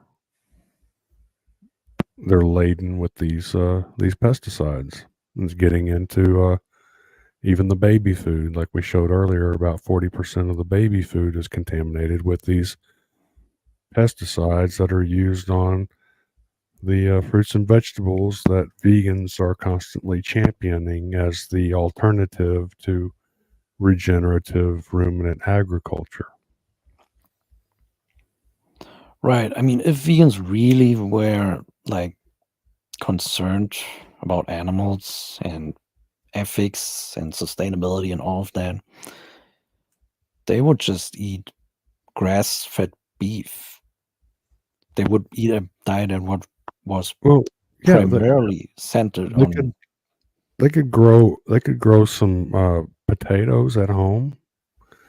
They could eat a meat and potatoes diet, and there would be, very little to any crop deaths in a little home garden that was protected, in a humane way. You don't have to eat a 100% meat diet to decrease your animal suffering or animal death footprint. There's nothing wrong with the little carbohydrates. It's just that most people around the world have been eating a diet that contains probably 100 times too much sugar and starch. So, yeah, I think I agree with you that grass-fed beef would be probably the least amount of animal death and suffering. But as far as human health is concerned, I think it's important that people eat some carbohydrates, especially some sugar or starch, but in limited amounts. I mean, we're talking very limited compared to, the average developed country diet, which is just pounds and pounds of sugar and starch every day. That needs to be turned way down. But long-term zero carbohydrate, I can sit here and debunk that biologically all day long. It's not ideal for humans. Same thing. I mean, the people that are telling you to eat zero carbohydrates are the same people telling you that you should be avoiding things like beef liver or other organ meats. Interesting. Yeah, I think when we look at the hunter-gatherer diets, they were eating maybe 65 to 70% meat. 55, I'd say 55 to 75% meats. Neither one of those is 100, and neither one of those is muscle meat either. Right, but they were also eating berries, nuts, and some roots and tubers. Yep. They were eating everything. They were, we've been eating plants for as long as we have any evidence of human existence. We've been eating plants and meat, primarily meat heavy, 55 to 75% meat or nose to tail. So it could be muscle meat, could be liver, could be lung, could be brains. But we were eating nose to tail. We're eating mostly animal products and a minority of plants. And those plants weren't things like kale. They were things like seasonally available fruits, seasonally available maize, seasonally available tubers.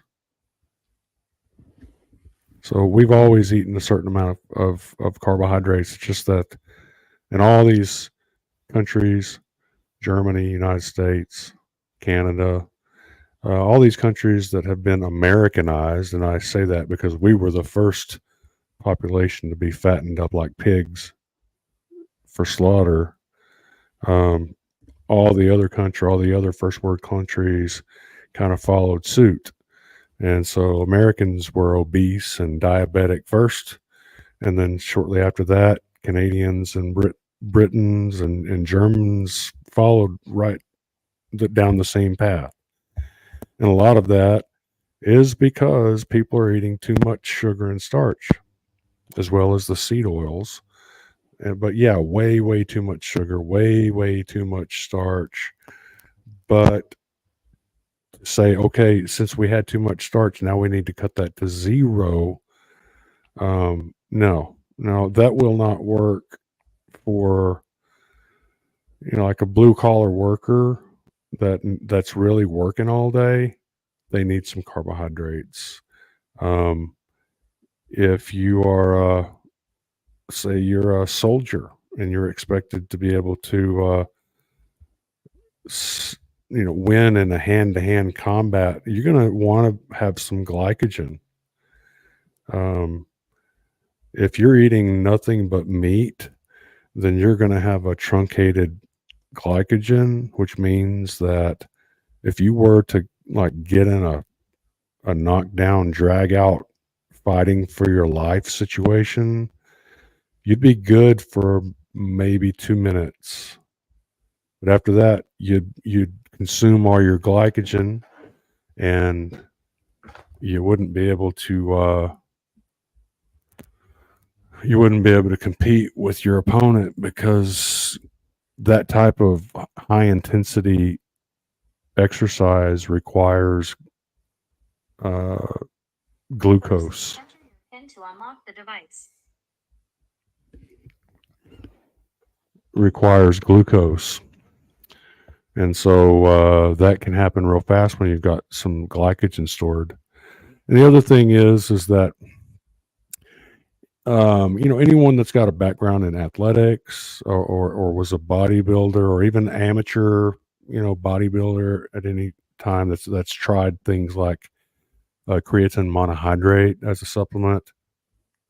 We know that creatine monohydrate is a conditionally essential nutrient, and even that is aided into the cell with the help of a little bit of an insulin spike. And so if you consume creatine monohydrate supplement without sugar, then the absorption rate is pretty minimal.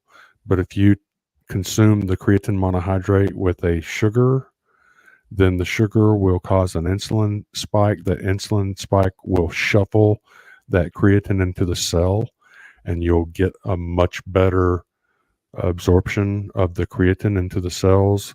And I think that's true for most nutrients. There's something called insulin aided nutrient transport. You can look that up. Insulin helps greatly your cells to absorb not only glucose, but also creatine monohydrate, and also B vitamins and C vitamins and A vitamins and fatty acids and amino acids. And so when you keep your insulin low, yes, you're going to have, you're going to burn fat. You'll probably lose body fat. But in the long term, are you going to be deficient in some nutrient that really would be much better absorbed if you had a little bit more insulin in your bloodstream when those nutrients were present in the bloodstream? Because you can have vitamins in the bloodstream, but if they don't get shuffled into the cells, then they'll pretty quickly be urinated out, and you'll lose those as intracellular nutrition. It'll just be urine. And so there are reasons why we should be consuming a little bit of carbohydrate. And yes, all of those plant foods contain anti-nutrients. There's plant toxins, but also human beings, as it's part of who we are, is cooking. We have cooked our food for as long as we have evidence for human habitation somewhere on Earth in ancient times. You're going to find evidence that we were cooking, and we were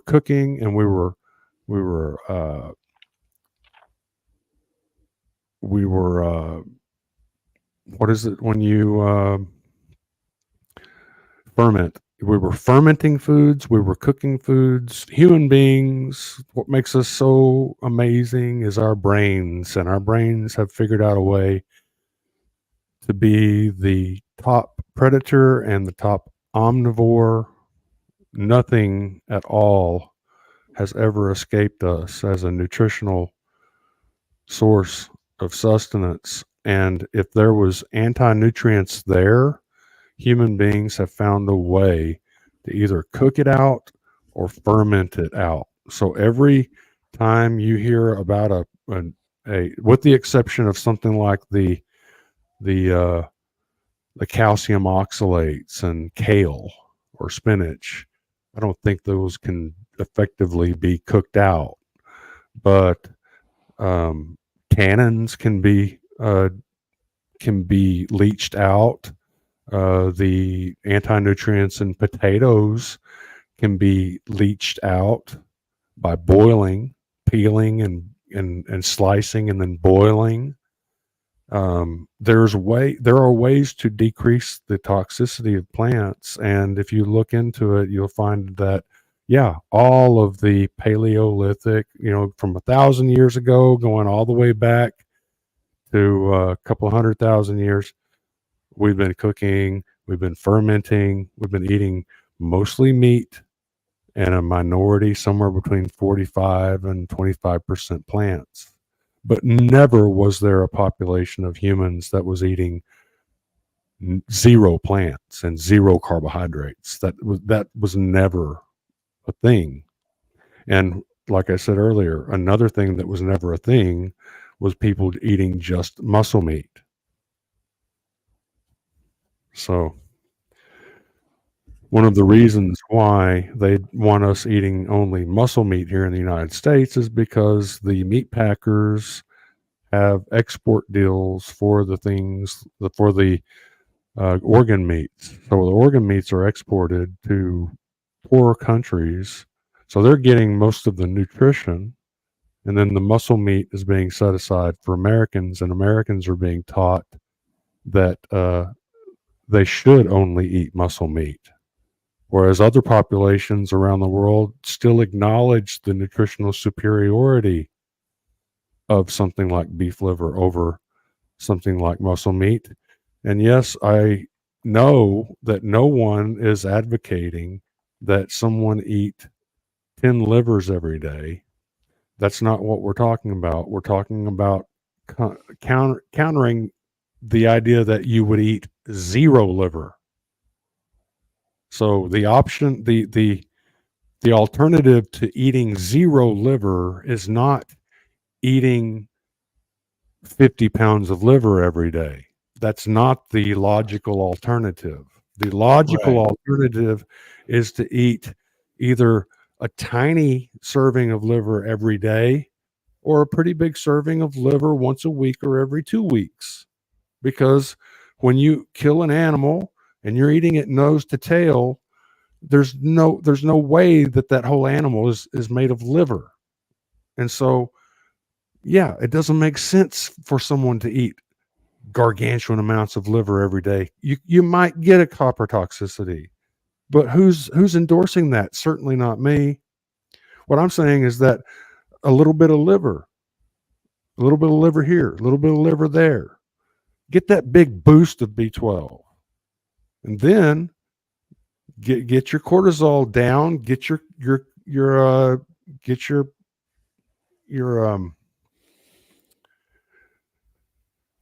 your glycogen levels up, because I'm telling you that one of the things that I agree with Cole from the snake diet on is that a lot of these meat only people end up being ass draggers, because human beings are designed for a certain amount of carbohydrate consumption, a certain amount, a limited amount.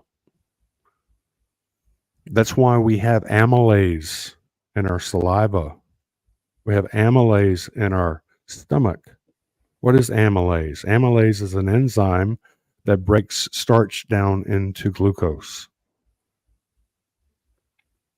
Right. So there is no animal product that would require amylase. Yeah. I think that, I mean, I don't know that much about what you just said in regards to our need of carbohydrates, but if we just take the heuristic of what our ancestors ate, then yeah, I mean, it would seem that incorporating a little bit of clean carbohydrates doesn't seem to be a problem necessarily. So yeah, I don't see the issue with that either. Here's the deal, is when it comes to carbohydrates, is that the average human being can store about 500 grams of carbohydrates in the form of glycogen. Glycogen is a form of starch. Starch is always made of glucose, but glycogen starch is different than bread starch or potato starch, because it's a different bond. And so something like amylase, which is what we use to digest a potato into sugar, will not work with glycogen. So there's another enzyme that releases that glucose from the glycogen in the cells. If someone has their glycogen stores, and like I said, the average person can store about 500 grams of glucose in the form of glycogen in their liver and in their muscles. About 200 grams of that is in the liver, and about 300 grams of that is in the muscles. That does not mean that every person can eat 500 grams of carbohydrate a day and stay healthy, because if your glycogen stores are, if you have a glycogen store of 500 grams and you're at 500 grams, then depending on your activity level, it could take you between 2 and 5 days to burn that all out. And so, you know, let's say someone was going to migrate from a just purely zero carbohydrate carnivore diet to a Paleolithic diet where they're never overfilling their glycogen stores, because that's when fat storage and all of that advanced glycation and things happen, is when you overfill your glycogen stores. But if someone was to move from just eating nothing but muscle meat to eating 1 meal a day with a little muscle meat, with mostly muscle meat with some liver worked in, and then maybe a medium potato with the meat every 72 hours. Do you see the difference between that and waking up in the morning and eating a bowl of cereal, and then eating a granola bar in 30 minutes, and then eating a Subway sandwich for lunch with a Coke, and then eating lasagna and garlic bread for dinner with apple pie dessert? And someone like Fart K might say, well, of course he never will, because I've got him destroyed in spades. But if he was to say, oh, Garland, like he does Saladino, endorsing the unbridled carbohydrate consumption. They're just endorsing just unbridled sugar consumption. And that's not what I'm endorsing. What I'm endorsing is appropriate amount of carbohydrates, because like I've said before, my career that I retired from was that of a elite athletes, strength and conditioning specialist, and sports nutritionist. And there is no such thing as a carbohydrate-free professional rugby player, or a carbohydrate-free professional MMA fighter, or a carbohydrate-free professional basketball player. You could find a carbohydrate-free golfer, or darts, or archery, but you're not going to find it in the highest levels of sports that are high intensity, long duration, because a no carb athlete cannot compete in those events. That's why you see Sean Baker doing the 500 meter. 500 meter is over in about 2 minutes. If it was any longer, the truncated glycogen, the low glycogen level of a zero carber would eat him up.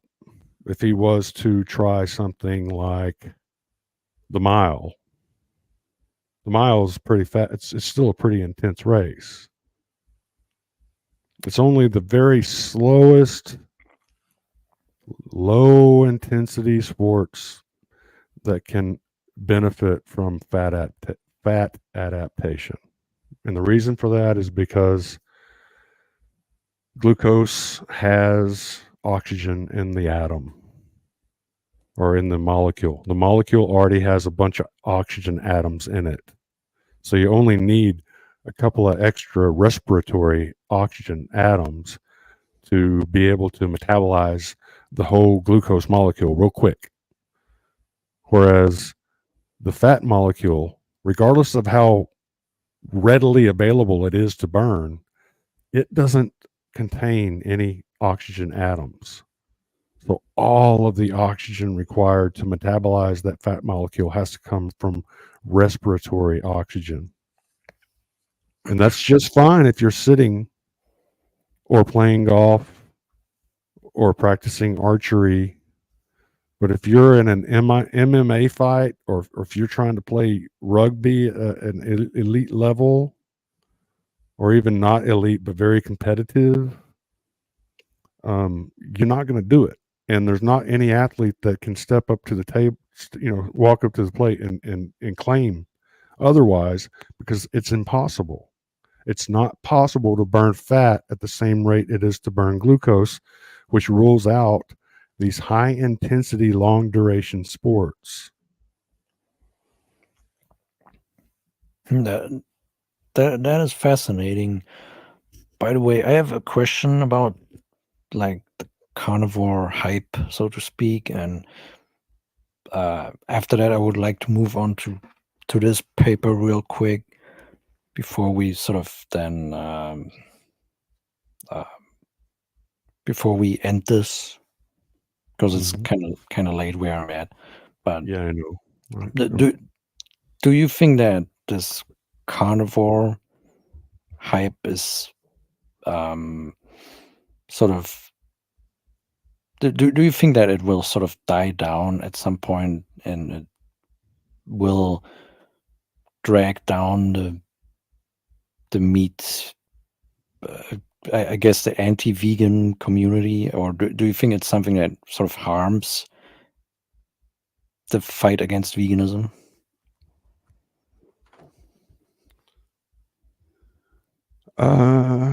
I do think it's harming the fight against veganism.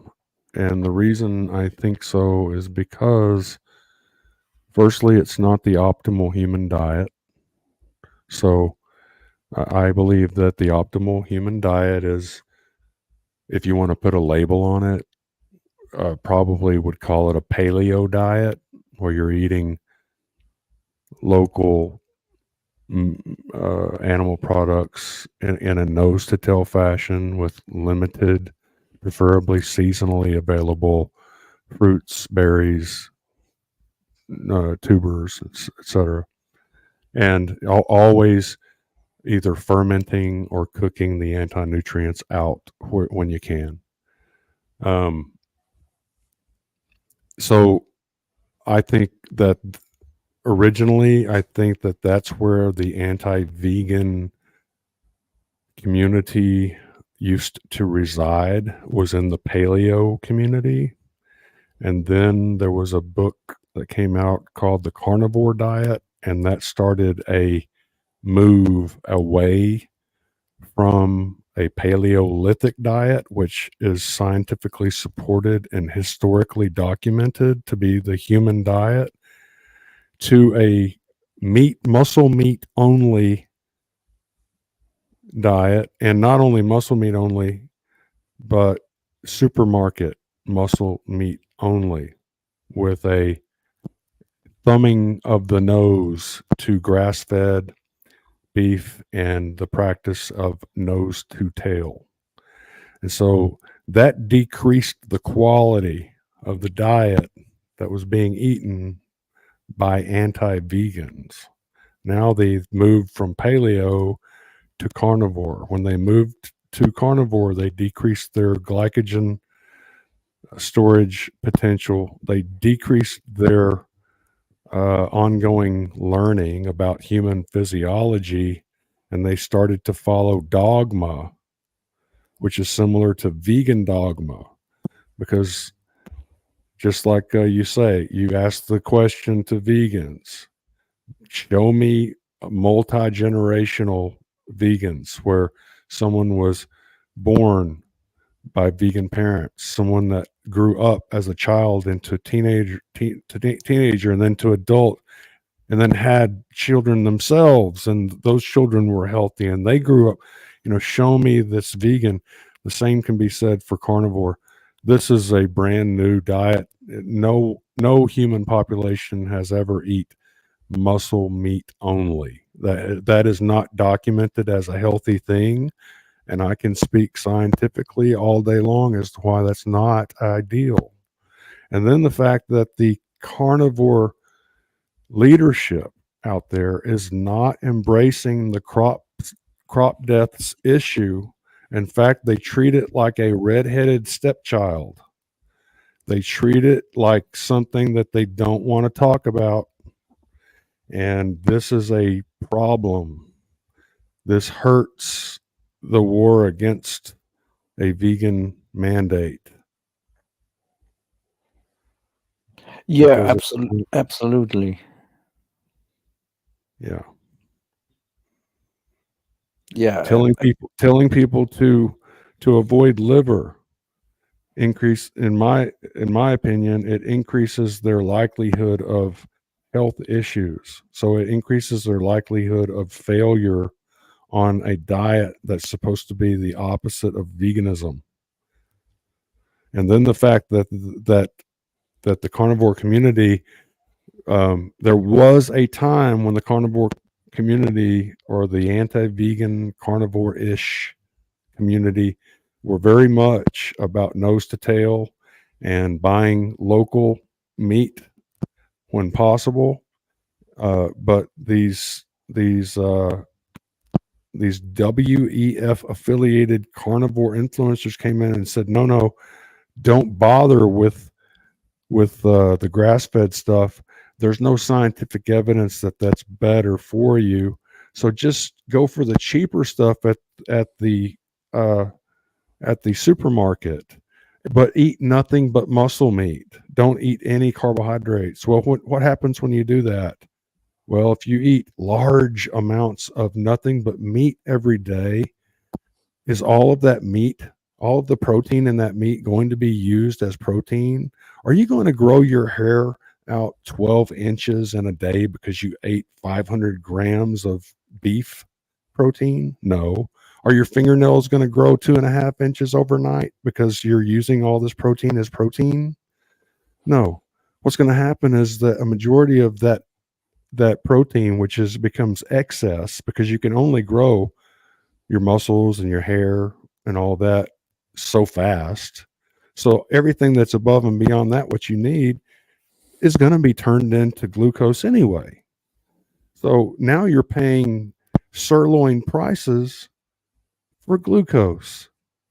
What kind of sense does that make? When you could turn around and buy half the amount of meat and eat a small serving of like a medium potato every other day, and get your glucose that way. You'd be saving hundreds of dollars every month. And then, but there goes that excuse as to why you're not buying grass-fed, because the reason you weren't buying grass-fed to begin with, because you said it was too expensive. But you're eating so much of that WEF supermarket beef that most of that beef is now being used as glucose anyway through gluconeogenesis. Because that's what your body does with excess beef. It turns it into glucose. But it doesn't turn it into glucose so fast that you're going to have a full glycogen. Your glycogen stores are still going to be truncated. So yeah, I think it's a problem, but it's difficult to overcome because, these doctors are groomed and they're hired, and they're influencers. Look up the National Cattlemen's Beef Association. You find out that it's controlled by a bunch of plant-based meat companies. And then you find out that in their published literature that they've been hiring doctors to pose as beef muscle meat, supermarket muscle meat beef advocates on YouTube and other social media. And what are they paying them with? Well, we know they're paying them with checkoff dollars. What are checkoff dollars? Checkoff dollars are taxes that they tax small producers like me. So they're taxing people like me to advertise against me so that people continue to put their buying dollars in the pockets of WEF affiliated entities, be they carnivore influencers or corporations like McDonald's, JBS, or Tyson. All of these meat companies are preparing to go plant-based. Right. This is definitely what the evidence shows. These corporations, they see the future in plant-based. They're putting their eggs in this basket. That is very true. So if like a carnivore influencer says that you should get like McDonald's patties, and that is basically a carnivore diet, then I find this questionable as well. And I heard some carnivore influencers say that actually. I don't think that is necessarily good advice. Well, yeah, Dr. Barry, he had a video where he was in line at the McDonald's drive-through, and he was talking about carnivore at McDonald's. Can it be done? You know, and then he films the whole thing, but he omits the part where he actually like pays for it. But then he says, yeah, it was like $13 for 7 patties or whatever it was. And I got on the phone and I called around the country to different McDonald's, and it was like for that same amount was like $26. I was like, where is he getting this $13? So look it up. Look up Dr. Barry Carnivore McDonald's and look at the prices that he's saying that he's paying for that at the drive-through, and compare that to the local prices, or call any McDonald's in the country, I don't care, and ask them how much it costs for X amount of beef, quarter pounder beef patties, and you'll find out that it's like 2 or 3 times more money than these influencers are portraying, these carnivore influencers. And this is a battle that's been gone way back. I mean, I really got caught up in it in the very kind of the beginning when I was on Primal Edge Health and all that. I mean, I found out real quick that there's a clique out there of carnivore influencers, and they're not friendly to the crop deaths argument. They're not friendly to a little bit of carbohydrate. They're very dogmatic about no, it has to be 100% muscle meat and nothing else. That's a very dogmatic perspective on this whole thing. It's just as bad as veganism. It's not as bad because, yeah, you're not going to get as sick on a muscle meat only diet as you would get on a plant only diet. It's better, but it's not optimal. I can definitely see that. Now, okay, when sort of wrapping this up, I want to quickly show the study. It's on screen, right? Perspective on scientific truth. Yeah. Where's the scientific evidence? I think this is a very interesting paper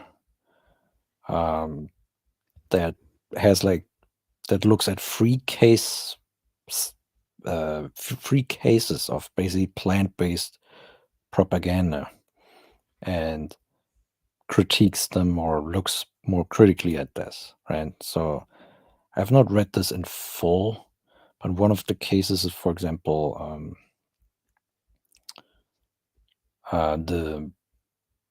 you also made a video about that, like the World Health Organization said that red meat is a carcinogen or something, and that this association is because of the nitrate because they're pairing the processed red meat with the unprocessed red meat. Right, right. And based on that, they Yeah, cherry pick. the processed meat is impregnated with nitrates. Nitrates oxidize the hemoglobin in your red blood cells. When that hemoglobin, which is a iron-based substance, when it becomes oxidized or rusted, it can no longer pass off oxygen. It can pick up oxygen from the lungs, but it can't hand it off to the cells. So it holds on to it.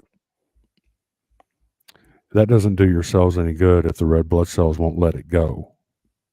And if they won't let it go, they also can't pick up the carbon dioxide and deliver it for exhalation.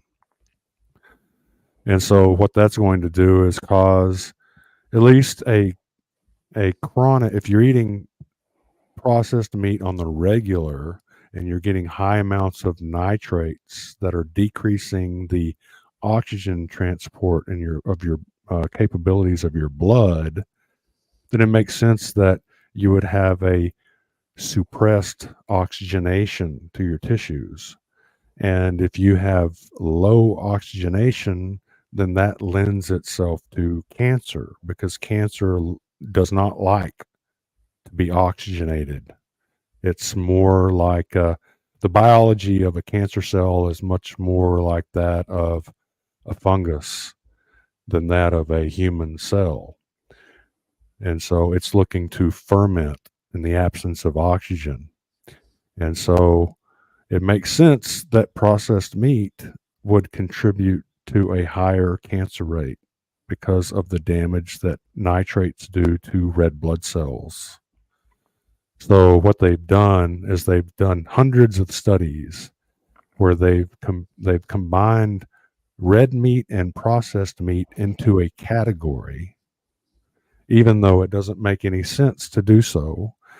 You know, if you're going to be reasonable, logical, then you'd make red meat a category and you'd make processed meat a category. In fact, you could even break processed meat up into processed turkey, processed pork, processed beef. You know, you could look at them, but unprocessed meat, especially if it's unprocessed grass-fed beef, should have a category all its own. But no, let's combine it. Let's make it a category with processed meat, and we'll call it red and processed meat. And we'll just keep repeating this phrase, red and processed meat. And so that everyone starts to think that there's this category that's called red and processed meat. And then they point to all these studies that say, look, red and processed meat are associated with this and that and this. Well, yeah, because of the processed meat, because of the nitrates, because of the preservatives. So that's what's happened there, is they're demonizing red meat via association. In other words, if we wanted to test the intellect of anti-war mindset, but we didn't want him to get a very good grade, we wouldn't let him stand on his own merits. We would pair you up with a person with low IQ Down syndrome, and then we would study you two as a pair. And then we would report your intelligence scores as a pair. And then after we've done 300 studies on you and your retarded buddy, then we can tell everyone that anti-war mindset and retarded people are not very smart. And that's the same thing they're doing with red meat. Red and processed meat cause cancer. Makes sense that processed meat would, because what's causing the cancer is not the meat. It's the preservatives that the meat is impregnated with, the nitrates. Yeah, that definitely seems to be the case, and it's increasingly recognized in some papers. But yeah, like I said, this paper here, what was it called again? Perspective on Scientific Truth versus Scientific Evidence. This vegan that we sort of debated at the beginning, or that we had a discussion with at the beginning, should read this paper. You should read it back to back, okay? Because this, I mean, if this does not convince him that there's something wrong with his worldview, then I don't know what is. Just lays out why the evidence that red meat causes cancer, according to the World Health Organization, the evidence is so weak, and there's also like the global burden of disease investigations. There's also widely cited reports. You have all these influential reports that are based on very questionable data, ultimately. And then you also have like this third case study, Sustainable Livestock at the United Nations Food Systems Summit. And it goes into who were like influential at this summit. You see Wellcome Trust and the Good Food Institute and, these pro-vegan institutions, these pro-vegan organizations. So, and this paper also highlights the potential cult aspect of this ideology. So I would just recommend this paper to anyone. Again, I'm now a bit too tired to go into this deeper, but I'm gonna probably do a video on it. I think it's a very good read. But yeah, so basically here's what we sort of have seen in the stream today is that vegans cannot really be the vegans cannot really debate or discuss anything properly without interrupting or dodging questions, and they're being rude, and also they don't want to really look at the ethics of their own behavior or critically analyze that really. Oh, and also I forgot to mention like what the Nutrivore said about confounding in the last stream, right? Said that confounding needs to be, or a confounding factor is a confounding factor if it is causally related to the outcome variable. Mm-hmm. But that is not the case, actually. Yeah. It needs to be correlated with the dependent and independent variable, right?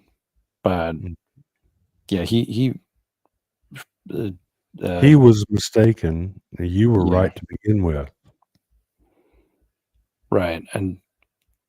But based on that, they just claim victory, and Jeffrey Phillips comes in here and says that I'm so clueless or whatever. Okay. But okay, he thinks that like adjustment in studies is so great, even if it's shows like the polar opposite of what actually happened in reality. I think that's also curious. Yeah, he also with the studies that are what do you call the studies that look at a group of studies? Meta-analysis. Yeah, and the thing about meta-analysis, and I've showed him this, is that the meta-analysis process does not consider every study on the subject.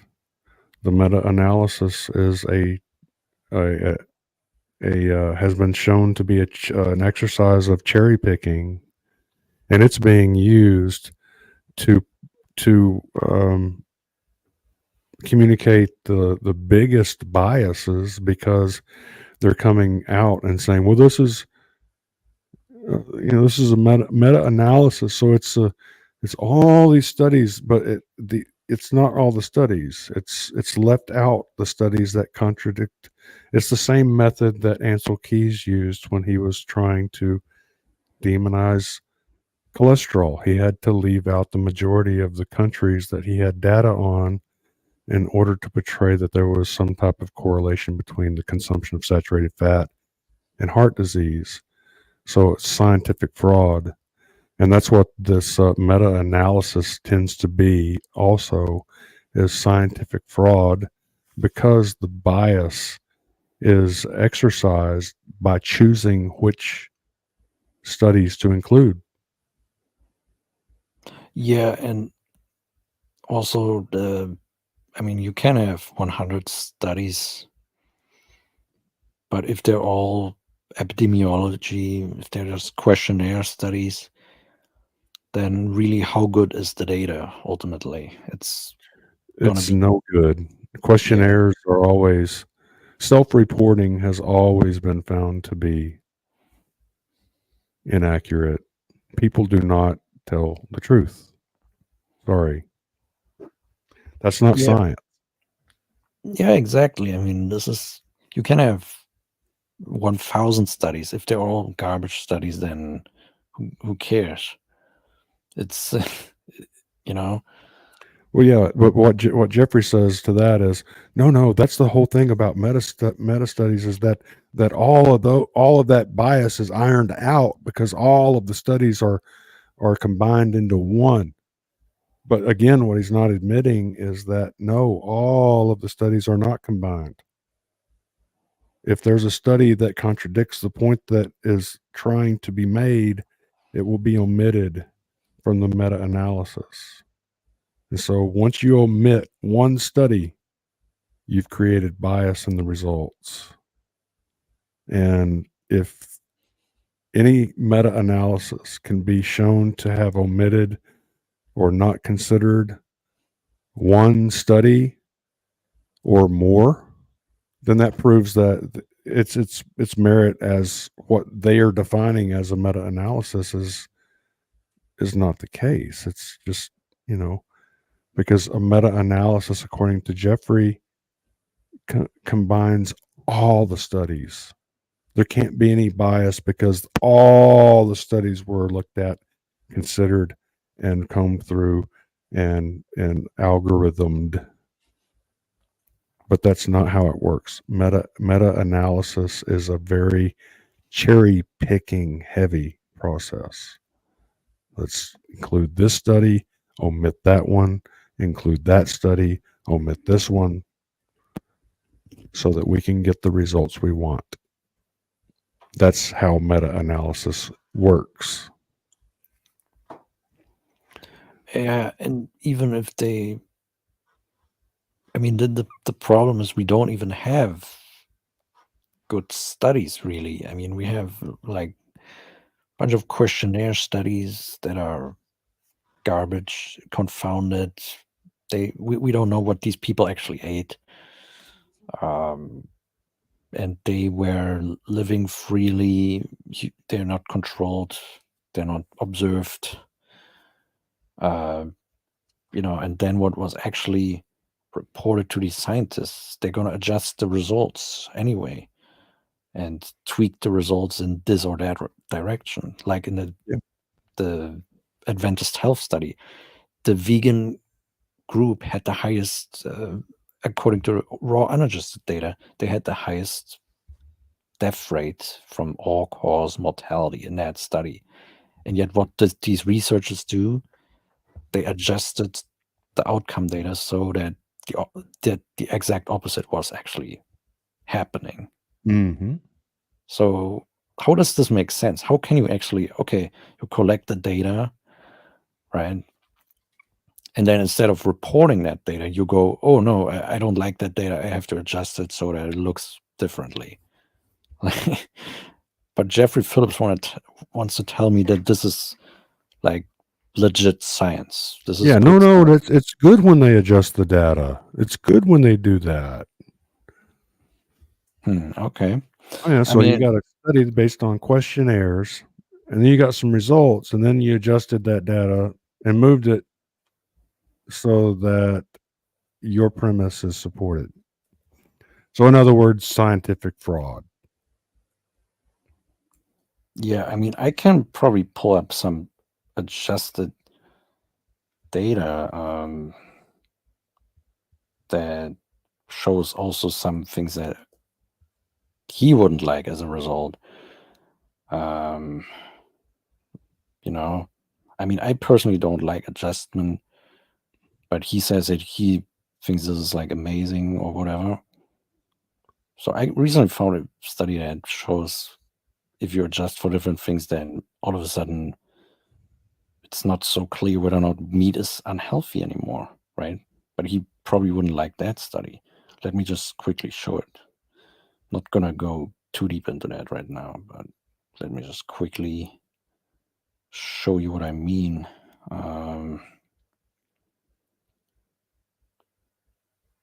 So it's this one, right? Food sources of animal protein in relation to overall and cause specific mortality, causal associations or confounding, right? And they adjusted for all kinds of things like smoking history, alcohol consumption, physical activity levels, right? And the statistical significance of all these observed was erased. Oh, wait a second. Where was it?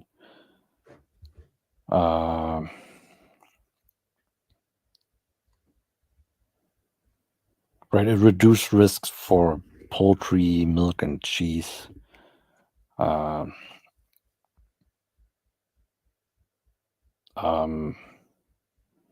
And adjusting further for smoking history, etc. Statistical significance of all these observed was erased except for association of processed meat intake with cardiovascular mortality and cheese intake with cancer mortality, which, however, were substantially attenuated. These findings suggest heavy confounding and provide little support for the hypothesis that animal protein as a nutrient is a major determinant of mortality risk. So this also adjusts for these kinds of things and shows that Right. They're making these adjustments, and it's showing that eating meat has nothing to do with mortality. Yeah, or it's sort of, there's almost no difference in risk. But again, I'm not even a fan of adjustment, but I'm just saying that there are also studies showing that even if you adjust for these kinds of things, he probably wouldn't like that outcome. Right. In that case, he would probably argue against the adjustments.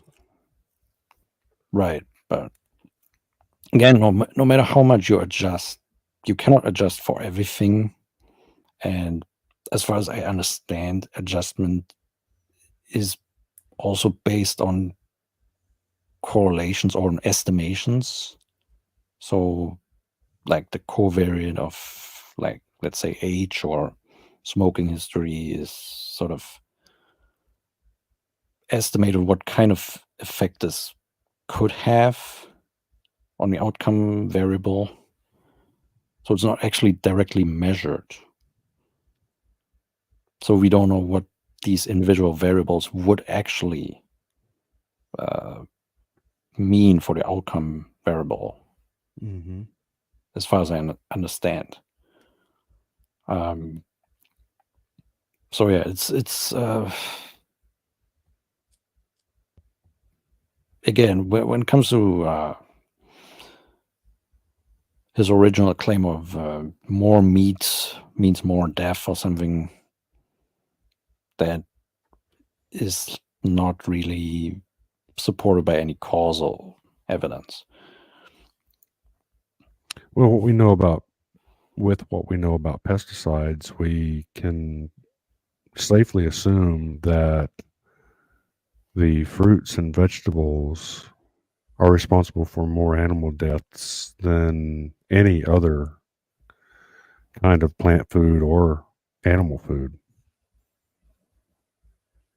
Because Right. the pesticides are killing the most animals, and so whichever foods are requiring the largest amounts of pesticides are going to be your top animal killers.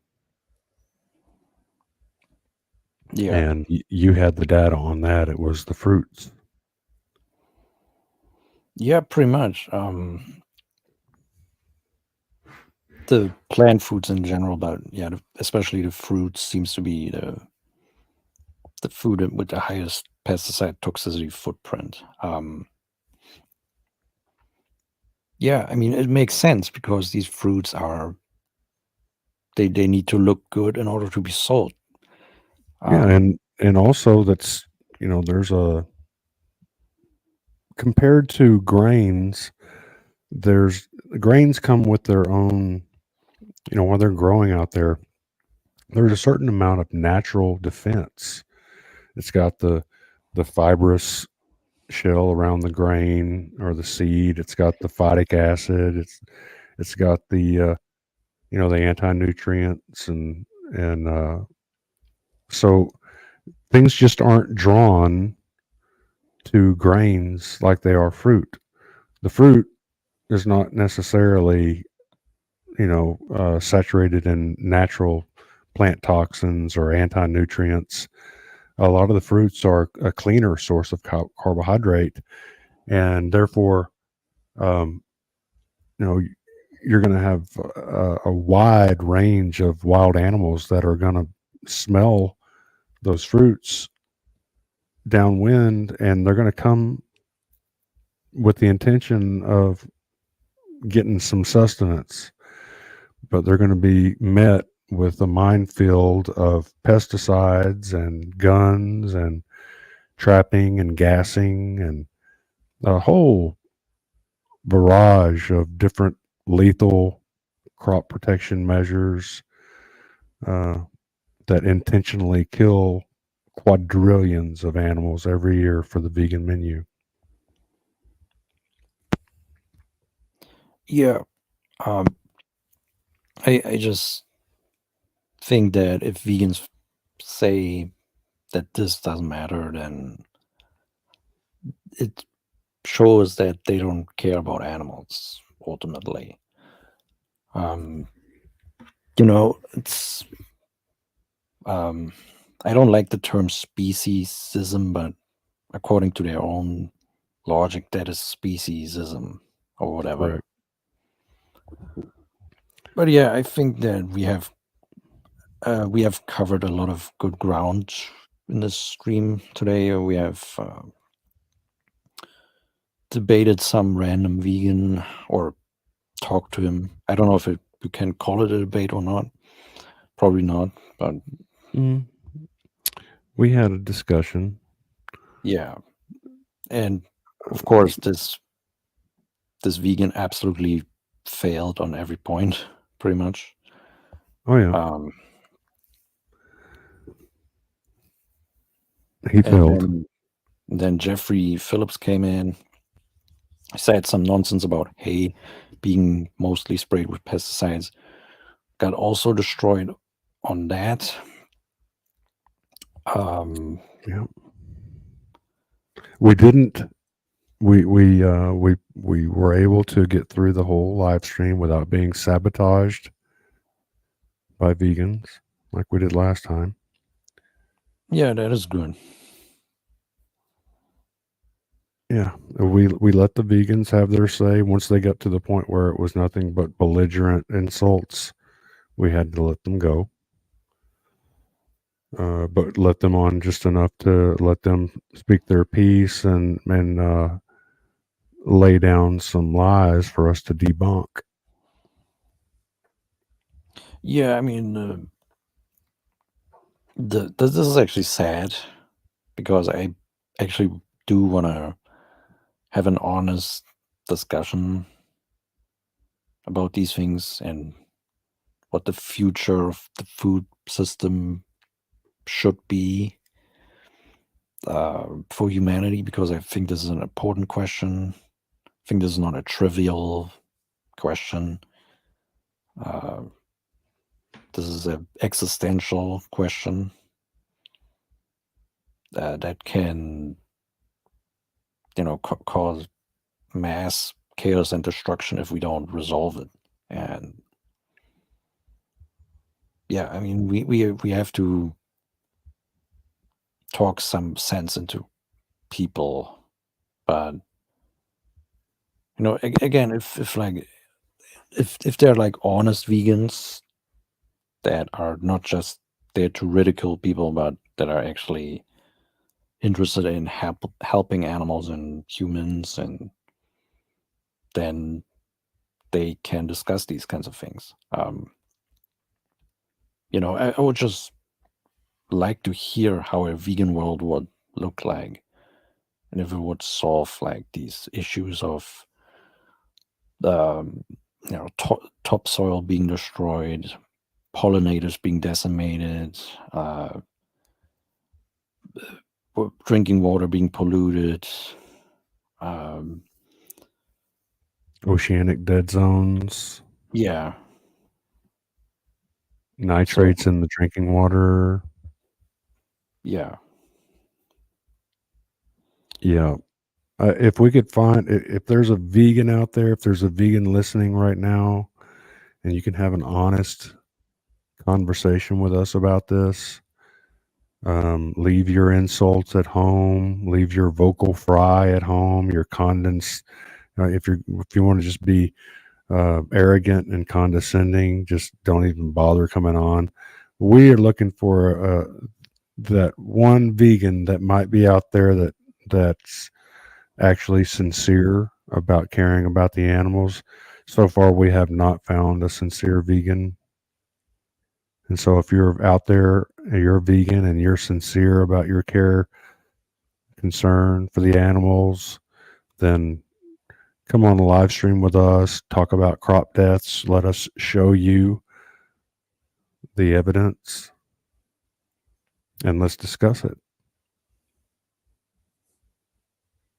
Yeah, and we are not even, I don't think we are even claiming that animal agriculture is like perfect and there's nothing really worth improving about animal agriculture.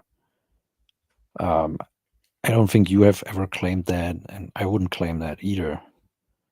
I've claimed just the opposite. And that's part of the problem, is that the elements of the meat industry that are involved with concentrated feedlots and feeding grains or grain byproducts to livestock, these are all the companies like Tyson Foods, JBS, Cargill. These are the WEF associated meat suppliers that are carrying out the most harmful versions of animal agriculture. And so it's like the people who are poised to become the plant-based mock meat suppliers are purposefully demonizing their own industry by employing as harmful practices as they can muster up so that animal agriculture can get a bad rap. But you don't ever see, well, you do. The WEF has endorsed and promoted regenerative rotational grazing, but for the most part, the machine doesn't usually differentiate between, someone like Jane Goodall. She does not differentiate between concentrated feedlot meat and regenerative ruminant grazing systems meat. And it's a completely different thing. One One actually is dependent upon big monocropping, and the other one can thrive without the toxic monocropping. And the one that can thrive without it is the regenerative rotational grazing, the sequestration of the carbon into the soil so that the soil can support more plants, more wild forages, so that those animals can, their grazing behavior can mimic that of the ancient ruminants that once roamed this globe when it was pristine and clean and green and amazing. It's the removal of ruminants that always leads to environmental degradation. Right. The evidence definitely points to that. And I also want to quickly say something about wild animal suffering, because increasingly vegans sort of make this argument, like the Nutrivore says, that the wild animals need to cease to exist. And I've seen a video lately about some antinatalist or etholist who claimed that there's like so much suffering in the wild, like wild animals are suffering, and therefore we should cause the extinction of wild animals because they're suffering. Yeah, that's a Nick Nutrivore narrative, isn't it? Yeah. But I think that this is neglecting the happiness that these animals might feel in the wild. So you're just focusing on the suffering and not the happiness. So, but you have to justify that, okay, why does the suffering matter more than the happiness? Or why is that the only thing that matters? I don't see any objective reason why this should be the case. You might subjectively value suffering more than happiness, but there's no objective reason why this is so. And also, when we look at nature and when we look at when we look at sentient beings in general, they seem that they want to live. They don't want to die. They don't, even if they're suffering. Humans, they suffer a lot, but most people want to live. They don't want to be genocided. So that tells us that the vast majority of beings, the suffering is not greater than the happiness or the will to live is, really. Well, there's a lot of these vegans become misanthropes, so they harbor a deep anger and hatred towards the entire human race. And I always say that a breathing misanthrope is an oxymoron. You know, if you hate human beings so much and you want them off the face of the planet, then what exactly are you still doing here?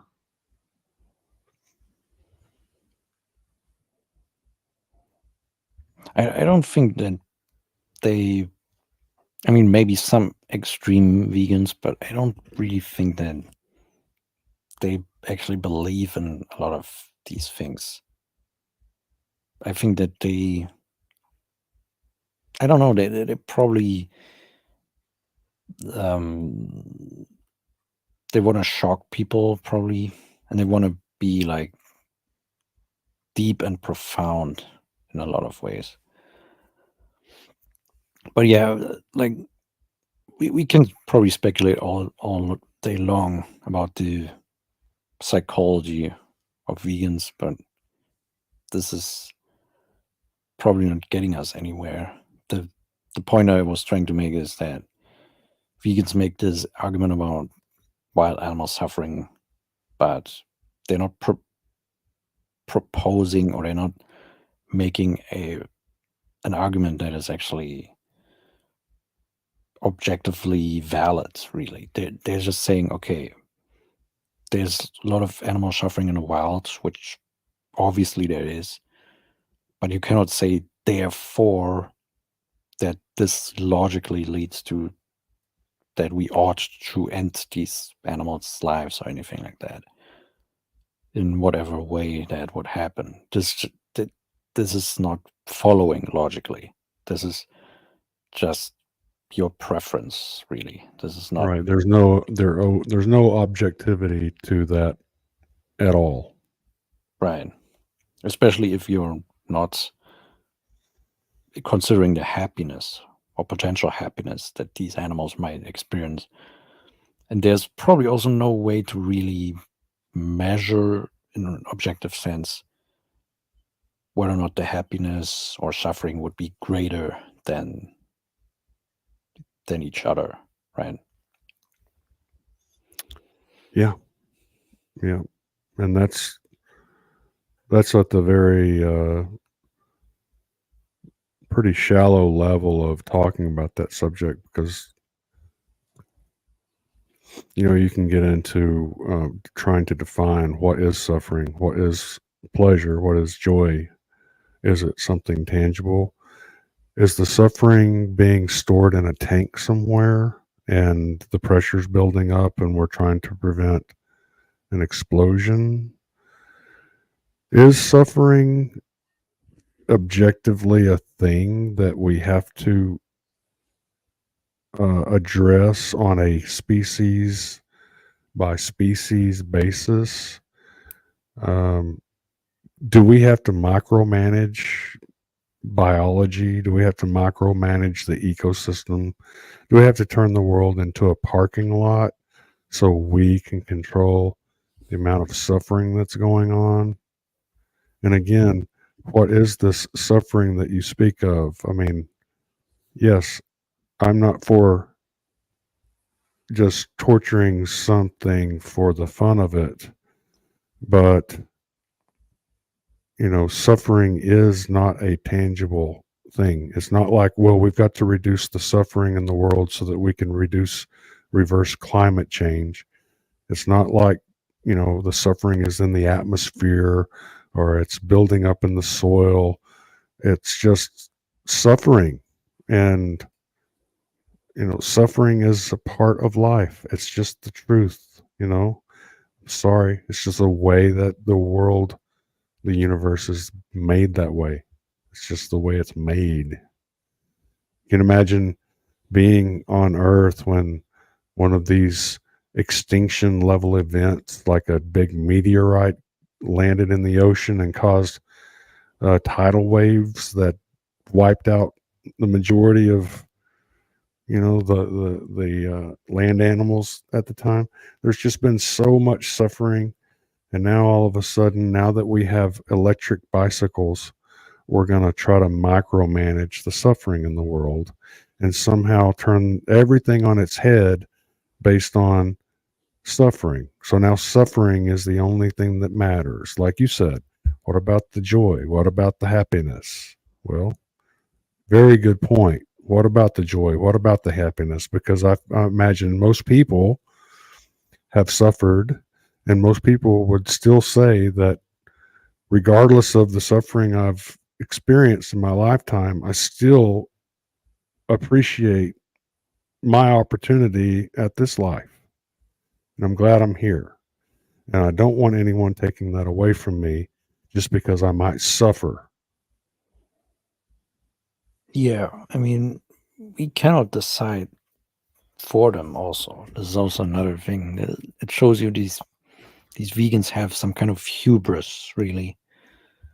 It's probably, I don't know. This is just arrogant hubris. Like, I don't even want to imagine a world in which, let's say, the Nutrivore was some kind of dictator. I I don't even want to imagine that. But anyway, yeah, I think this shows you that the vegan ideology is very arbitrary. It's not. They're constantly referencing logically consistent and all of that. But I don't see much logic, really. I see a bunch of opinions and stuff that's really question begging. So, like, why is animal agriculture just like human slavery? Can you? How would you prove that objectively, or how? Like, where's the argument for that, really? And yeah, so Well, it's a type of hyperbole. And there are people out there of the vegan persuasion that hear that and they're like, yeah, it's a Holocaust. You know, this is like slavery. But those, I think again, and this is, really, how far into this operation are we? And they still can't go above 2% of the global population. There's several reasons for that. One of them, like I pointed out earlier, most people that try veganism give up on it because they feel like shit. It's bad for your health, so they don't feel good. They quit. That's why they quit.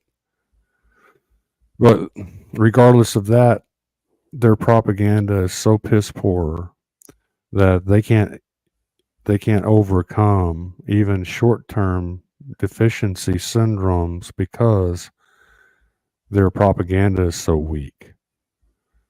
They come across as bullies. They interrupt people and yell, and they won't let their opponents have a say. They're making ad hominem attacks.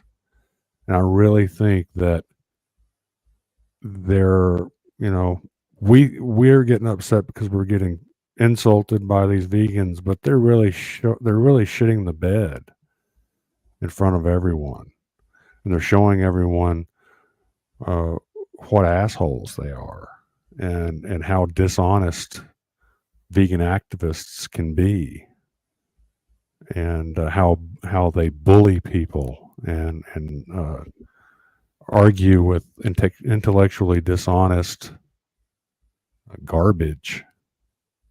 So it's very sickening to talk to a vegan whenever all they've got is just insults. But like I said earlier, I really think that sometimes it helps just to sit back and let them show their ass and drive away a bunch of vegans or would-be vegans, because there's a lot of people. I saw people in the comments section that were today that were saying, I'm going to quit. They didn't tell me about any of this stuff. Really? Yeah. Wow. That sounds interesting. I mean, if a vegan that just turned ex-vegan, maybe next stream or so, likes to come out on the stream, that would be interesting to hear. What changed their mind? Yeah, that would be a better interview or a conversation. Would be with an ex-vegan, just to get their story. They all have similar stories, but they're all a little bit different. And you really can't hear those failure stories enough, because it's always the same thing. It's always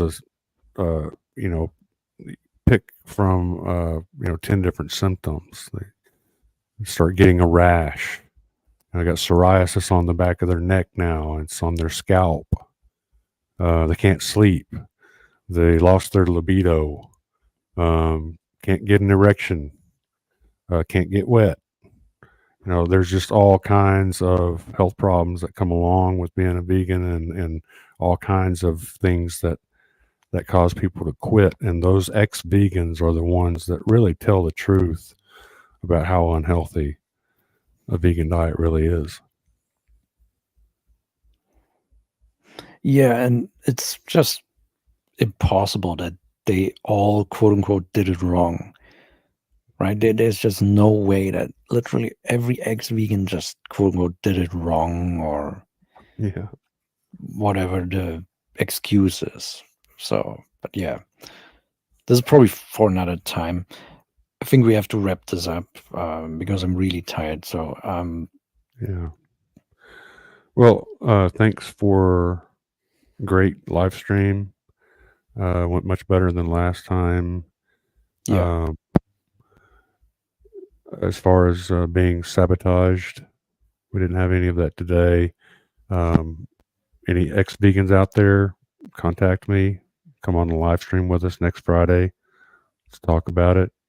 Any vegans that want to talk about it without throwing insults and lying, you're welcome to come on as well. And then anyone else that's just a anti-vegan subscriber and wants to come on and has some value to share, you're welcome to come on as well. But all that said, we'll wrap it up for tonight.